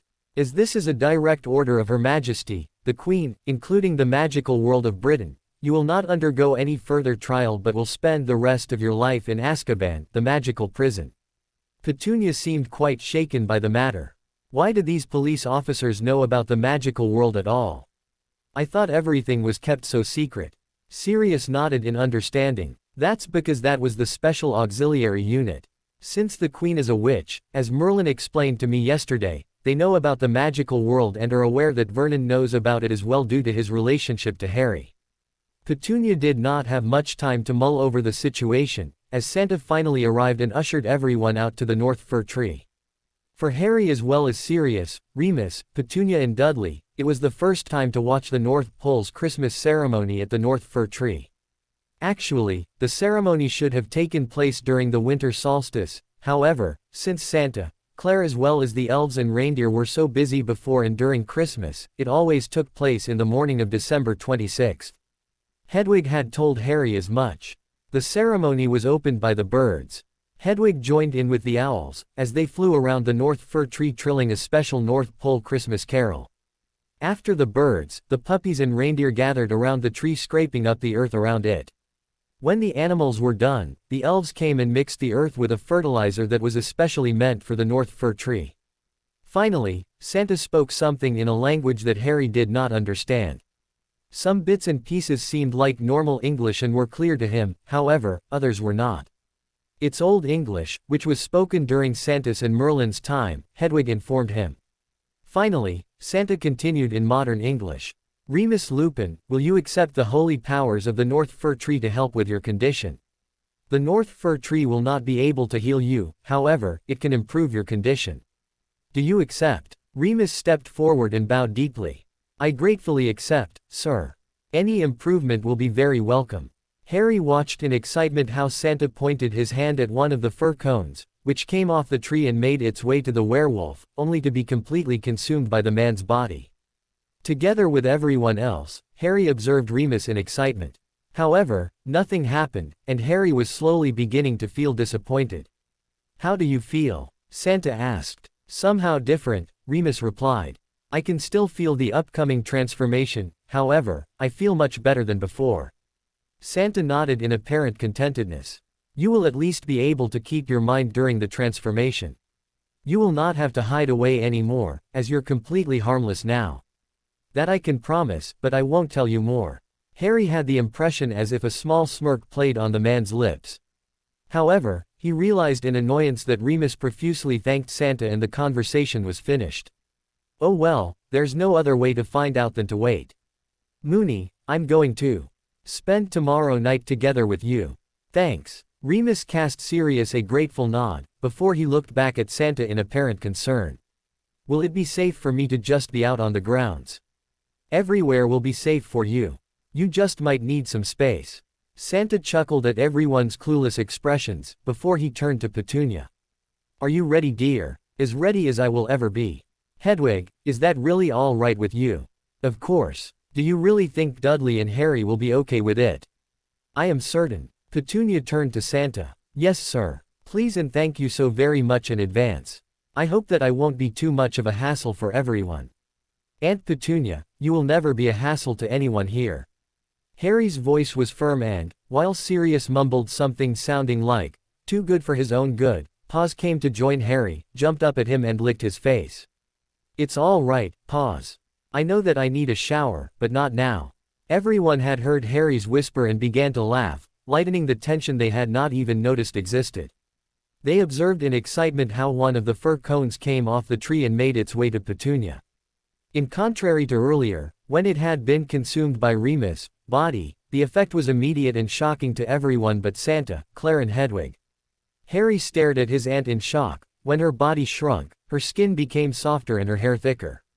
It took about a minute, before they could not see any further changes. Mum. Dudley stared at the girl, who seemed to be about his own age, wide-eyed. Santa stepped over to Petunia.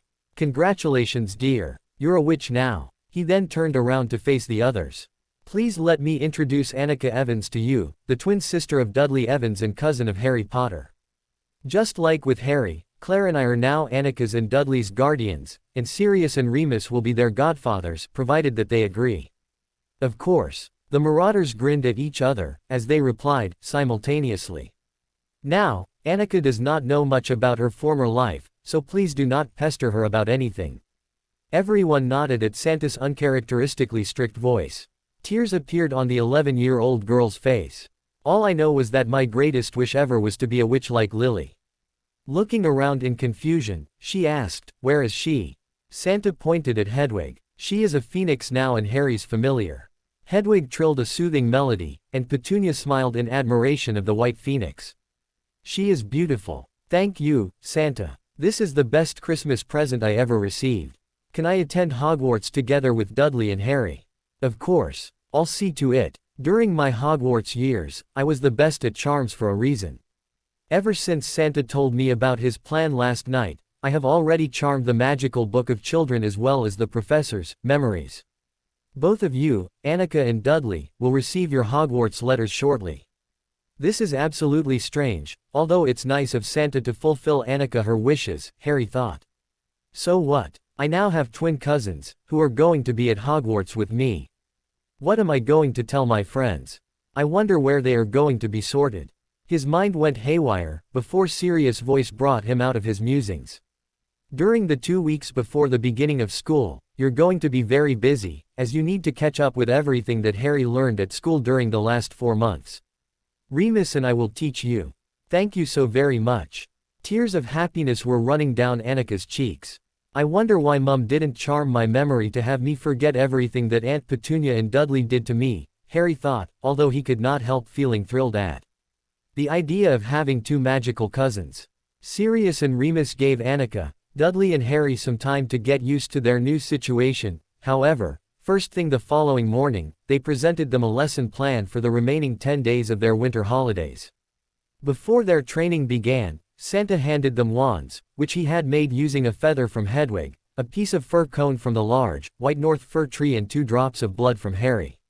Usually, the wand chooses the witch or wizard, however, as we made them especially for you, I suppose that they work, and they are quite powerful. The twins profusely thanked Santa, and Sirius and Remus ushered them into a room, which they had prepared as training room for the children. Harry decided to watch their training, hoping that he might learn something from the Marauders that had not been taught at Hogwarts.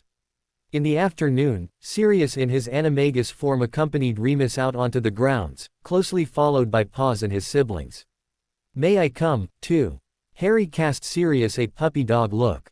However, the Marauder vehemently refused. We don't know how Remus' transformation is going to be. You can watch through the window, but you must not go outside. Let's watch together. Annika looked at Harry and Dudley in excitement. To Harry's surprise, his new cousin was completely different from what his aunt had been. She was a seemingly happy girl, eager to learn all different kinds of magic and always in a good mood. She is really fun to be around, he thought. Somehow, she reminded him of the Weasley twins. They're going to arrive tomorrow, he recalled, feeling very happy at the thought of his friends joining them on the North Pole. I wonder if Annika and Dudley will join us in the potions lab. An hour later, the three children were standing in Harry's room eagerly looking through the window to get a glimpse at the werewolf. Hedwig was sitting on Harry's shoulder and appeared to be as excited as the 11-year-olds. There, Annika was the first to realize that the transformation set in. Remus became increasingly nervous and could not stand still in one spot. Then the moon rose over the horizon, and to his frustration, he felt the transformation set in. He told himself, "Oh no, I am still a werewolf." Turning around, he saw Padfoot and Paws staring at him. He tried to scream in his transformed state. "I am still a werewolf." But all that came out was moo moo moo. Padfoot fell over. He rolled onto his back with his legs in the air and shook. Even in his dog form you could tell that he was laughing. Standing directly in front of him was a panicking reindeer going moo moo moo. He had seldom seen something so funny as a panicking reindeer. Remus saw something shimmering in the ice, and upon a closer look staring straight back at him was a reindeer. He got a fright and jumped into the air like a frightened cat. Paws looked at him and said, that reindeer has potential to pull Santa's sleigh. Now all we have to do is to convince Rudolph that it's time for a test drive." First thing the following morning, Hedwig urged Harry to go and see Santa. "My son has barely slept last night and woke up by nightmares every now and then begging his aunt and uncle to not hurt him. Please take Harry to the North Fir Tree and have his memories altered." She gave Santa a sheepish look, as she continued her tirade. "I can alter anyone's memories and did so to Dudley, but I won't do that to my own son." Fully understandable. "Come on, Harry." Santa cast Harry an encouraging look. With Paws following on Harry's heels, they headed out to the North Fir Tree. Harry eyed the large, white tree in amazement. It hasn't only helped Hedwig to turn into a phoenix and Aunt Petunia too. Become younger and a witch, but it also took the Horcrux out from behind my scar and it gave an ingredient for my wand. It is simply amazing. Are you ready? Santa's voice brought him out of his musings, and Harry quickly mentally prepared himself for whatever was to come. He saw the fir tree cone head towards himself, before his vision failed. He only noticed that something large and soft kept him from falling. When his mind returned to awareness a few minutes later, he found himself in Santa's arms. His memories of his childhood with the Dursleys had been completely replaced by memories of growing up on the North Pole together with Santa, Claire, Hedwig and Paws as well as his cousins Annika and Dudley. He knew, however, that their magic had only manifested recently, so that he had to help them catch up, so that they could attend Hogwarts together from January onwards. Harry looked at Santa in confusion. "What are we doing here?" he wondered. "Do you feel better now?" Harry shrugged, before he smiled at his guardian. "Of course, I feel fine. Thank you Santa and North Fir Tree for whatever it was you helped me with." Santa nodded in apparent contentedness, and from the fir tree, Harry could hear a faint ringing of bells, as the branches moved in the breeze. "Let's have breakfast. Holly is going to leave to fetch the Weasley twins in about 30 minutes. "Oh yay. May I accompany him?" Harry grinned broadly, when Santa replied positively. "Just don't be surprised. Now that Mr. Weasley has a much better salary, he has moved to Hogsmeade together with his older sons," the older wizard informed him. Annika and Dudley were eager to go on a ride with one of the sleighs, and in the end, they joined Holly, Harry, Hedwig and Paws on their trip to Hogsmeade. To Harry's relief, neither Annika nor Dudley asked why he had two familiars, while they had none. Perhaps, it's because they weren't magical until shortly before Christmas, he thought. However, he was not certain. He only knew that the North Fir Tree had slightly altered his memory due to some bad experiences, which he wanted to forget. Maybe it's the same for them, he thought, just when they arrived in front of a house, which Harry had not seen before. An instant later, two red-headed boys stormed out of the house and eagerly climbed onto the sleigh, where Paws was the first to greet them. He eagerly licked their hands, apparently having taken a great liking to the twins.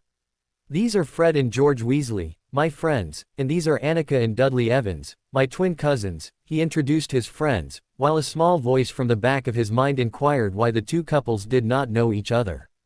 The two couples of twins were ecstatic to meet another pair of twins, and to Harry's relief, they got along very well. They soon arrived on the North Pole, where they were allowed to have tea together, an opportunity, which the Evans twins used to ask the older twins every question about Hogwarts that came to mind. After lunch, however, Sirius and Remus insisted that Annika and Dudley had to have their first lesson. The remaining week of the Christmas holidays passed uneventfully. While Annika and Dudley spent the whole day practicing magic with Sirius and Remus, Harry spent his time with the Weasley twins and Polly in the potions lab.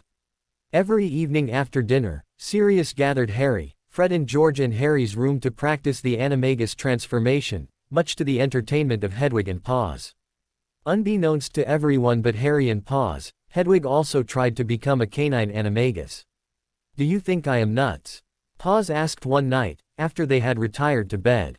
"Why would that be?" Harry cast the canine a surprised look, when he cuddled against his stomach as usual. "Ever since I saw Remus transform into a reindeer, I wanted to transform, too. Remus would surely be happy if I could keep him company during the full moon. Then you simply have to practice the animagus transformation just like Harry and I do." "Hedwig is right," Harry said, letting out a huge yawn, "and it's very kind of you to try keeping Remus company. You just have to practice together with us, trying to transform your left front paw into the paw of a reindeer. Considering that they have 4 legs just like you, it should be easier for you than for Harry and me." "All right, I'll try." Paws visibly relaxed and began to lick Harry's stomach with fervor. "Good night, Hedwig, Paws." In the evening of New Year's Eve, the 4 heads of the Hogwarts houses were sitting in the headmaster's office enjoying a glass of wine together. While Severus would have preferred the solace of his private lab or even his living room, Albus had made it very clear that he was supposed to please them with his company. Minerva was the first to comment on the headmaster's question for news. "Today, 2 Hogwarts letters have been sent out. Hogwarts letters during the Christmas holidays." Pomona voiced what Severus thought. "Yes, they were sent to Annika and Dudley Evans." Severus had to contain his shock and was glad when Phileas asked what he thought. "Evans as in Lily Evans. I am not privy to their relationship with Lily Evans, however." Minerva rose from her chair and stepped over to the bookshelf, pulling out the Book of All Magical Children. "Annika and Dudley Evans, born on June 23, 1980. They must be twins. Apparently, their magic only manifested now. Just like Dudley Dursley." Severus stared at Minerva in disbelief. "Isn't that too much of a coincidence?" Albus frowned. "This is indeed a strange coincidence. Did any of them write to you?" He gave his deputy a thoughtful look. "No." Minerva shook her head. "Only Harry wrote to me about his cousin. He also replied to Severus and refused to return to Hogwarts before the 2nd of January. I suppose that Dudley Dursley and Dudley Evans must be the same person. However, I have never heard about Annika Evans." The headmaster absent-mindedly played with his long beard, appearing to be deep in thoughts. "I shall contact Arabella Figg and inquire about the Dursleys first thing tomorrow morning." "Why don't you call her now?" Minerva pointed to the fireplace. "It's not too late yet, and the sooner we can get to the ground of this mystery the better." Albus leaned into the fireplace. "Arabella Figg's place." An instant later, the head of the old squib appeared in the flames, and Albus quickly inquired about Annika and Dudley Evans.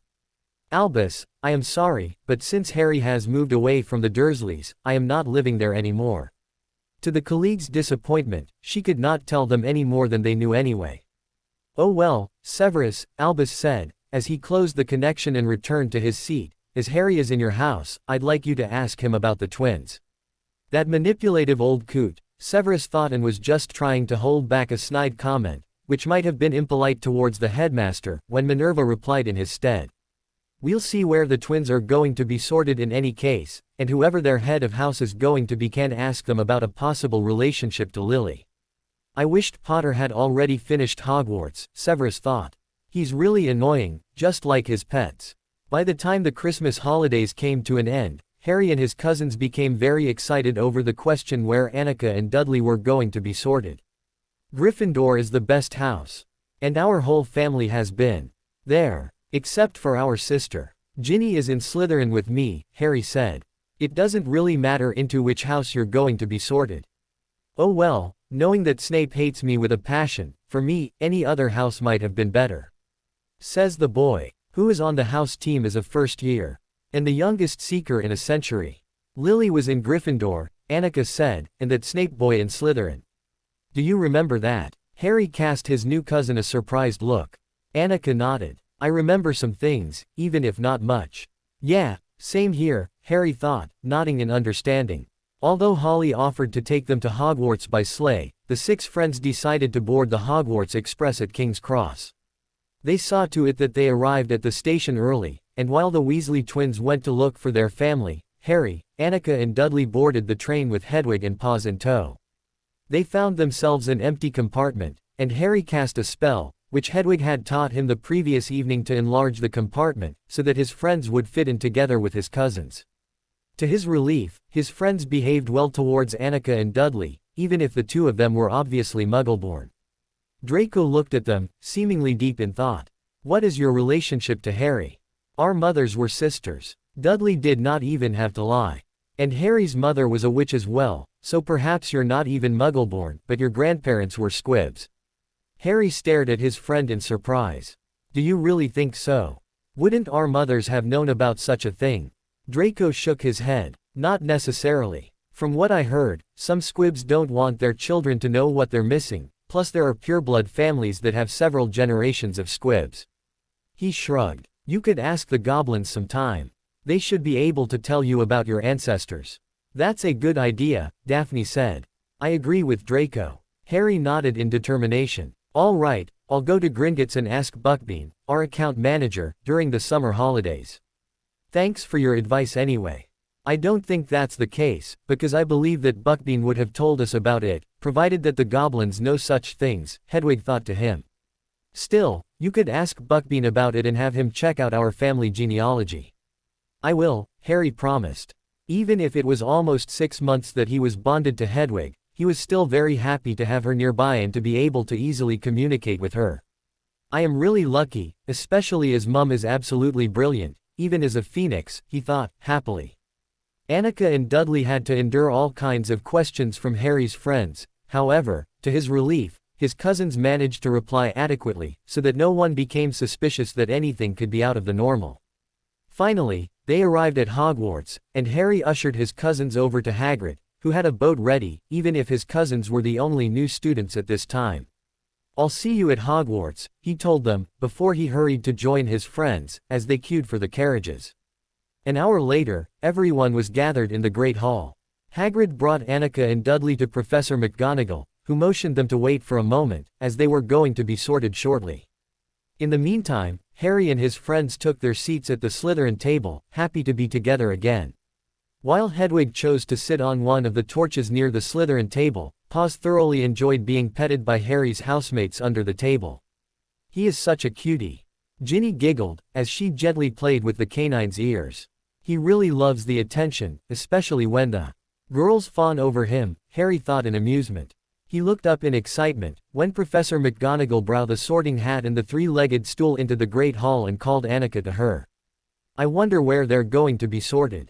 Maybe, they won't even be sorted together, he thought, before he asked himself, would I want them to be nearby or rather further away from myself? Annika hesitantly sat on the stool and inwardly let out a small gasp, when the sorting hat was placed on her head with his brim covering her eyes. Suddenly, a faint voice penetrated her mind. Now, this has to be a first. Someone wants to attend Hogwarts so badly that they have themselves be de-aged. Oh no, please do not tell anyone. Of course I won't. I am an old, magical artifact and my own boss. The question is what to do with you though.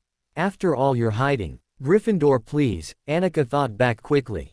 No, you don't have enough Gryffindor traits for me to sort you there. But my sister was a Gryffindor. Your sister's traits are not necessarily similar to yours. In fact, I wanted to sort her into Ravenclaw, but she talked me out of it, if I remember correctly. No, in your cast, it'll better be.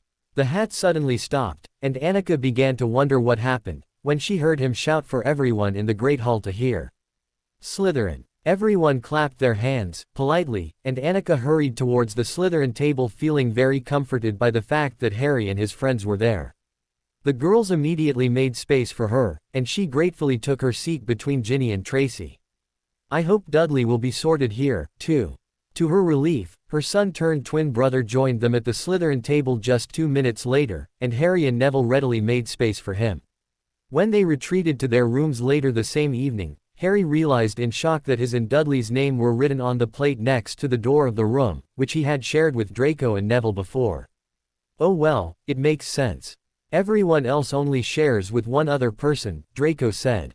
I'd prefer sharing a room with you, Harry whispered to the blonde boy, who had become his best friend during the first 4 months at Hogwarts. Nothing easier than that. An instant later, the plate was changed to Draco Malfoy, Harry Potter, and Hedwig requested to be taken to the other door, where she changed the plate to Neville Longbottom, Dudley Evans. Thanks Hedwig. Draco grinned at the Phoenix, before he ushered Harry into their room, closely followed by Hedwig and Paws. I really detest Dumbledore, Harry said, once he had closed the door behind them. Why did he have to put me together with my cousin instead of my best friends? Draco shrugged, as he slowly unwrapped a chocolate frog and offered another one to Harry. The professor might still give us toads for changing rooms without his approval. I don't care. Do you? Nope. Do you know that Dumbledore almost lost his position as headmaster last summer? Yes, I was there as a witness. He only managed to keep his position, because Sirius, my godfather, had his trial first and had not returned from Gringotts on time to vote against him. Draco chuckled. And here I thought that as the boy who lived you would worship the ground Dumbledore was walking on. Hedwig let out a snort. If you want to do something against the old coot, I am definitely in. Harry quickly translated, and Draco nodded in apparent contentedness. Well, I don't know what 2 first years would be able to do against him, but thanks anyway. Perhaps, at a later time, we might take you up on that offer. Harry nodded in determination. Is Dumbledore still teaching Defense Against the Dark Arts instead of hiring Sirius or Remus for the job? Harry translated, before he replied positively. I think so. Stupid old coot, Draco muttered. If Lord Black was a former Auror, he'll be good enough to teach the class, probably better than Dumbledore. He's really good. He taught Annika and Dudley, and I sometimes joined them. He's also a dog animagus. Oh, we need to continue practicing the animagus transformation. Draco's voice was laced with excitement. During the holidays, I didn't have a chance to do that. They agreed to practice every evening after curfew. I will join in, too. In the animagus practice as well as in doing some Dumbledore bashing. The puppy ran over to Draco and eagerly licked his hand, before he repeated the process with Harry. Can we go to bed now? After cuddling yourself through the evening with all the girls fawning over you, you need me to still cuddle with you. Harry teased the puppy, however, proceeded to ready himself for bed, when Draco shocked him to the core. Harry, you never had a good relationship to your cousins, had you? You only growled when someone asked about your family, and you've never mentioned Annika at all. Their magic only manifested recently. It was a lame response, but Draco was kind enough to accept it nonetheless. 10 minutes later, the boys, Phoenix and Puppy were fast asleep, groggy from the long travel. Severus let himself sink into his favorite armchair and let out a deep sigh of exasperation. Albus and his meddling, he thought in annoyance. There's no need to inquire the twins who they are, considering that Annika is the spitting image of Petunia. She looks exactly like Petunia looked at her age, so it's obvious that they're her children. Why they are back to the name Evans is a different question, but it's not as if that concerned me in any way. Lucky me, having not only Potter but also them in my house. Potter is a nice boy, well-behaved and studious, and we haven't lost as much as one Quidditch match, ever since he joined the team, a small voice spoke up from the back of his mind. Well, and for that, I've already been forced to award him 20 snakes, he countered, grimly, before he decided to head into his lab to evade the annoying voice that lingered at the back of his mind. Just when he rose from his chair, Cicero, his personal house elf, entered the room. Master Severus, just so you know, Draco Malfoy and Dudley Evans have changed rooms, because Harry Potter wished to reside together with Draco instead of his cousin. Thank you for the information. Severus gave Cicero a sharp nod. I will not punish the boys at this time, considering that I would have to punish Draco as well, which I don't want to do, as I'm obliged to his father and since Draco is my godson. Cicero nodded in understanding, before he excused himself and popped away, leaving Severus to head into his lab, where he spent the whole evening and half of the night, deeply engrossed in an experimental potion. Annika immediately loved Hogwarts. Ever after hearing everything about the school from Lily, her greatest wish had always been to be able to attend Hogwarts. She shared a room with Ginny Weasley, and while she knew nothing but the Muggle world, Ginny was only acquainted with the magical world, and both girls were eager to learn from each other. Her first class on the first morning was Defense Against the Dark Arts. Apparently, the original Defense Against the Dark Arts professor had died due to an accident during the first Quidditch match of the season. At least that was what Ginny had explained to her, pointing out that Harry and Draco had won the match for Slytherin. Anyway, ever since then, the headmaster had been teaching Defense Against the Dark Arts himself, apparently due to the lack of any adequate professor. Annika eyed the headmaster with mixed feelings. When Lily had received her Hogwarts letter, when she was still Petunia Evans and a 12-year-old, she had written to him demanding that he should allow her to attend Hogwarts as well. However, the headmaster had, even if politely, refused a response, which had more or less destroyed the rest of her childhood and adulthood to an extent that had required a completely new start. Thank God Santa gave me that new start, she thought, as she paired up with Ginny to practice the Expelliarmus spell. To her relief, Ginny took it easy on her, knowing that she had only begun practicing magic a week ago. Dudley was paired with Neville, Harry with Draco and Daphne with Tracy, while Dumbledore walked around the classroom observing the practice. From time to time, he singled students out and asked them to pair up with him for a moment. Harry inwardly groaned in annoyance when Dumbledore motioned Harry to abandon Draco for a moment and cast the Expelliarmus spell at him. "Harry, hold back your magic, I'll do something," Hedwig thought to pause in him. "Now," Hedwig instructed him, and Harry obediently raised his wand. Observing that the old wizard lightly leaned to the right side, Harry aimed at where he supposed his opponent to be when the spell would reach him, and cast. To his amazement, the spell indeed hit the old wizard, and his wand, a slightly red wand, flew into his direction. However, just when Harry set to catch the wand, it exploded in a bunch of red sparks, causing the headmaster to stare at the empty space between him and Harry in shock. "What did you do?" the headmaster inquired in a strict voice.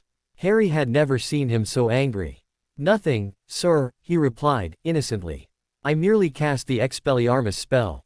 "That was the Elder Wand," Paws informed him. "It is said to be the most powerful wand in the world, although we know that your wand is more powerful. And the Elder Wand is gone now." Harry looked at the canine in disbelief. "Yes, I destroyed it." Hedwig seemed incredibly smug. "Didn't we decide to give some payback to Dumbledore?" "That you did. Well done, Hedwig." "Thanks, Paws." To Harry's relief, Dumbledore immediately ended the lesson and merely instructed them to practice together with their friends. However, his relief should not last long, as his head of house strode over to the Slytherin table, when they were almost finished eating lunch. "Mr. Potter, the headmaster wishes to see you in his office. Ask Severus to join you. Tell him you don't trust the headmaster," Hedwig instructed him, sounding urgent. "Professor, will you please accompany me?" Harry asked in a soft voice, only to add, "I don't trust the headmaster." Snape cast him a surprised look, however, nodded. "Very well. Let's go then." When they arrived at the headmaster's office, Dumbledore motioned Harry to take a seat. "Thank you for accompanying Harry here, Severus. You may go. Mr. Potter asked me to remain here with him." The potions master's expression was blank, as he took the seat next to Harry. "Ah, but Harry, why would that be?" Dumbledore asked. Harry hated how the old wizard used a gentle, grandfatherly voice. "Because I don't trust you, after all you've done to my family and me." He stared right into the old man's face. "Ah, but Harry, I can explain all of it, and everything was just for the greater good. Once you're older, I am sure that you will understand, my boy." "I am not your boy, and no, I don't think so. Why did you call me here, by the way?"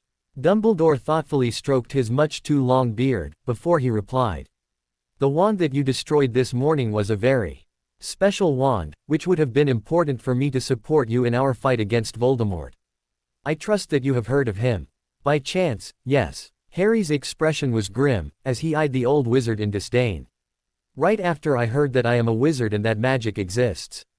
As to your wand, I simply cast the Expelliarmus spell like I was instructed to do."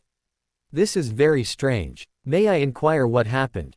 The Slytherin head quirked an eyebrow, causing the headmaster to tell him everything about the first year's defense against the dark arts class. "Mr. Potter, may I watch the memory?" Harry nodded and, like his mother had instructed him months ago, concentrated on the part where he had efficiently cast the spell. Shortly later, he felt the professor intrude his mind, only to leave again, as soon as the memory was over. "Thank you, Mr. Potter." Turning to the headmaster, the professor explained, "Mr. Potter merely cast the proper spell at you. May I suggest that someone else attacked you at the same time and that Mr. Potter merely was in the wrong place at the wrong time." The headmaster let out a deep sigh. Severus, that was a first-year class. Which first year would be able to do such a thing and in such a coordination? The potions master merely shook his head. However, Harry had the impression as if he cast Hedwig and Paws a glare of suspicion, which, to his relief, the headmaster seemed to not notice. Fortunately, the headmaster dismissed them without further ado. "Potter, let me make one thing completely clear," Snape said, once they were behind the gargoyle that guarded the headmaster's office. "If any such thing happens to my wand, I will further investigate the matter." "Yes, sir," Harry replied, knowing that his familiars would know better than to harm his head of house in any way. To his relief, no one lost another word about the Elder Wand anymore, apart from his friends, when they retreated to Harry's and Draco's room after dinner. Daphne explained the story of the three brothers and the Elder Wand to everyone, presumably knowing that at least Annika and Dudley had never heard of it. "I destroyed it." Hedwig did not show any remorse. "Dumbledore really deserved it." "That was well done, Hedwig," Ginny was the first to comment. "He really deserved it. It's his fault after all that my mother is not allowed to do magic anymore." Everyone else nodded their consent. "Mum really has anarchic traits," Harry thought in amusement, as he retired to bed later that evening. During the following weeks, Annika and Dudley quickly became used to living at Hogwarts, and Harry realized in relief that they had both completely changed and were absolutely worthy of belonging to his group of friends. During the last potions class before the beginning of the Easter holidays, the first years had to brew a salve for sunburn. With a flick of Severus' wand, the recipe for the salve appeared on the screen. He looked at it with disdain. So many years ago, Lily and he had found an alteration to the recipe that would extend the working span from 6 hours to 24. Once a year, he had applied to the Department of Education to have the recipe changed in the potions books. However, until now, they still had not complied. Only one additional line would be necessary to insert silver moon drops right after the birch powder, but even that seemed to be too much for the Department of Education. Silver moon drops could only be harvested during the nights of the full moon. However, the Forbidden Forest had ample of the plant that gave them, which was why they had done some experiences at that time. Probably because of that Marchbanks by.ch, "She just doesn't like me," he thought in annoyance at the stubborn old witch. He tried hard to pull himself together, recalling that he had to watch a class of imbeciles, when something caught his eye. The Potter boy's phoenix, who was still a thorn in his eye, suddenly blinked at the boy, and he had the impression as if a silent conversation took place. The boy abandoned his workplace and hurried to the ingredients cupboard only to return with silver moon drops. Severus stared at the boy, wide-eyed. Silver moon drops. Severus stared at Harry Potter, wide-eyed. His suspicion intensified when the boy properly prepared the ingredient and added the correct amount to his concoction right after the birch powder. Lily, he thought, knowing that no one but his former best friend and him were aware of their improvement to the recipe. His expression remained blank, while he pondered what to do. If he recalled correctly, the boy had asked him for a wizard's oath right after coming to Hogwarts in September. Perhaps, it's time to give in to that request. I want to hear what's the matter with that phoenix. Could it be Lily? A phoenix can't die. On the other hand, she was a dove animagus, not a phoenix. His thoughts went haywire, and his mind only returned to the situation at hand, when Tracy Davis hissed at Dudley Evans, counterclockwise. When most of the students were finished, he instructed them to bottle a sample, before he headed to Potter's workspace, sniffed at his cauldron and put the concoction under a stasis charm, deciding, it seems correct, and with the silver moon drops inserted, we could use it in the hospital wing. Potter, detention at 7 o'clock sharp tonight for using an ingredient that was not in the recipe, he said, conversationally, avoiding the boy's look. Harry stared at the professor's back in disbelief. Don't worry. Apparently, he's put your potion under a stasis charm for further use because it's correctly brewed.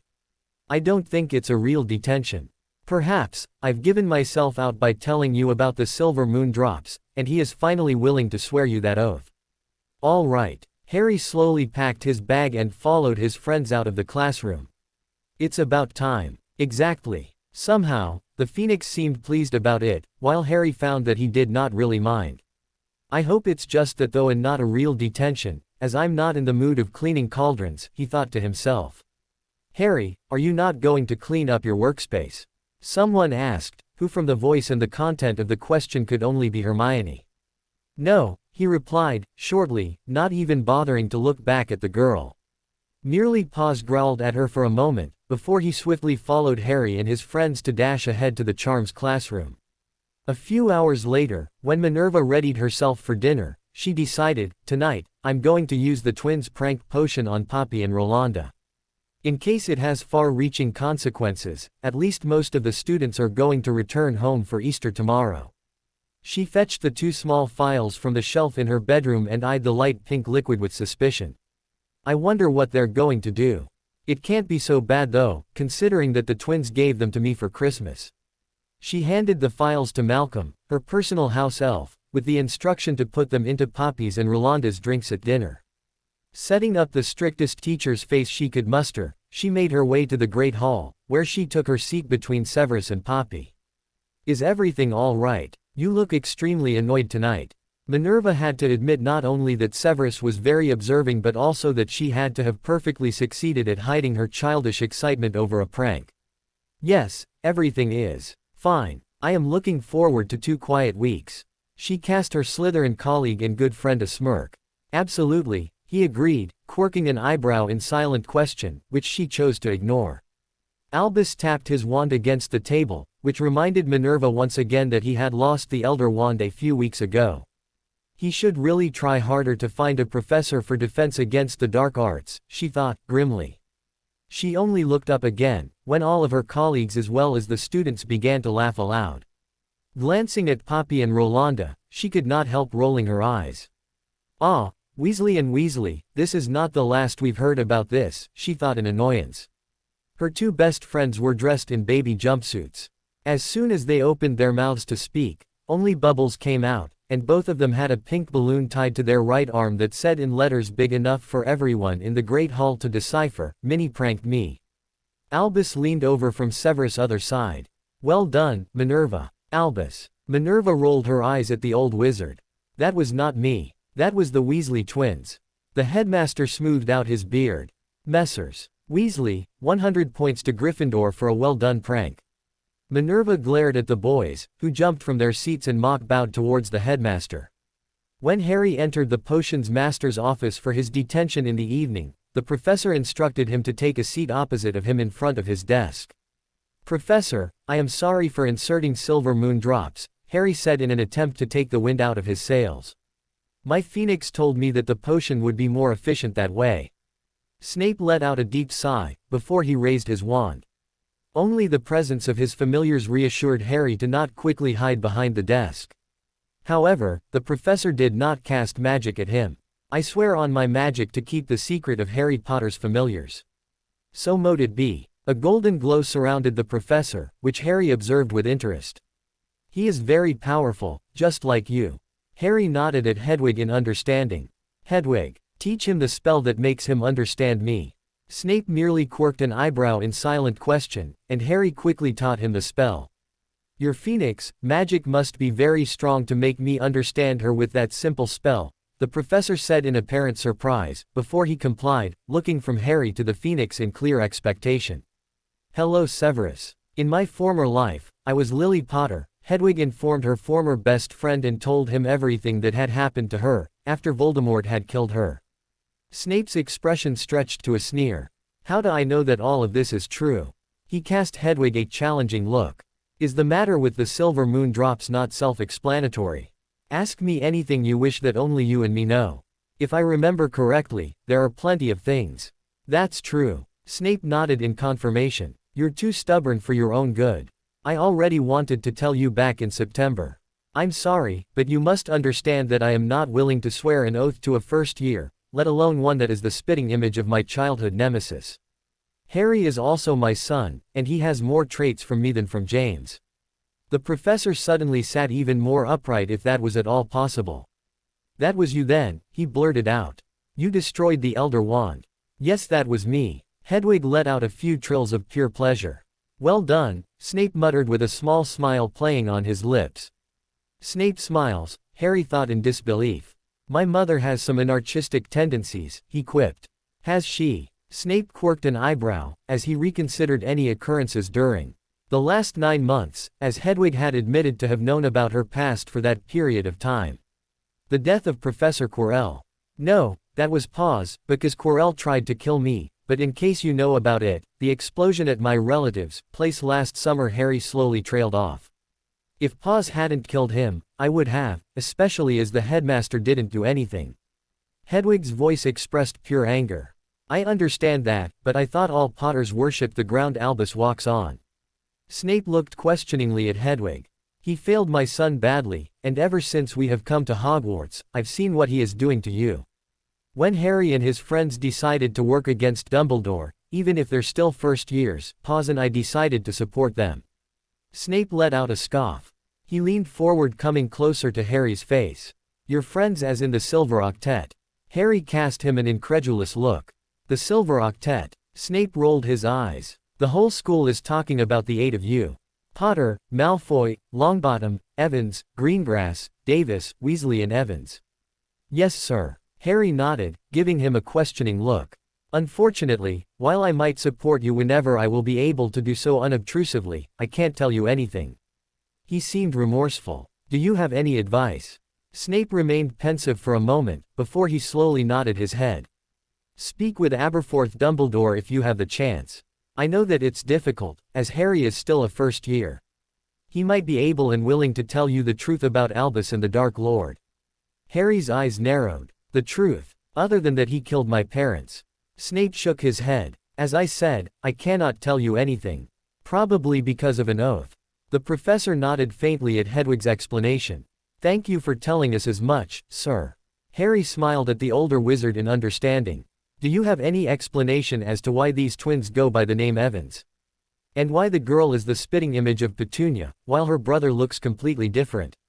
Harry and Hedwig exchanged a glance, before Hedwig finally explained the truth, apparently knowing that she could trust him to keep their secrets. Surprise was clearly written in the older wizard's face, before he schooled it back to a blank expression. Annika is Petunia herself. How much does she know?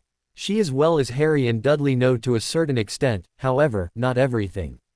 I believe that she at least remembers everything until the point, where the two of us left for Hogwarts.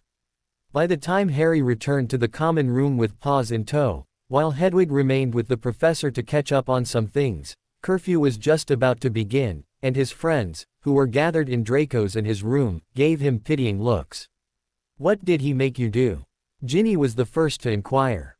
Harry shrugged. Nothing. We only talked. He swore me a wizard's oath to keep Hedwig's secret, and we told him the truth. Hedwig's secret. I knew that there was some secret involved. Daphne gave him a curious look. Where is she, by the way? Are you willing to swear me an oath to keep her secret, too? Everyone agreed and gave their oaths, with Draco and Neville helping Annika, Ginny and Dudley. Annika and Dudley didn't have to swear that oath at all. They know everything anyway, Paws informed him, causing Harry to nod in annoyance. You're right. I forgot about that, he thought back, before he began to explain. In her former life, Hedwig was my mother Lily. That's why she knows so much. Anyway, apparently, she and Professor Snape were best friends during their own time at Hogwarts, and Hedwig stayed for a bit longer to catch up with him. Ignoring the ahs and ohhs from his friends, Harry remembered something from his earlier conversation with their head of house. Dumbledore must have done something to Snape, by the way, but Snape had to swear him an oath, so he couldn't talk about it. He advised us to speak with Aberforth Dumbledore. According to him, he could tell us a secret between Dumbledore and the Dark Lord. Aberforth Dumbledore is Dumbledore's brother and the owner of the Hogshead in Hogsmeade, Tracy explained. All right, that's why he said that it was difficult to talk to him considering that we're first years, Harry said in understanding. We'll do so during the summer holidays at the latest. Draco cast Harry a look of pure determination, and everyone agreed. Is he an animagus? If so, maybe I'll be able to communicate with him, and I could easily get away to go to Hogsmeade. I'm not sure if he only keeps a goat, or if he is a goat animagus, Ginny said, chuckling. I heard the twins talk about it the other day, when they went to Hogsmeade. Perhaps, we could all travel to my home on the North Pole and look for Aberforth Dumbledore on the screen. If there was anything he did together with the headmaster, we'd probably know, Harry thought and pensively cleared his throat. I know we said that we'd stay here over the holidays, but perhaps I should go home for a few days, he hesitantly spoke up. Santa has a screen, where we can watch any place on the earth, and I could watch Aberforth for a few days. Maybe, I'll get to know something. Would anyone be interested in coming with me, provided that your parents are all right with it? To his surprise, each of his friends agreed, and everyone but Annika and Dudley immediately set to write to their parents. Hedwig, would you be willing to deliver 5 letters? Harry thought to the Phoenix, who immediately returned home and flashed away to deliver the letters to the Malfoys, the Greengrass, the Davis, Augusta Longbottom, Arthur Weasley and Santa and Claire. As soon as at breakfast the following morning, the 5 friends received positive responses from their parents, and the 8 friends headed towards the high table to inform their head of house of their absence during the first week of the Easter holidays. If you want to return home, you must hurry to catch the Hogwarts Express, Dumbledore said, pointing out that all students, who were supposed to leave for the holidays, had already left. That will not be necessary, as my Phoenix can take us all home, Harry replied in a firm voice, knowing from Santa's letter that Holly was going to collect them by sleigh in the early afternoon. Mum, do you want to invite Snape to join us? I'd like that, but don't you think your friends would mind? Once they were back in Slytherin, Harry ushered them into Draco's and his room. My mum would like to invite Professor Snape to join us. What do you think? To his surprise, Annika was the first to react. I think he's quite cute. Maybe it would be nice to interact with him outside of class. Cute. Neville stared at the girl in apparent shock. To me, he is rather frightening than cute. He's my godfather, and he's really all right out of school. The question is if he'll be willing to abandon his lab for a week. Rolling his eyes at Draco, Harry said, we have a brilliant lab on the North Pole, but I'll go and ask him. Together with Annika, Hedwig and Paws, Harry went to the professor's office and invited them to join them on the North Pole for a week. Thank you, Mr. Potter, Ms. Evans, but I have a long list of potions to brew for Madame Pomfrey. I can't simply take a week off. We have a brilliant lab on the North Pole, and one of our elves studied under Salazar Slytherin. She has been teaching the Weasley twins and me during the summer and Christmas holidays. She might be willing to assist, and maybe some of us could assist as well, at least sometimes. Are you certain that I am welcome on the North Pole? Hedwig, you should know the reason for my skepsis. It's no problem at all. In the end, Snape agreed to accompany the group to the North Pole. At lunchtime, he informed Professors McGonagall and Dumbledore that he was going to accompany the group for the week. Harry, may I ask where you are living? Do you have so much space to house all of your friends and Professor Snape? The headmaster cast him a look of pure curiosity. No and yes. Mr. Potter, McGonagall lightly scolded him. No, you may not ask where I am living, and yes, we have enough space to accommodate my friends and the professor. Professor McGonagall, you're also very welcome to accompany us, perhaps during the summer holidays. To confirm his invitation, Paws rose from Harry's feet and walked under the table to the cat professor as he used to call her and gently licked her hands. Thank you, Harry and Paws. Harry noticed in surprise that a rare smile played on the Gryffindor head's lips. Right after lunch, the Silver Octet and their professor headed out onto the grounds, where a beautifully decorated sleigh that absolutely did not match the expected Easter decorations was waiting for them. Hedwig and Paws were the first to greet Holly and board the sleigh in apparent excitement. I'm looking forward to going home, Harry thought, as he slowly trailed behind his friends. I hope we'll be able to find out something about Aberforth Dumbledore. When they arrived on the North Pole and the reindeer set to a soft landing, Snape looked at Harry. Shouldn't we have brought winter clothes? No sir. As soon as you set foot onto the grounds, your clothes will change automatically. The same happens when you leave the house. Harry nodded at Annika in silent thanks. She seems to really get on well with Snape, he thought in amusement. I wonder if she remembers him from the first time she grew up. As soon as they landed on the snowy ground, something white shot out of the sleigh, causing Harry to chuckle, when Paws was immediately greeted by his siblings. Before anyone else could do as much as step out of the sleigh, the puppies were rolling in the snow in a mock fight. Harry quickly followed his familiar, only to introduce everyone to Santa, Claire, Sirius, Remus and a couple of elves, who had all come outside to greet them. Ho ho ho! Welcome to the North Pole! Santa shouted in apparent pleasure. He really seems to like having guests, as long as they don't come over Christmas, Hedwig thought to Harry in apparent amusement. Polly. Harry suddenly realized that the elf, who was his and the Weasley twins' potions teacher at home, was present as well. Welcome home, Harry. Thanks, Polly. Harry motioned the professor to join Polly and him. Polly, this is Professor Snape, the potions master at Hogwarts. Professor, this is Polly, the elf who worked together with Salazar Slytherin.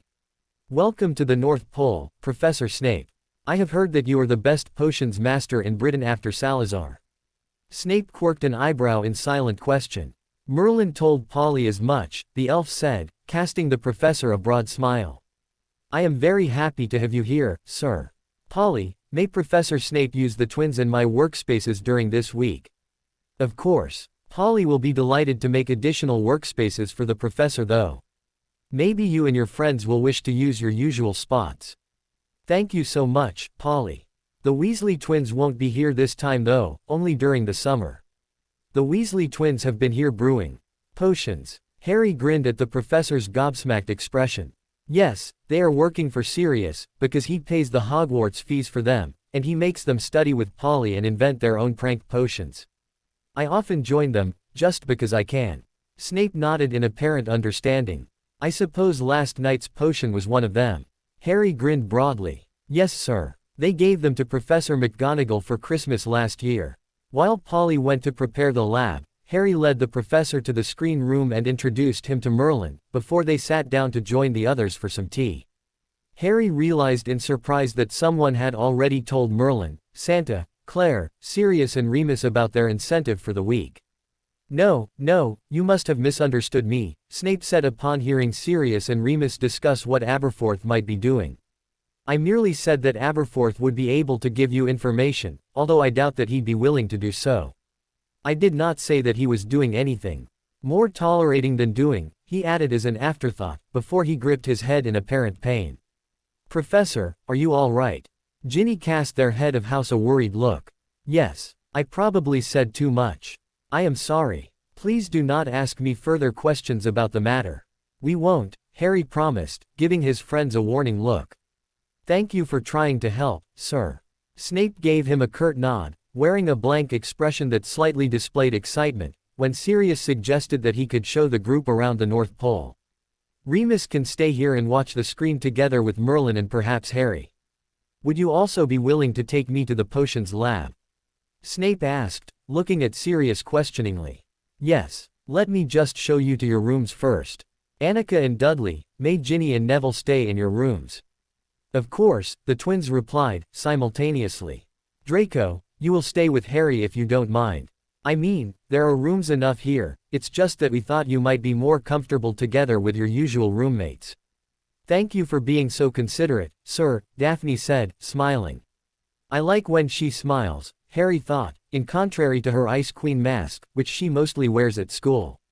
While Sirius took the group around Santa's workshop, Harry and Remus remained with Merlin, who had already switched the screen over to display the Hog's Head in Hogsmeade. Aberforth Dumbledore was standing behind a bar mixing what seemed to be alcoholic drinks. How are you, Harry? Remus asked. I am glad that you found so many really nice friends during the first few months at Hogwarts. Yes, I am really lucky. How are you faring though? Harry cast the older wizard a concerned look, recalling how miserable he had been, when they had first brought him to the North Pole just a few months ago. Remus smiled. I am fine, Harry, thanks. Being a Wardeer is the best that ever happened to me. I have made some good friends among the reindeer, and I'm now trying to practice the Animagus transformation to become a reindeer Animagus. Oh, that's cool. I am trying to become a dog like Paws, but I haven't managed to transform as much as my hand so far. I have already managed to transform my left arm, but for me, it's probably easier, considering that I already transformed into a reindeer 4 times. Tomorrow night, the moon will be full, and I hope that after that, I will be able to transform by my own free will. Merlin even said that I might be able to transform back whenever I wish, perhaps even during the full moon, but that we'll have to see. I don't want to get my hopes up. I wish you good luck in any case, Harry said, resolving to more eagerly practice the animagus transformation. During the rest of the day, Harry and his friends as well as the Marauders took turns watching Aberforth Dumbledore. However, the older wizard merely did his work and occasionally spoke with some of his customers, who all seemed irrelevant to the question at hand.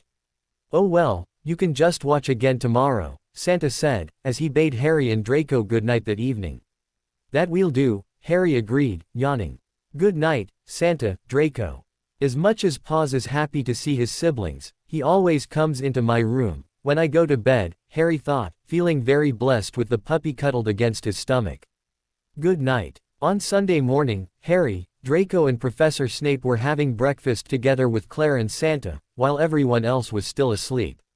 All of a sudden, Draco pointed to the screen. Harry, look. Alerted by his friends shouting that sounded urgent, Harry quickly looked at the screen, which still displayed Aberforth Dumbledore's place and seemed to be set to follow the old wizard through his house.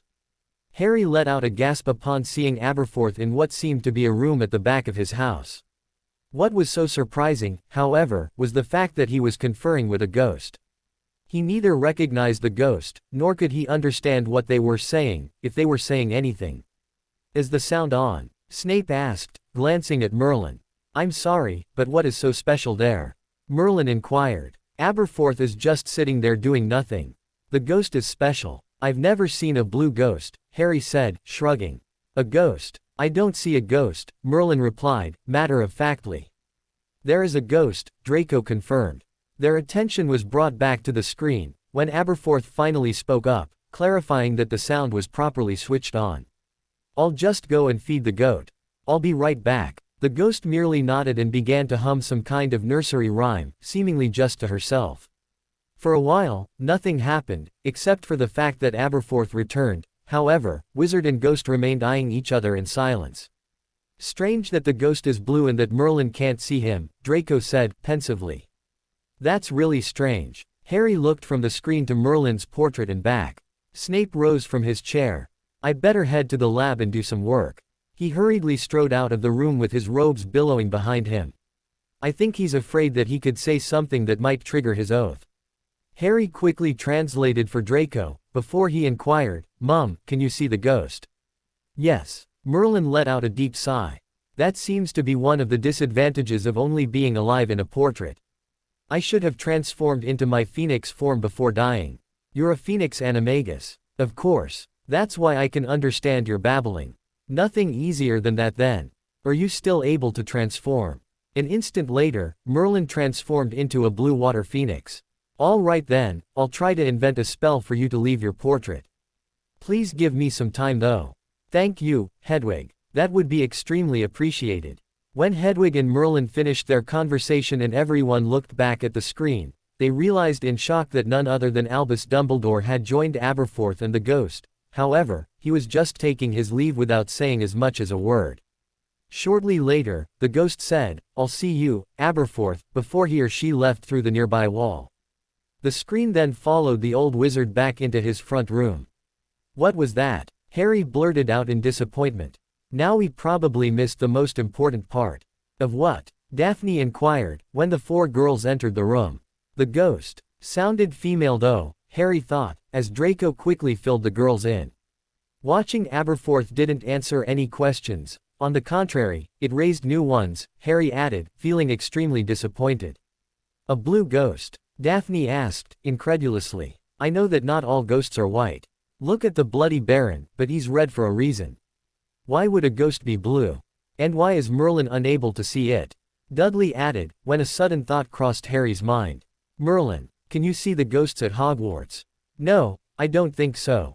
Ever since my portrait has been here in front of the screen, I haven't seen even one. Too bad, otherwise, you'd be able to watch Aberforth and possibly the ghost for us, when we're back at Hogwarts. Feeling thoroughly disappointed, Harry and Draco left the others to watch the screen for the rest of the morning, while they spent some time assisting the professor in the potions lab. Hedwig accompanied the boys, but Paz decided to spend his time playing with his siblings.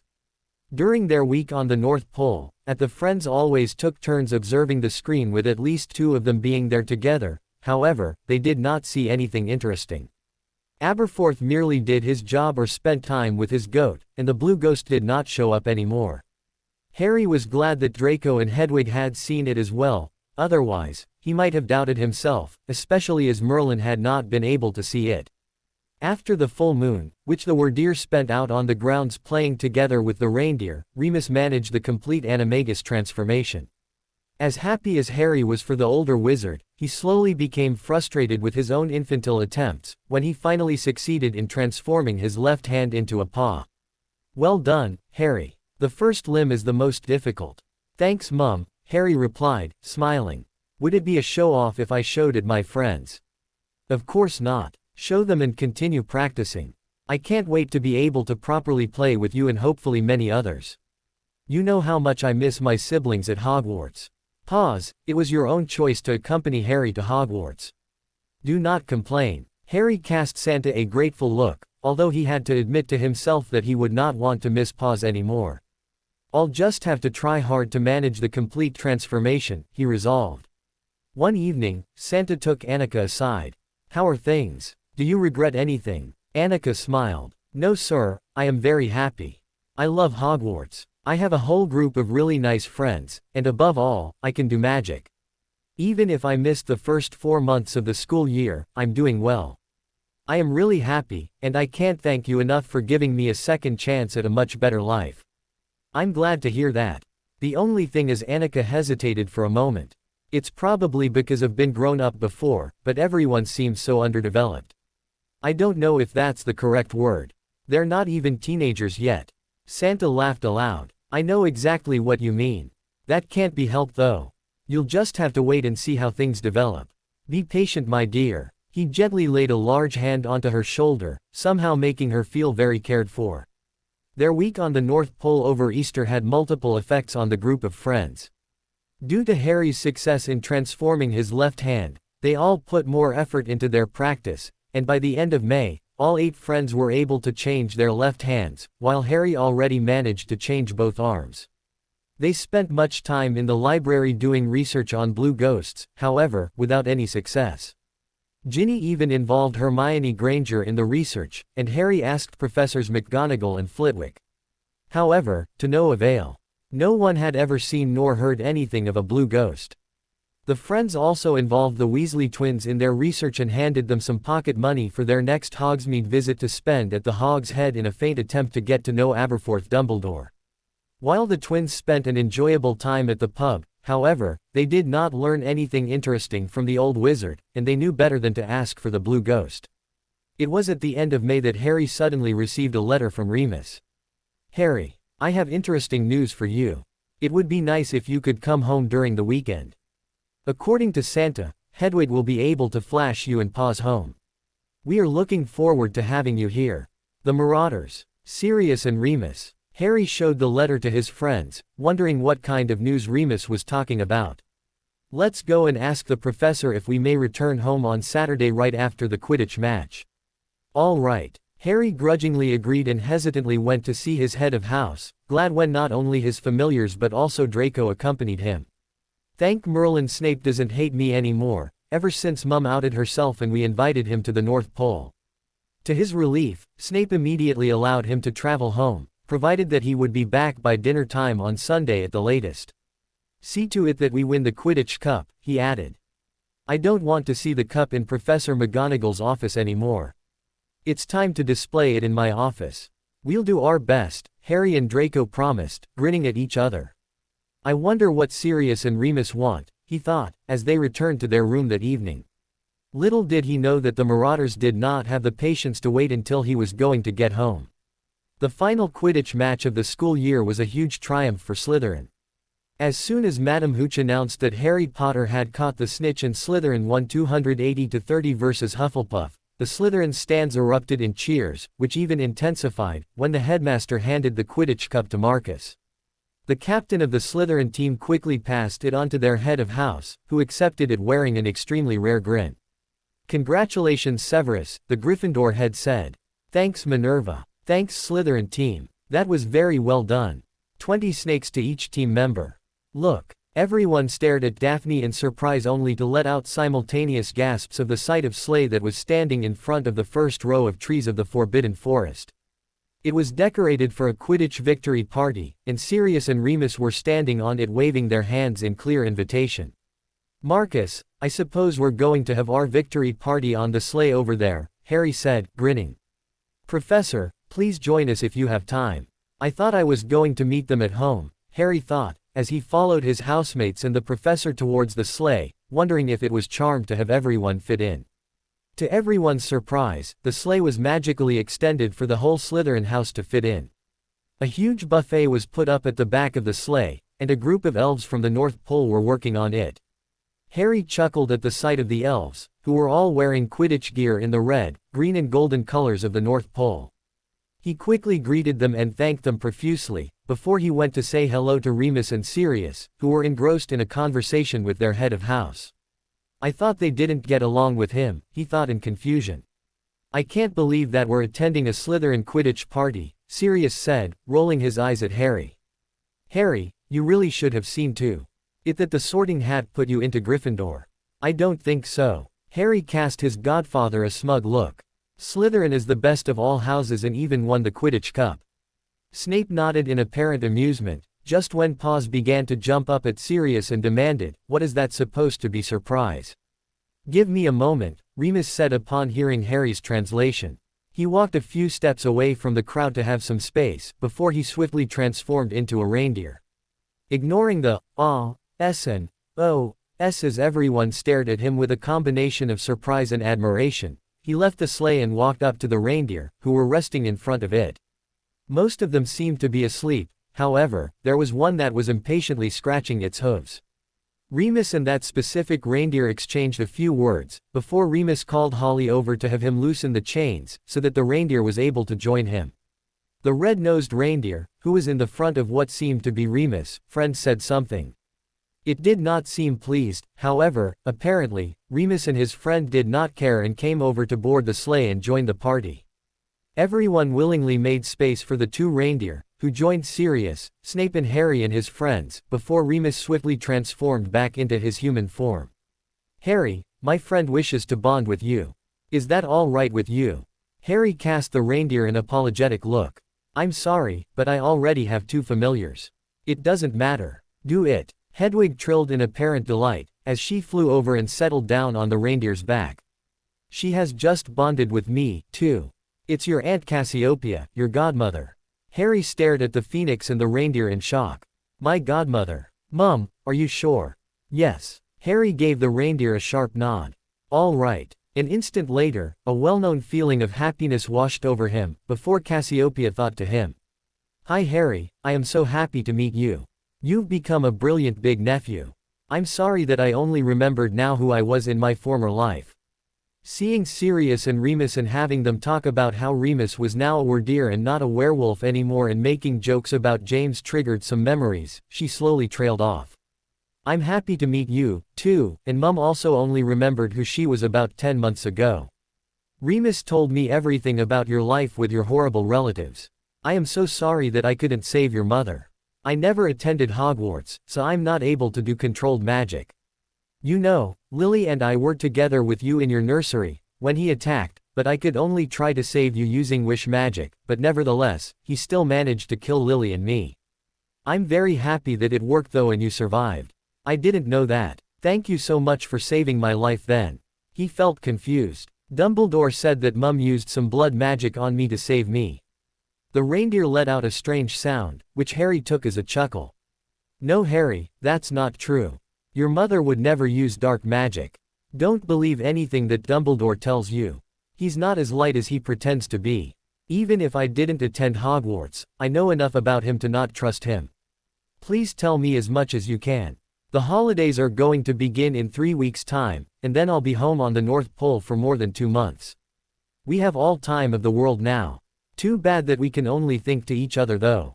Perhaps you can try to become a dog animagus, Harry suggested. I will try. It is amazing to see what Remus is capable of, but I don't have the magical training that he has, because I never attended Hogwarts. That would be totally cool. Mum and my friends and I are trying to become dogs. Like Paws. I've already managed the transformation apart from my head. That's great. Then I will try to transform as well. Perhaps Santa can help me with that. I hope so. Their silent conversation was interrupted by his team members, who wanted him to participate in the party instead of leading silent conversations with reindeers. Aunt Cassiopeia, I'll talk to you later. I'm very happy to get to know you, even if only as a reindeer for the time being. Enjoy your victory, which was well done, by the way. I'll just talk to your mother for a while. My Aunt Cassiopeia, Harry thought, incredulously. I never even knew that my dad had a sister, and she did not attend Hogwarts. I wonder why. When he returned his attention to his friends, he was still deep in thought. He did not return home that evening now that Remus had already breached the news to him. However, he convinced Sirius and Remus to stay at Hogwarts for another hour, when Holly took the sleigh home. I'm sorry, but I have so many questions. Why is it that I never knew about Aunt Cassiopeia? I've never even heard that my father had a sister. The Marauders looked at each other. She was a year younger than your father, however, for some reason, she detested magic and refused to attend Hogwarts. Therefore, James never mentioned her. We only met her for the first time, when we spent some time at Potter Manor during the summer holidays after our second year. Sirius' expression was grim. Harry, you must know that your grandmother, Doria Potter, who was an extremely nice person, was a Black by birth, my aunt in fact. But most members of the Black family were just atrocious persons and very dark. Perhaps meeting my mother and some others drove her around the edge, so that she said she didn't want anything to do with the magical world. She was nice to us though and a good friend, Remus said, smiling. I am really happy that I found her. She was living with you and your parents and died together with your mother, when Voldemort attacked you and your parents. However, due to her lack of active knowledge of spells, she did not have a chance to survive. Only due to lucky circumstances and powerful magic did she manage to save your life. I thought that Mum had used some blood magic to save me. That's what Dumbledore told me, when he called me into his office at the beginning of the school year. No, that's not true. It was Cassiopeia. I wished we could find James as well though. He should be one of the animals on the North Pole, too, considering that he gave his life trying to save Lily, Cassiopeia and you. Sirius let out a deep sigh. Perhaps Aunt Cassiopeia can help you find him. Remus shook his head. If your mother, who is his wife and the love of his life, hasn't found him yet, it'll be difficult. There were only 3 weeks left before the end of the school year. However, as much as Harry loved Hogwarts, he could not wait to return home and get some more information about his Aunt Cassiopeia. Every evening, he spent a few minutes communicating with her, and he found that she was really nice, just as Hedwig, Sirius and Remus had told him. When we're back at home, we'll ask Sirius and Remus if they have some photographs left of our Hogwarts time. Cassiopeia should at least be in the photographs of our wedding. Oh, that's a great idea. I'll ask them. Too bad that it's not possible to watch scenes from the past on Santa's screen. I'd love to watch the Marauders at Hogwarts. Hedwig remained pensive for a while, before she replied. Perhaps it's possible. I need to try inventing a charm, but first of all, I must test the charm for Merlin. Did you invent a charm for him? Harry asked, feeling very excited at the prospect of possibly meeting Merlin in person instead of his portrait. Don't get your hopes up. Perhaps it won't work at all. It will. Professor Flitwick told me that you were his best charm student ever. Harry smiled, somehow feeling proud of his mother. It's extremely annoying that I can't remember who I was in my former life. Perhaps you lived in a completely different time, pause. Or at a different place. Not all the animals on the North Pole are from Great Britain. I feel at home here though. Have you tried asking Santa? Pause growled. I've asked him a couple of times, but he won't tell me. Perhaps I'll need the Weasley twins to play some pranks on him this summer. Harry chuckled. The Weasley twins were as close to managing the animagus transformation as him. Knowing that Paws was quite mischievous, he thought, oh Merlin, when they'll manage to transform, so that they'll be able to communicate with him. There's going to be trouble. He absent-mindedly tried to practice the transformation, only realizing that it worked, when Paz jumped against him in apparent delight. So far, he had still only been able to transform his whole body minus his head. You did it, Harry. Well done. Thanks, Harry said, as he took a few uncertain steps on his four paws. This feels strange, he thought, just when Draco dashed into the room. Harry, he asked, what? He stopped himself, apparently realizing that Harry was not in the room. Pause. Harry, is that you? Harry nodded and unsteadily crossed the short distance to gently lick his friend's hand. You did it. Congratulations. That's totally cool. Come with me, so we can show the others. Harry slowly followed his seemingly excited friend out into the common room, where Paz immediately pulled him into one of his favorite mock fights. Careful, Paz. I've got too many limbs for me to handle, Harry complained, as they rolled over the carpet in the common room, much to their housemates' amusement. What is going on here? Only then did Harry realize that their head of house had entered the common room and was staring at them wearing a strict expression. Pause, stop it please, he thought to his familiar, who released him instantly. Harry managed the animagus transformation. Daphne spoke up, while Snape eyed him with apparent interest, before he, to everyone's surprise, transformed into a black lynx. Paz immediately set to chase the lynx, and Harry inwardly groaned, as he let himself sink onto Paz's favorite carpet in front of the fireplace trying to sort out his four legs. However, he watched in amusement, when the professor retaliated and reversed the chase. Finally, Paz gave up, stretched out next to Harry and began to meticulously clean his paws, causing everyone to laugh. 1-0 for Professor Snape, Draco said, grinning, when the lynx sat next to Paz. I didn't know that cats and dogs could get along, Annika commented, causing Paz to begin to gently clean the feline's fur. Professor, will you join us again on the North Pole? Harry asked, looking around Paz at the lynx. Are you sure that I am welcome? Of course. You won't have the lab for yourself this time though, as the Weasley twins and I are going to use it as well. Harry inwardly grinned at the lynx, when he feigned annoyance, moving his tail back and forth. I need to speak with Professor McGonagall, before I can promise anything.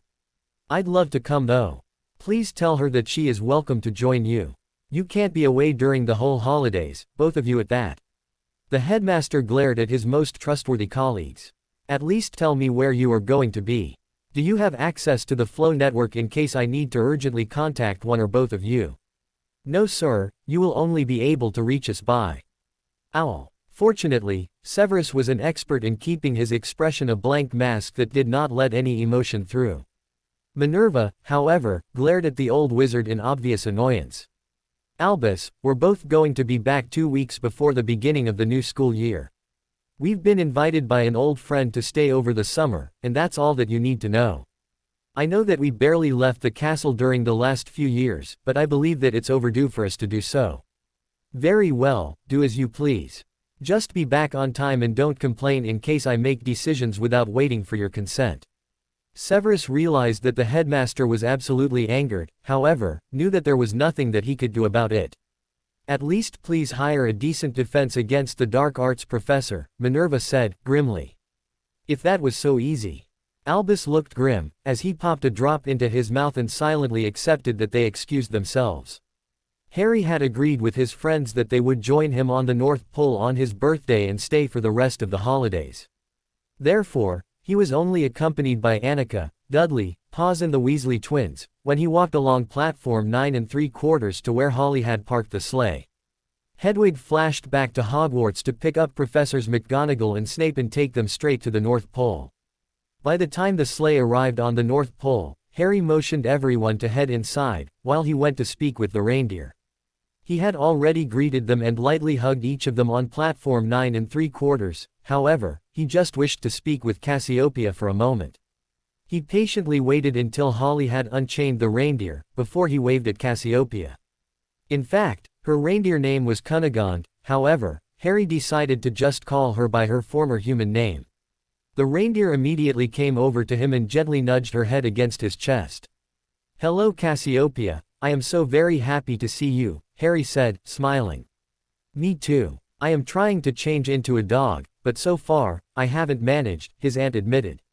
I should ask Santa if he can help me, she slowly trailed off. Why didn't you ask him already? Harry inquired, causing the reindeer to sigh.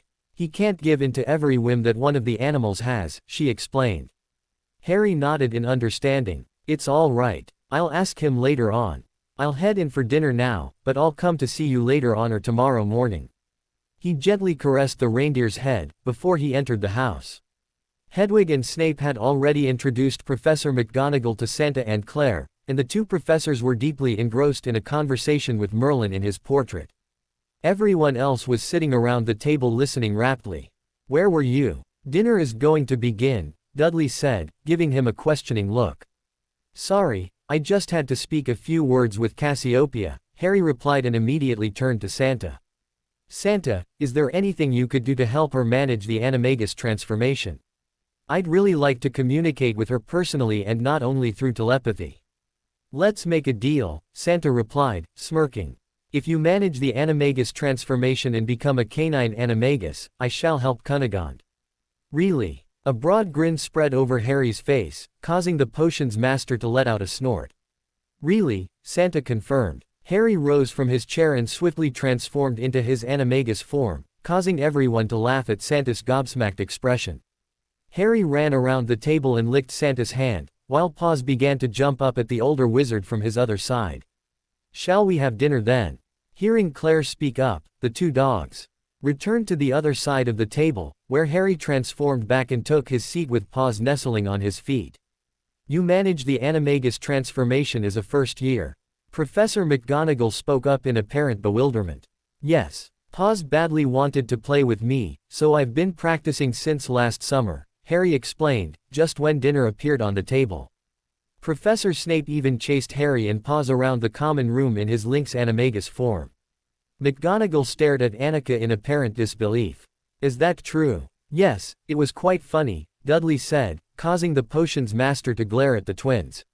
Ms. Evans, was that really necessary? Yes, Annika replied, chuckling. Right after dinner, Santa motioned Harry to follow him outside. Let's see if we can help your aunt change into a dog animagus as well. Harry and Paws rushed after Santa in excitement, only to notice that a third dog was accompanying them, which they had never seen before. Who are you? Paws questioned the new canine. It's me, Hedwig. Don't wait for me. I'll catch up. I have to get used to sorting out four legs first. Mum. Harry stopped running for a moment to get a glimpse at his mother's canine form. Of course, she has kept her eyes. I should have known right away, he thought, when Paws gave him a nudge. Come on, we want to help your aunt quickly. I'm coming, but 5 more minutes won't matter. Let's wait for Mum. I know how hard it is to get used to suddenly having 4 legs. Well done, by the way, Mum. It's totally cool that we're both dog animagi now. Yes, I am really happy to be more efficiently able to interact with you. Your phoenix form is beautiful and extremely helpful, too, though, Harry said, as he tried to evade Paws, who was kicking snow at him. Hedwig, as soon as this is done, we need to introduce you to my siblings and have a proper fight in the snow, Paws said, burying Harry in a small pile of snow. Harry shook himself to get rid of the wet snow, unintentionally spreading bits of snow at his familiars. When they reached the North Fir Tree, Santa and Cassiopeia were already waiting for them along with Sirius and Remus. Now, as everyone finally has arrived, Santa gave the 3 canines a mock glare, receiving a triple sorry in return. Let's begin. The reindeer impatiently scratched her hooves, and everyone stared at the North Fir Tree in clear expectation. Now, Cunegonde, you have a choice. I can either ask the North Fir Tree to enhance your magic, so that you theoretically would be able to manage the animagus transformation into whatever you wish. Holding up his hands to not be interrupted, he continued, however, your magic is already very strong, and you are capable of wish magic, so that it should not be a problem for you to achieve that completely on your own already. Asking the North Fir Tree for help would not be necessary in my opinion. And the other choice, you could give up being a reindeer and become a puppy instead.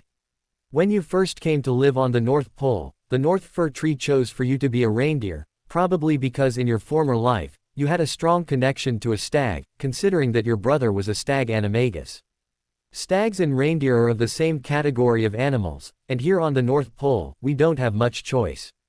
If you'd rather be a puppy than a reindeer, we can ask the North Fir Tree to fulfill you this wish. I am not 100% sure if it will work, but I suppose it will, considering that you have a valid reason. He pointed to the 3 puppies, who were quietly sitting there listening rapidly. Remus, is that all right with you? I am really very sorry. Cassiopeia, I fully understand, and it's fine, Remus replied, smiling. I can still play with the other reindeer. Yes please. Thanks Santa. I really appreciate it very much. Remus, you can also try to have a second animagus form, Santa informed him, before he turned to the North Fir Tree. Together with everyone else, Harry observed how a cone came off from the large tree and entered the reindeer, which became engulfed in a golden glow. This will take about an hour I suppose. Thanks for the information and for doing this for her, Remus replied, smiling, before he transformed into his reindeer form to keep his friend company. The 3 puppies as well as 1 black dog that stood out among all the white puppies decided to remain as well and were soon engulfed in one of Pa's favorite mock fights. Harry had to admit to himself that it was much fun. Before he knew what happened, Santa was back, and a moment later, the golden glow lifted, and a white puppy came into view. Welcome to being one of the puppies of the North Pole. Do you still wish to go by the name Cunegonde, or would you prefer Cassiopeia? Cassiopeia please. Thank you so very much. Somehow, I feel very small compared to being a reindeer, but it's great. Brilliant, Harry agreed, while Paws went to sniff the puppy, eagerly waggling his tail. Wait a moment, Cassiopeia said, gently pushing him away, before she stared at Remus for a moment in apparent concentration. Thank you so much, Cassiopeia. I really appreciate it. She bonded with me, Remus explained to the others. That's good. Then she can translate between us and Remus, when Harry is in his canine form and cannot speak with him, Hedwig said, matter-of-factly. Harry nodded in relief. Thank Merlin. I wouldn't want Remus to feel like an outsider among all these canines, he thought, feeling very happy to be in the same form as his mother and his aunt. Now we only need to find my dad to be a real family. To Harry's chagrin, it was already beyond his bedtime, and the adults decided that he had to go to bed, as soon as the puppies returned to the screen room. Even the 2 couples of twins have already retreated for the night a while ago, Claire informed him. Did you only bond with Remus so he can understand you, or are you going to be his familiar? Harry asked his aunt. I wanted him to understand me. Will you come to bed with Hedwig, Paws and me then? Harry invited the puppy, only to add as an afterthought, provided that Paws doesn't mind. I don't mind. I'm tired anyway. We can do the introduction to the other puppies tomorrow. The 4 puppies retreated to Harry's room, and, seeing that Hedwig did not transform back into her phoenix form, Harry decided to remain in his animagus form as well, and the puppies curled up together on Harry's bed. I think I never slept so well, Harry thought to his mother, when they woke up in the morning. I'm glad to hear that. Still, I believe that you should transform back into your human form before attending breakfast. I will change back as well. During breakfast the following morning, Hedwig informed Santa that she had tried to invent a charm for Merlin to leave his portrait in his Phoenix Animagus form, and Santa eagerly translated for his brother and everyone else. I don't know if it will be efficient, but I believe that it might have a real chance to work. Merlin nodded in understanding. Will I be able to return back into my painting? I am not sure if I wish to remain in my Phoenix form forever. If I just transformed back outside the painting, I'd probably die immediately. While everyone remained pensive, Snape spoke up. I am not certain, but theoretically, if Merlin in his Phoenix form went through a burning day, he would be reborn as a baby Phoenix because Phoenixes can't die.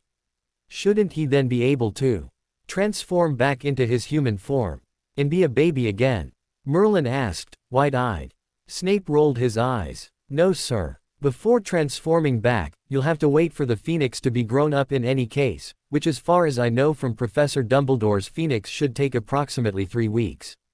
If you transform back as an adult Phoenix, you either be a young adult or have the age at which you were last alive. Maybe this theory is wrong though. He looked questioningly from Santa to Hedwig. It sounds extremely plausible. Merlin, are you up for a try? Santa looked at his brother in clear expectation. Merlin grinned at his brother. Of course. Although I must say that it doesn't sound very appealing to be an old man again. Would you be willing to ask your tree to de-age me to, let's say the age of Severus if I became an almost 200-year-old? Sure. Do you wish to keep your memories? Santa chuckled upon his older brother's intense glare. Yes, I know, it would be a great loss if you didn't. I shall see to it. Merlin nodded at Hedwig. Madam, please go on. Just let me transform into my phoenix form first. He swiftly transformed into his fire phoenix form and nodded, when Hedwig asked if he was ready. Harry could feel a bout of magic travel across the room from Hedwig's perch to Merlin's painting, and an instant later, the fire phoenix came out of the painting, landing on the floor in front of it. Everyone cheered, when Merlin flashed up onto the perch in a bright flame and settled down next to Hedwig. Harry could not understand what he said to Hedwig, only from her reply, it became obvious that he had thanked her profusely. Now, who is going to kill Merlin? Everyone looked at Sirius at his sudden question. Do not kill my brother, Santa replied, grimly. Let me take him to the North Fir tree in his phoenix form. I fully trust the tree, as it doesn't endanger life. It gives life. Merlin jumped onto Santa's shoulder, and the whole group set to follow the brothers outside, when Snape kept Harry and the twins back. We should give Santa, Claire and Merlin some privacy. Weasley and Weasley, Potter, let's head to the lab. That's true, Annika said, nodding her head. Sirius and Remus, could you help Dudley and me practice the animagus transformation? I will assist with that. Annika cast the older witch a grateful look. Thank you, Professor. Hedwig and Cassiopeia, let's introduce you to my siblings, Paws suggested in apparent eagerness. Hedwig agreed and swiftly transformed into her canine form, before the three puppies dashed away to look for the other puppies. At lunchtime, Santa introduced Merlin to the others. He was about the age of the Marauders, but otherwise looked like his older version in the portrait. To Harry's surprise, the old Merlin was still present in the portrait.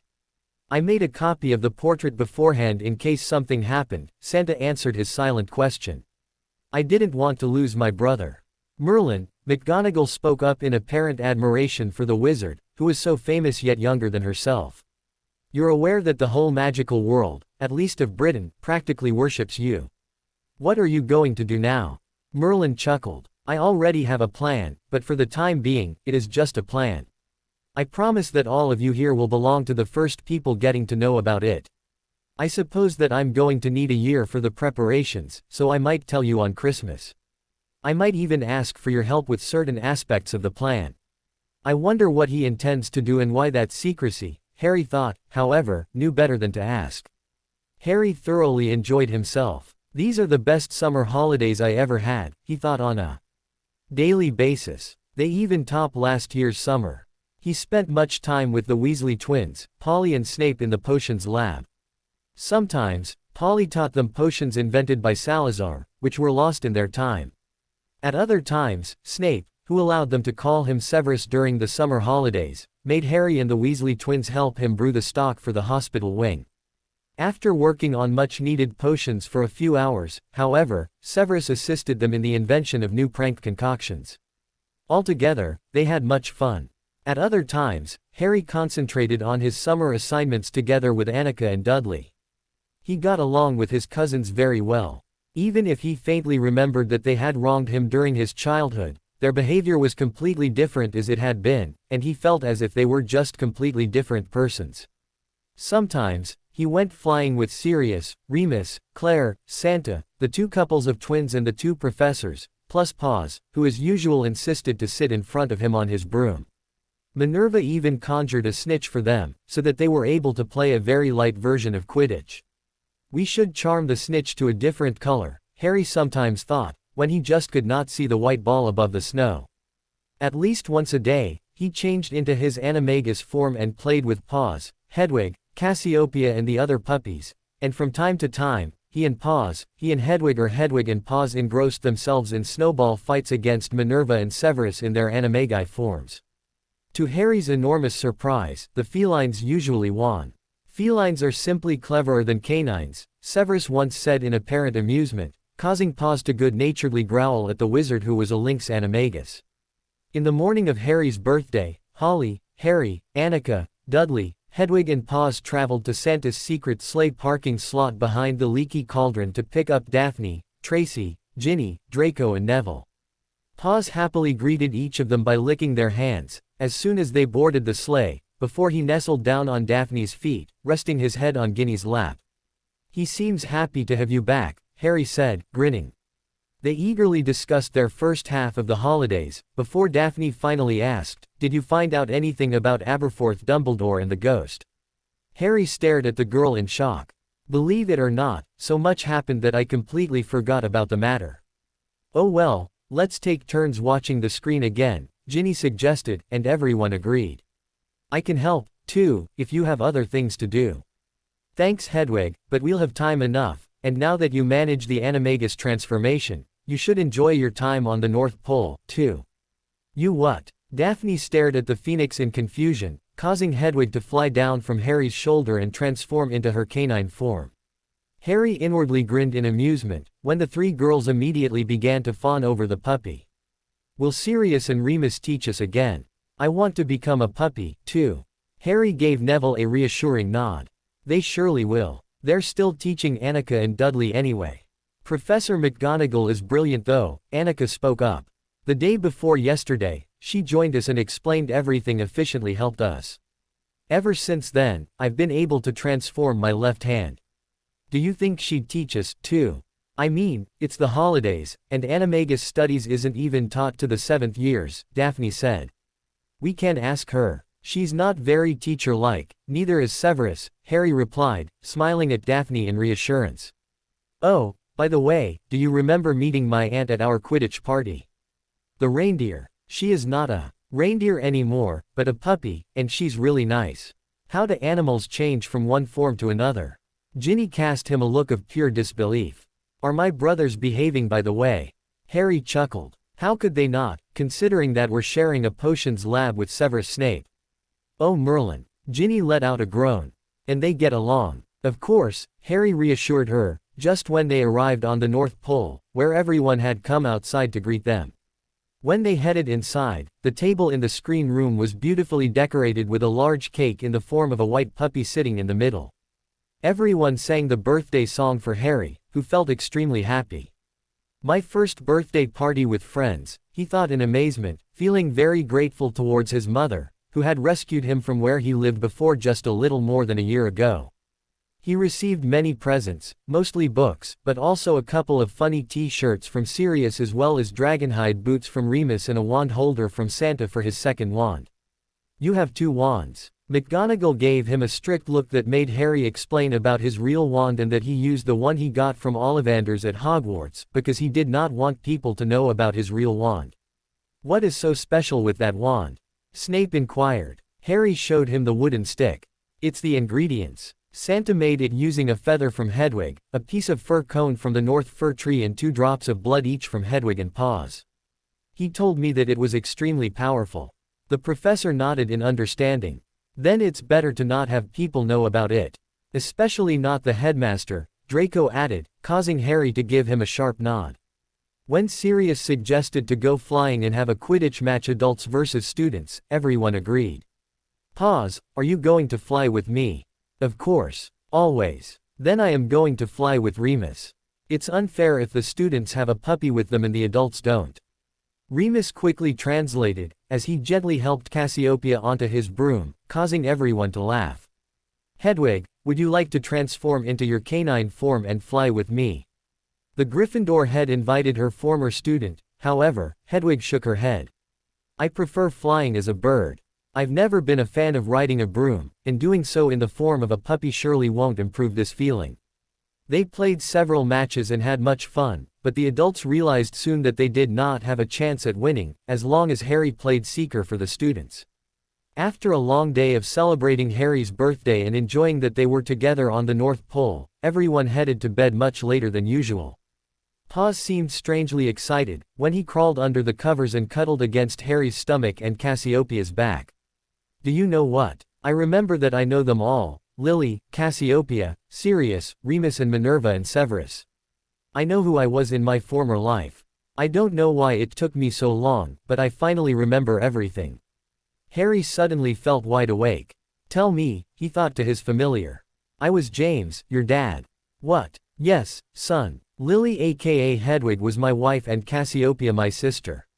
I've always loved you and your mother, but I thought that it was because of the bond.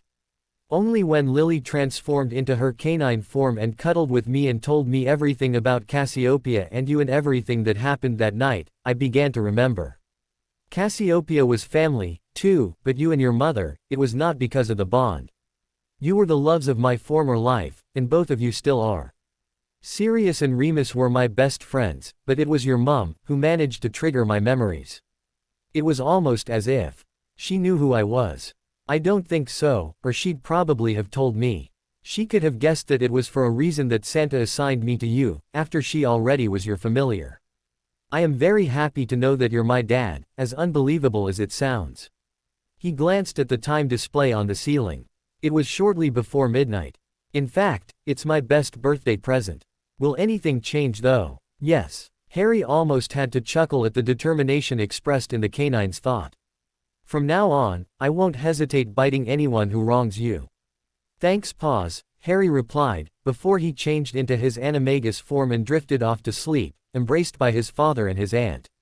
He did not notice that Hedwig joined them shortly later on, however, instinctively cuddled close to her as he slept. Mum, did you know that Paws was dad? Harry thought to Hedwig, as soon as he woke up and realized that Hedwig was awake. I did not know it for sure, but I had my assumptions.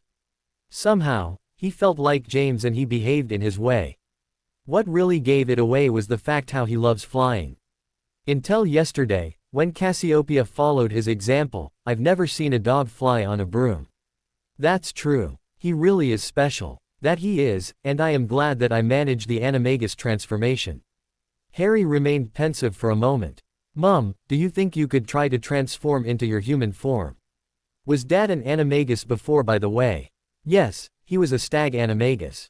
Oh right, someone said that it was because of that Aunt Cassiopeia was a reindeer. Why is Dad a puppy then? Hedwig let out a sound that Harry interpreted as a chuckle. That's for Santa to know and for us to only be able to guess. I'm afraid that I have no idea. Their conversation ended abruptly, when Paws stretched his limbs, jumped out of bed and began to scratch at the door. He was closely followed by Cassiopeia.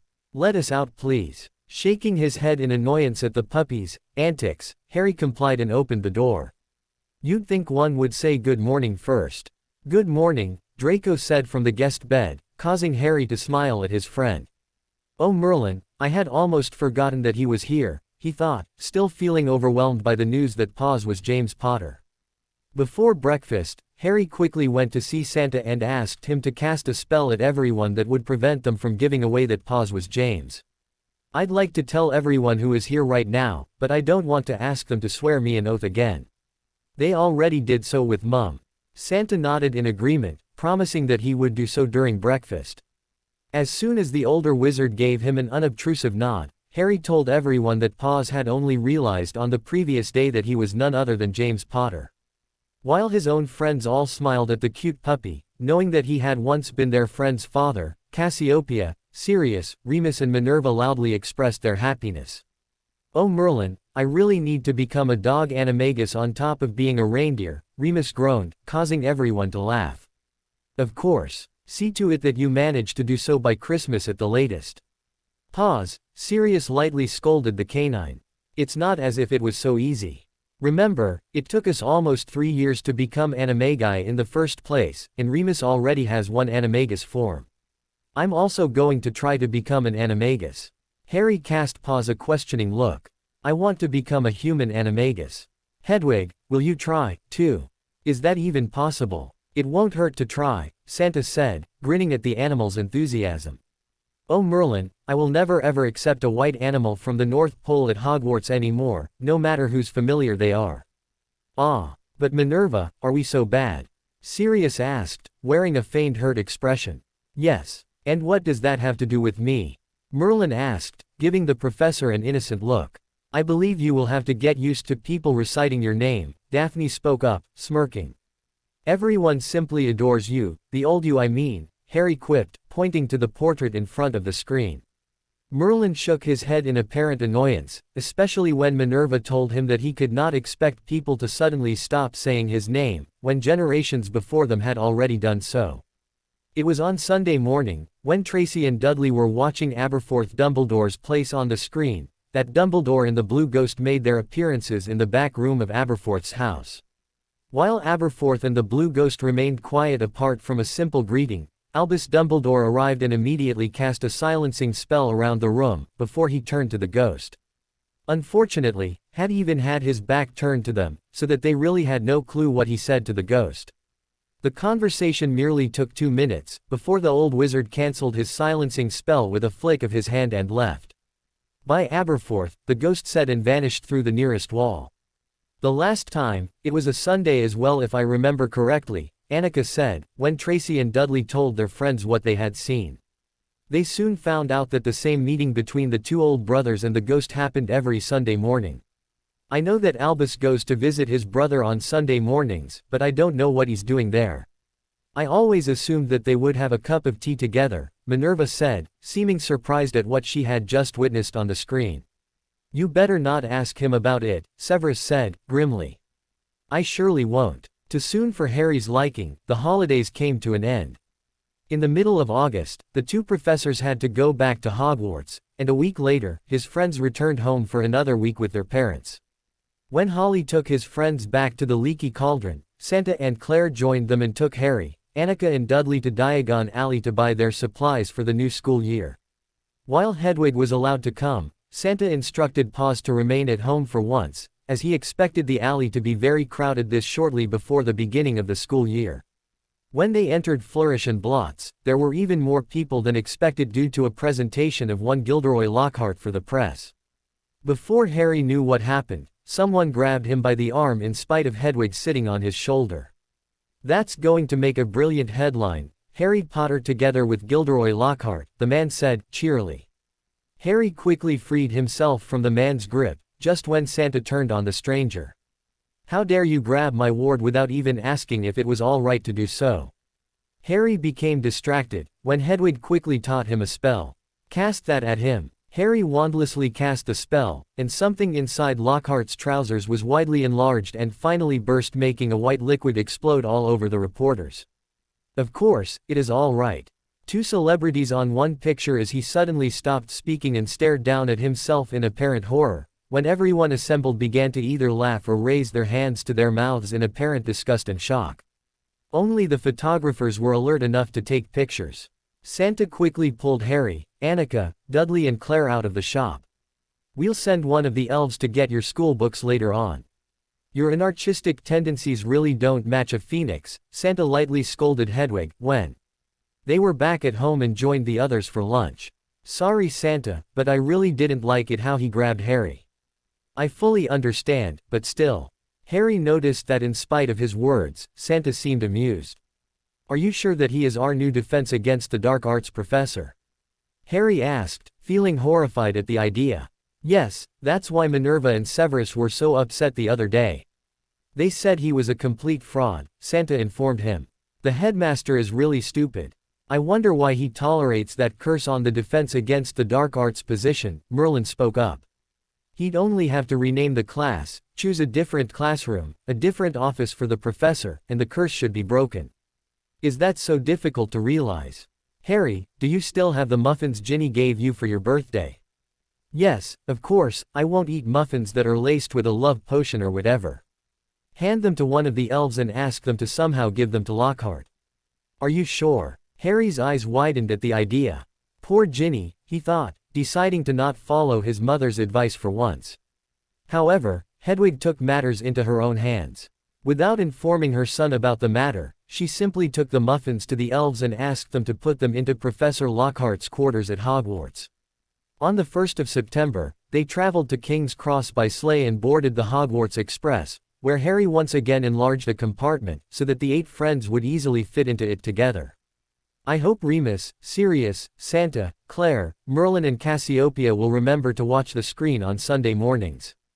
Perhaps Dumbledore forgets to cast the silencing charm sometime," he thought, while Dudley told their friends everything about their encounter with Lockhart at Flourish and Blotts. "You did that. Daphne inquired, looking at Harry, wide-eyed. I read about it in the Daily Prophet. They had a field day with it, although they could not explain how it happened or who did it.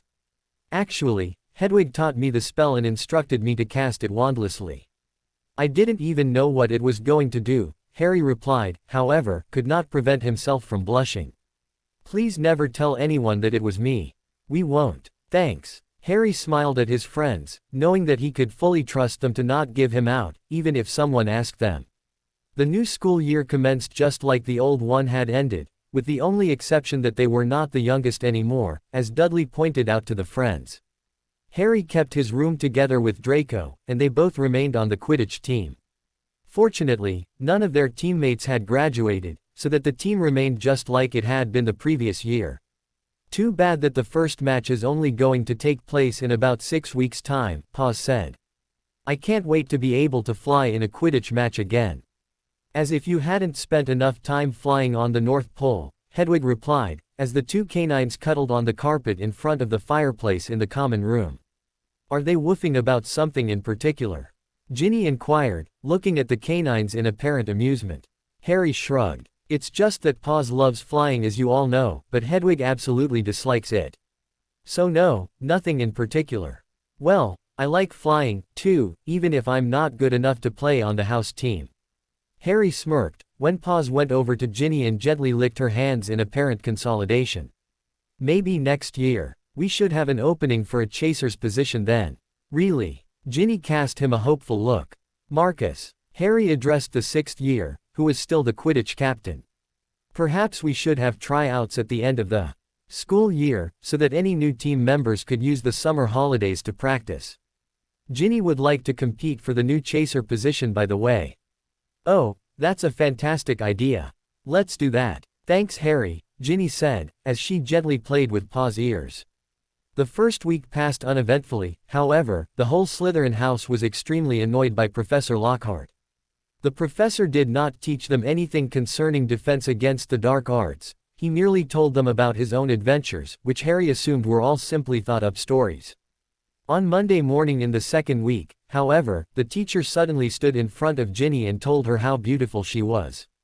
Everyone stared at the professor in shock, before Paws ran over to the older wizard and fiercely growled at the man, who finally fled from the canine and in extension from the classroom. Good riddance, Theodore not quipped. Thank you, Paws. That professor is a walking nightmare. That's right, Draco said. What does it concern me if his favorite color is red or blue? I like his smile though, Lavender from Gryffindor said. And he has done great things, Hermione added. Paws really has to learn to behave himself.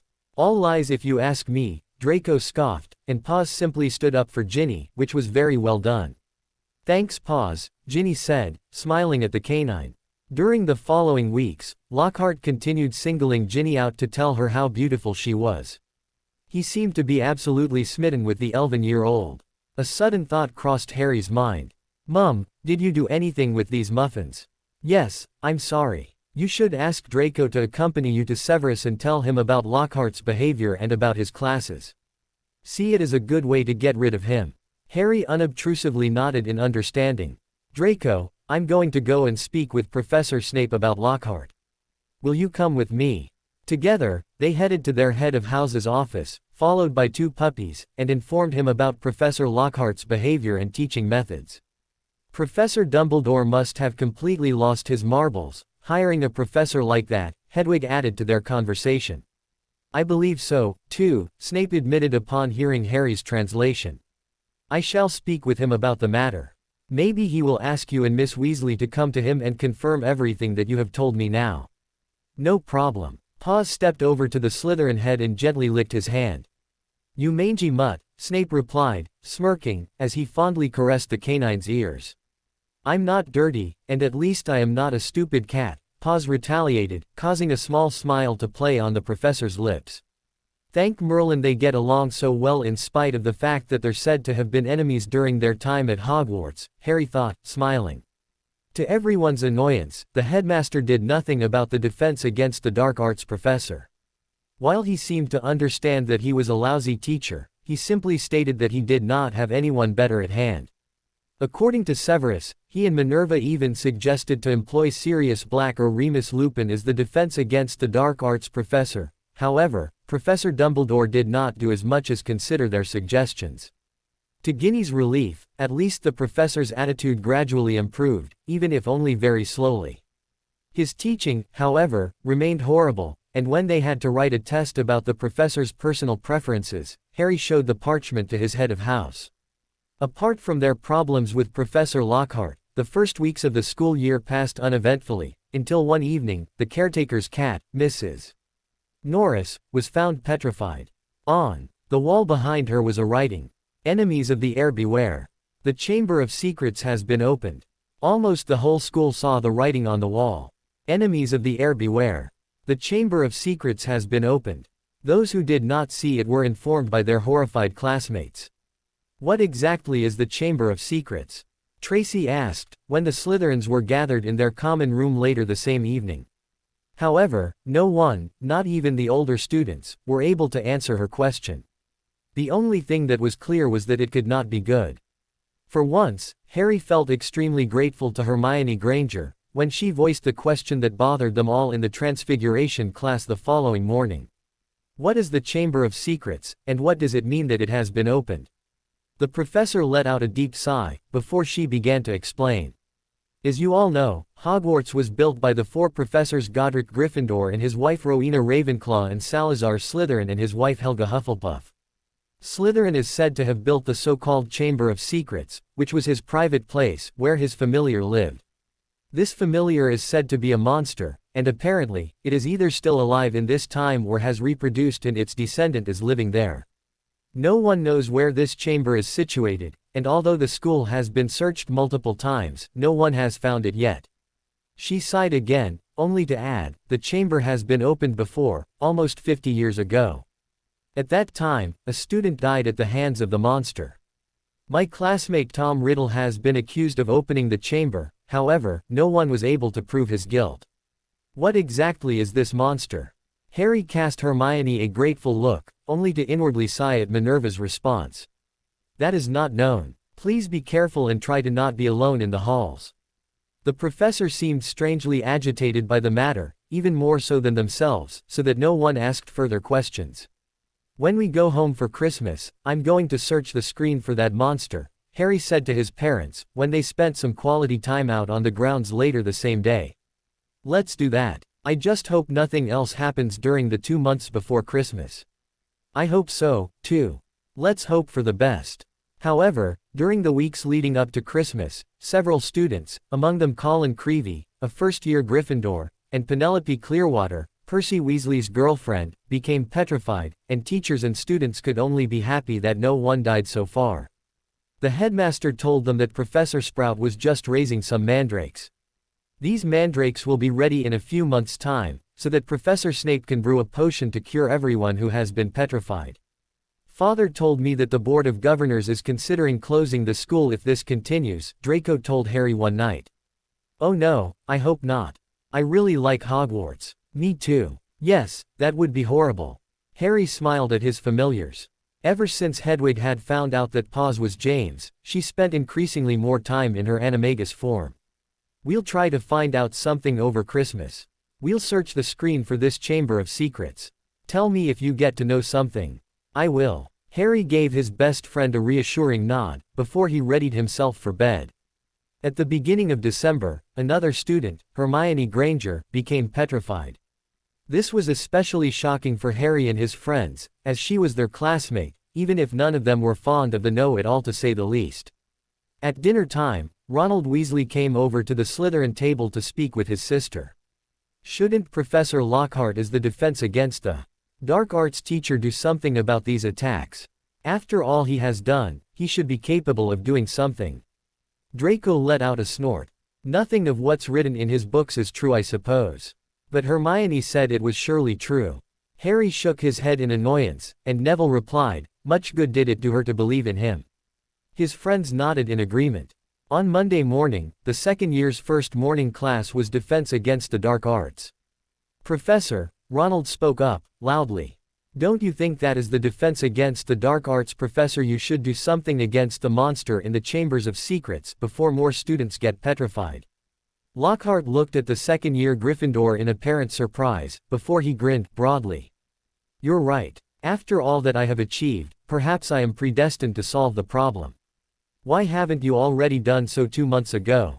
Ronald glared at the still grinning man. Come on, Professor, show us where the chamber is. We will assist, Draco added, as he rose from his chair, closely followed by Harry and Neville. Together with the professor, they left the classroom with Paws and Hedwig in her canine form on their heels. Now show us that you're not only talk but able to do something useful, Ronald demanded. Lockhart stopped dead in his tracks viewing Ronald. You know, I might not be good at defense, but there's something I'm good at. When everyone looked at him, he added, memory charms. The instant he pointed his wand at Ronald, however, Harry felt 2 identical bouts of magic leave his familiars. Before Lockhart could even cast his spell, he let his wand sink wearing an expression of pure surprise. Everyone watched, as he looked around in apparent confusion, before he spoke up. Hello, who are you? Who am I, by the way? By now, the whole class had come after them, and Daphne was the first to speak up. What happened? Lockhart cast a memory spell at us, but apparently, it backfired and wiped his own memory, Draco lied, apparently well aware of what had really occurred. Harry cast him a grateful look. Ah, so beautiful girls. Who are you, and where are we? Where is my mummy? You are Gilderoy Lockhart, Daphne informed him. Let's take you to the headmaster.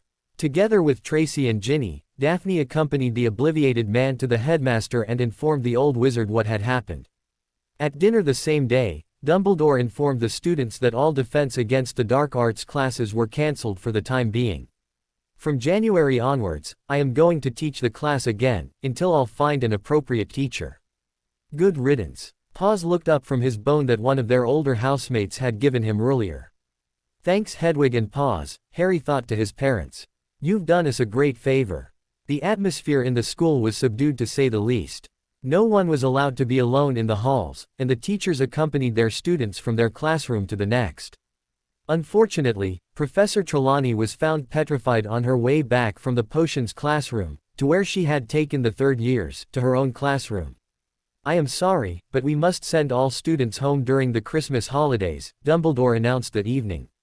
The school board has decided to send Aurors to Hogwarts, who will assist the professors searching the whole school. That's why neither McGonagall nor Snape can return home with us, Harry thought in understanding. During the afternoon, both professors had informed him that they had to change their plans for Christmas. Well, it has its merits that there are only the 3 of us for once, Annika said, when they strode to the sleigh that was parked at the front of platform 9 3/4 as usual. After all that racket at the school, I'm really looking forward to some peace and quiet. Ah, and I thought you wanted to spend some quality time with Professor Snape. Harry cast his mother a surprised look, before he obediently translated. Annika let out a deep sigh. Ah, Lily, shut up. I just somehow like him. Is that so bad? No, of course not, apart from the fact that he is about 20 years older than you. Hedwig seemed amused, and Harry and Dudley exchanged a questioning look. On the North Pole, Remus was the only human who greeted them, when the sleigh arrived, accompanied by Cassiopeia and a whole lot of puppies and a couple of elves. He informed them that Sirius would only be at home in the evenings, as he, too, had to partake in the search of Hogwarts. And Merlin? Harry asked, knowing that Santa and Claire were probably busy with the preparations for Christmas. Merlin is building something over there. I'm sure that he will inform you later on. He'll probably be happy for some assistance. In fact, I have been helping him for a few weeks now. I only came back knowing that you were going to arrive. He pointed to what seemed to be an oversized igloo a little distance away. What is that supposed to be? Dudley inquired, staring at what looked like a large pile of snow in bewilderment. I'll let Merlin explain that to you. With that, Remus strode ahead into the workshop, pointing out that they should get ready for dinner. During the 2 days before Christmas, Harry busied himself making Christmas presents for his 5 friends, 2 cousins as well as Professors McGonagall and Snape. Thank Merlin, I've already asked the 6th years to buy bones for Hedwig, Paws and Cassiopeia and chocolates from Honeydukes for everyone else on the North Pole, he thought, as he eagerly watched Doodle, one of the elves, show him how to make necklaces for his friends. Each of the necklaces had a pendant in the form of a puppy, which was filled with a small piece of fir cone from the North Fir tree. This pendant will keep your friends safe in a battle, Doodle explained. That's very useful. Thank you so much for helping me with this. I really appreciate it. Late on Christmas Eve, the 9 presents for his cousins, friends and the professors were finished, and he quickly wrapped them together with the letters he had written and asked Patty to take them to the owl office in Hogsmeade. To everyone's surprise, Hedwig and Paws received wands for Christmas. Santa grinned at the canine animagus. In case you manage the transformation into your human form, you'll need a wand. Yours has a feather from your phoenix form, a piece of fir cone from the North Fir tree and 2 drops of blood each from Harry and Paws. Paws, wand has the same ingredients with one of your phoenix feathers, a piece of fir cone, but 2 drops of blood each from Harry and you. The 2 canines profusely thanked Santa by jumping up at him, licking his face from both sides. We'll work hard to manage the transformation, Paws said in apparent determination that made Harry chuckle. It would be great to have both of them in their human forms, he thought, feeling very happy at the idea. Santa. Hedwig seemed pensive. Wouldn't it afford too much magic for us to remain in our human forms for some time, provided that we manage the transformation at all? Santa laughed aloud. No dears, as long as you wear your collars, you'll have the magic of the North Pole at your disposal. Just never take the collar off. And if anyone takes it from us. Santa shook his head. No, Paws, no one can take it from you. Let them try, and they might end up dead. You can even turn it invisible to everyone but yourselves. That reminds me of something. He handed Harry a colorfully wrapped gift that from the form of the package looked like another wand. Harry curiously opened it only to find a necklace similar to the animal's collars. This necklace allows you to tap into the magic of the North Pole. Be careful, son, as it makes you extremely powerful. I trust that you use it wisely and only if you really need help. I will, Harry promised. Thank you so very much. Thank you, Santa, Hedwig added. I hope that he'll never need it, but with Dumbledore around, she slowly trailed off. Oh, that reminds me of something. Everyone turned to view Merlin. I've seen your blue ghost. At Aberforth Dumbledore's place? Harry asked. No. At Hogwarts. He was at Hogwarts. Annika asked in apparent disbelief that Harry absolutely shared. In Dumbledore's office? No. I only saw him float along a corridor and through the Great Hall right into another corridor, and then I lost him. Sorry. That was a few weeks ago. I didn't have much time to look into the matter afterwards, and as you know, my older self in the portrait can't see any ghosts. He is always watching Hogwarts to confirm that you're safe though. Harry, Annika and Dudley exchanged a look of pure surprise. I wonder if the ghost has something to do with the attacks that occurred at the school, Harry said, thoughtfully. However, no one could either confirm or deny his idea. By the way, Merlin. Harry turned to the older wizard in expectation. Remus told us that you have been building an igloo over there. He pointed out to the grounds. What exactly are you constructing there, if I may ask? Merlin chuckled. You may ask, and I told you last summer that I wouldn't keep it a secret from the permanent residents of the North Pole. I'll show you my igloo right after breakfast. An hour later, Merlin, Remus, Harry, Annika and Dudley walked out onto the grounds with Hedwig, Paws, Cassiopeia and to Harry's surprise Alicia in tow. He swiftly transformed into his canine form and joined Alicia. May I speak with you for a moment? Of course. I have been waiting for you to come and speak with me ever since you managed the animagus transformation. Oh, I am so sorry. I've meant to speak with you ever since I have known who you were. Is it true that Salazar Slytherin was your husband? Yes, that is correct.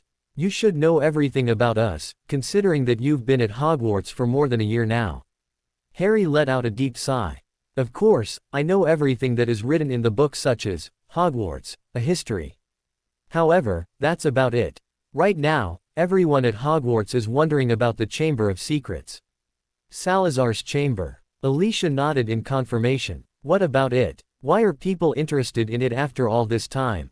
Harry explained everything that had happened at Hogwarts during the last 2 months, before he continued asking. What kind of animal is Salazar's familiar? It is a basilisk. However, she would never kill anyone out of her free will. She must have been forced out into the castle with open eyes, and those who are petrified must have accidentally looked at her, however, not directly. Otherwise, they would have died. Perhaps, they saw her indirectly. How? For example, in a puddle of water, through a mirror or such. Harry was not overly convinced, knowing that they had neither found water nor a mirror near the victims. No, Alicia corrected herself. As far as I can imagine, Amaterasu must have cast a charm at herself to not kill anyone but merely petrify them. Why don't you go and speak with her? Santa told me that you're able to speak Parseltongue. She is a real cutie. She must be horrified about what happened. Yes, I am a Parselmouth, but where can I speak to her, and how can I prevent myself from becoming petrified or worse? Alicia playfully slapped a bunch of snow at him, causing Harry to wipe his eyes in confusion. What was that for? You don't think I'd send you somewhere to die, do you? Sorry. I will accompany you. We will ask Hedwig to take us right into the Founder's quarters. When she and you are together with me, it shouldn't be a problem for us to get in. Then, we can access Salazar's chamber from there. Our quarters are not covered by the wards, means that the wards won't inform the headmaster about our presence at the school. You must not leave our quarters or Salazar's chamber though. Harry profusely thanked the ancient witch, before he transformed back into his human form and absent-mindedly followed the others into the igloo. His eyes widened, as he took in his surroundings. This is the Sams, my new baby, Merlin said, smiling with apparent pride. The Sams? Everyone asked, simultaneously, looking around with curiosity. While the igloo looked fairly small from the outside, they found themselves in what seemed to be a large entrance hall, leading into multiple smaller corridors. Merlin chuckled at their stunned expressions. The SAMS is the Selective Academy of Magical Sciences, an elite school for only approximately 10 students from all over the world. These do not necessarily have to be humans, and they will remain exactly one school year, from the 1st of September to the 31st of May. I have already hired 5 teachers from September next year onwards, 1 Yeti, 1 Goblin, 1 Elf, 1 Dwarf and 1 Human. He pointed at Remus. Cassiopeia here has agreed to become the Academy's mascot. She will be here for the students to calm them, cuddle with them and supervise them without giving them a feeling of being controlled. I still need 1 or 2 human teachers, and I am going to be the owner and headmaster of the academy. Harry listened with interest, thinking that it was a brilliant idea for Merlin to run such an academy. On the North Pole at that. The students who are able to attend are really lucky, he thought.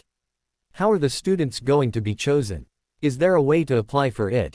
Harry translated Hedwig's question, and Merlin nodded in understanding. My older self uses to watch the screen all day long and has been doing so for almost a millennium. He will choose 10 adequate students for us every year. Same as with the teachers, they don't have to be humans. They can be goblins, elves, yetis, humans or else. Magic will help everyone understand each other. They can also be of all ages. They just have to be brilliant. He chuckled in apparent anticipation. Wow, that sounds amazing. Annika spoke out what they all thought. The students who are allowed to study here are really lucky. That's true. Harry fully agreed with his mother's assessment.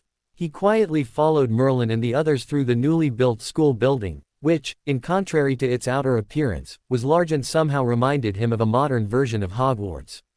There was a large dining room with walls completely made of glass that allowed the view onto the snowy grounds. Some of the walls have to be charmed, so that we can see the grounds on each side. Otherwise, we'd simply see the entrance hall here on the right side, he realized. The ceiling was charmed to look like the sky, similar to the Great Hall at Hogwarts. There were approximately 20 apartments for students and teachers as well as about 10 large classrooms with adjacent offices as well as a dozen laboratories for multiple purposes. Merlin's office and living quarters were on the 2nd floor with an adjacent room for puppies to play and rest. Absolutely gorgeous, Harry blurted out at the sight of Merlin's office. Which was also completely surrounded by glass. The sight is beautiful, Annika added, as they stared out into the snow, where the puppies were just playing around. Well, the building is not finished yet. We still need furniture and such, but I believe that we'll be able to open the academy on the 1st of September. Merlin smiled in apparent happiness. Please do not tell anyone about it. No one but the permanent residents of the North Pole, the teachers and the students should know about this place. I'm sorry, but as I don't know where the founders' quarters are, I can't flash there, let alone with the two of you in tow, Hedwig said, when Alicia and Harry talked to her about traveling to the Chamber of Secrets together. Alicia nodded in apparent understanding. Oh, all right, that's fine then. We can ask Merlin, considering that he is a Phoenix Animagus as well and knows the founders' quarters. He'll even be able to speak with Amaterasu together with Harry. Is he a Parselmouth, too? Harry stared at the ancient witch-turned puppy in disbelief. Yes. Where do you think Salazar got it from? Alicia asked, smirking. He was Merlin's grandson after all. It's one of the specific traits of the Claus Slytherin family. Is Santa a Parselmouth, too then? Harry's eyes widened in surprise. No, not all family members have the ability. And why do I have it? I am not a descendant of either of them. Are you certain? Alicia shook herself in apparent confusion. I am not sure. Perhaps, you should once check out your ancestors. I'll do that. Harry nodded in determination, just when Paws approached them and buried them in a huge cloud of snow. Perhaps, I could go and speak with Buckbean during the summer holidays, Harry thought, as he shook his canine body to get rid of the snow. To be continued. I hope you enjoyed this story. Also remember to subscribe and like this video. See you in the next video.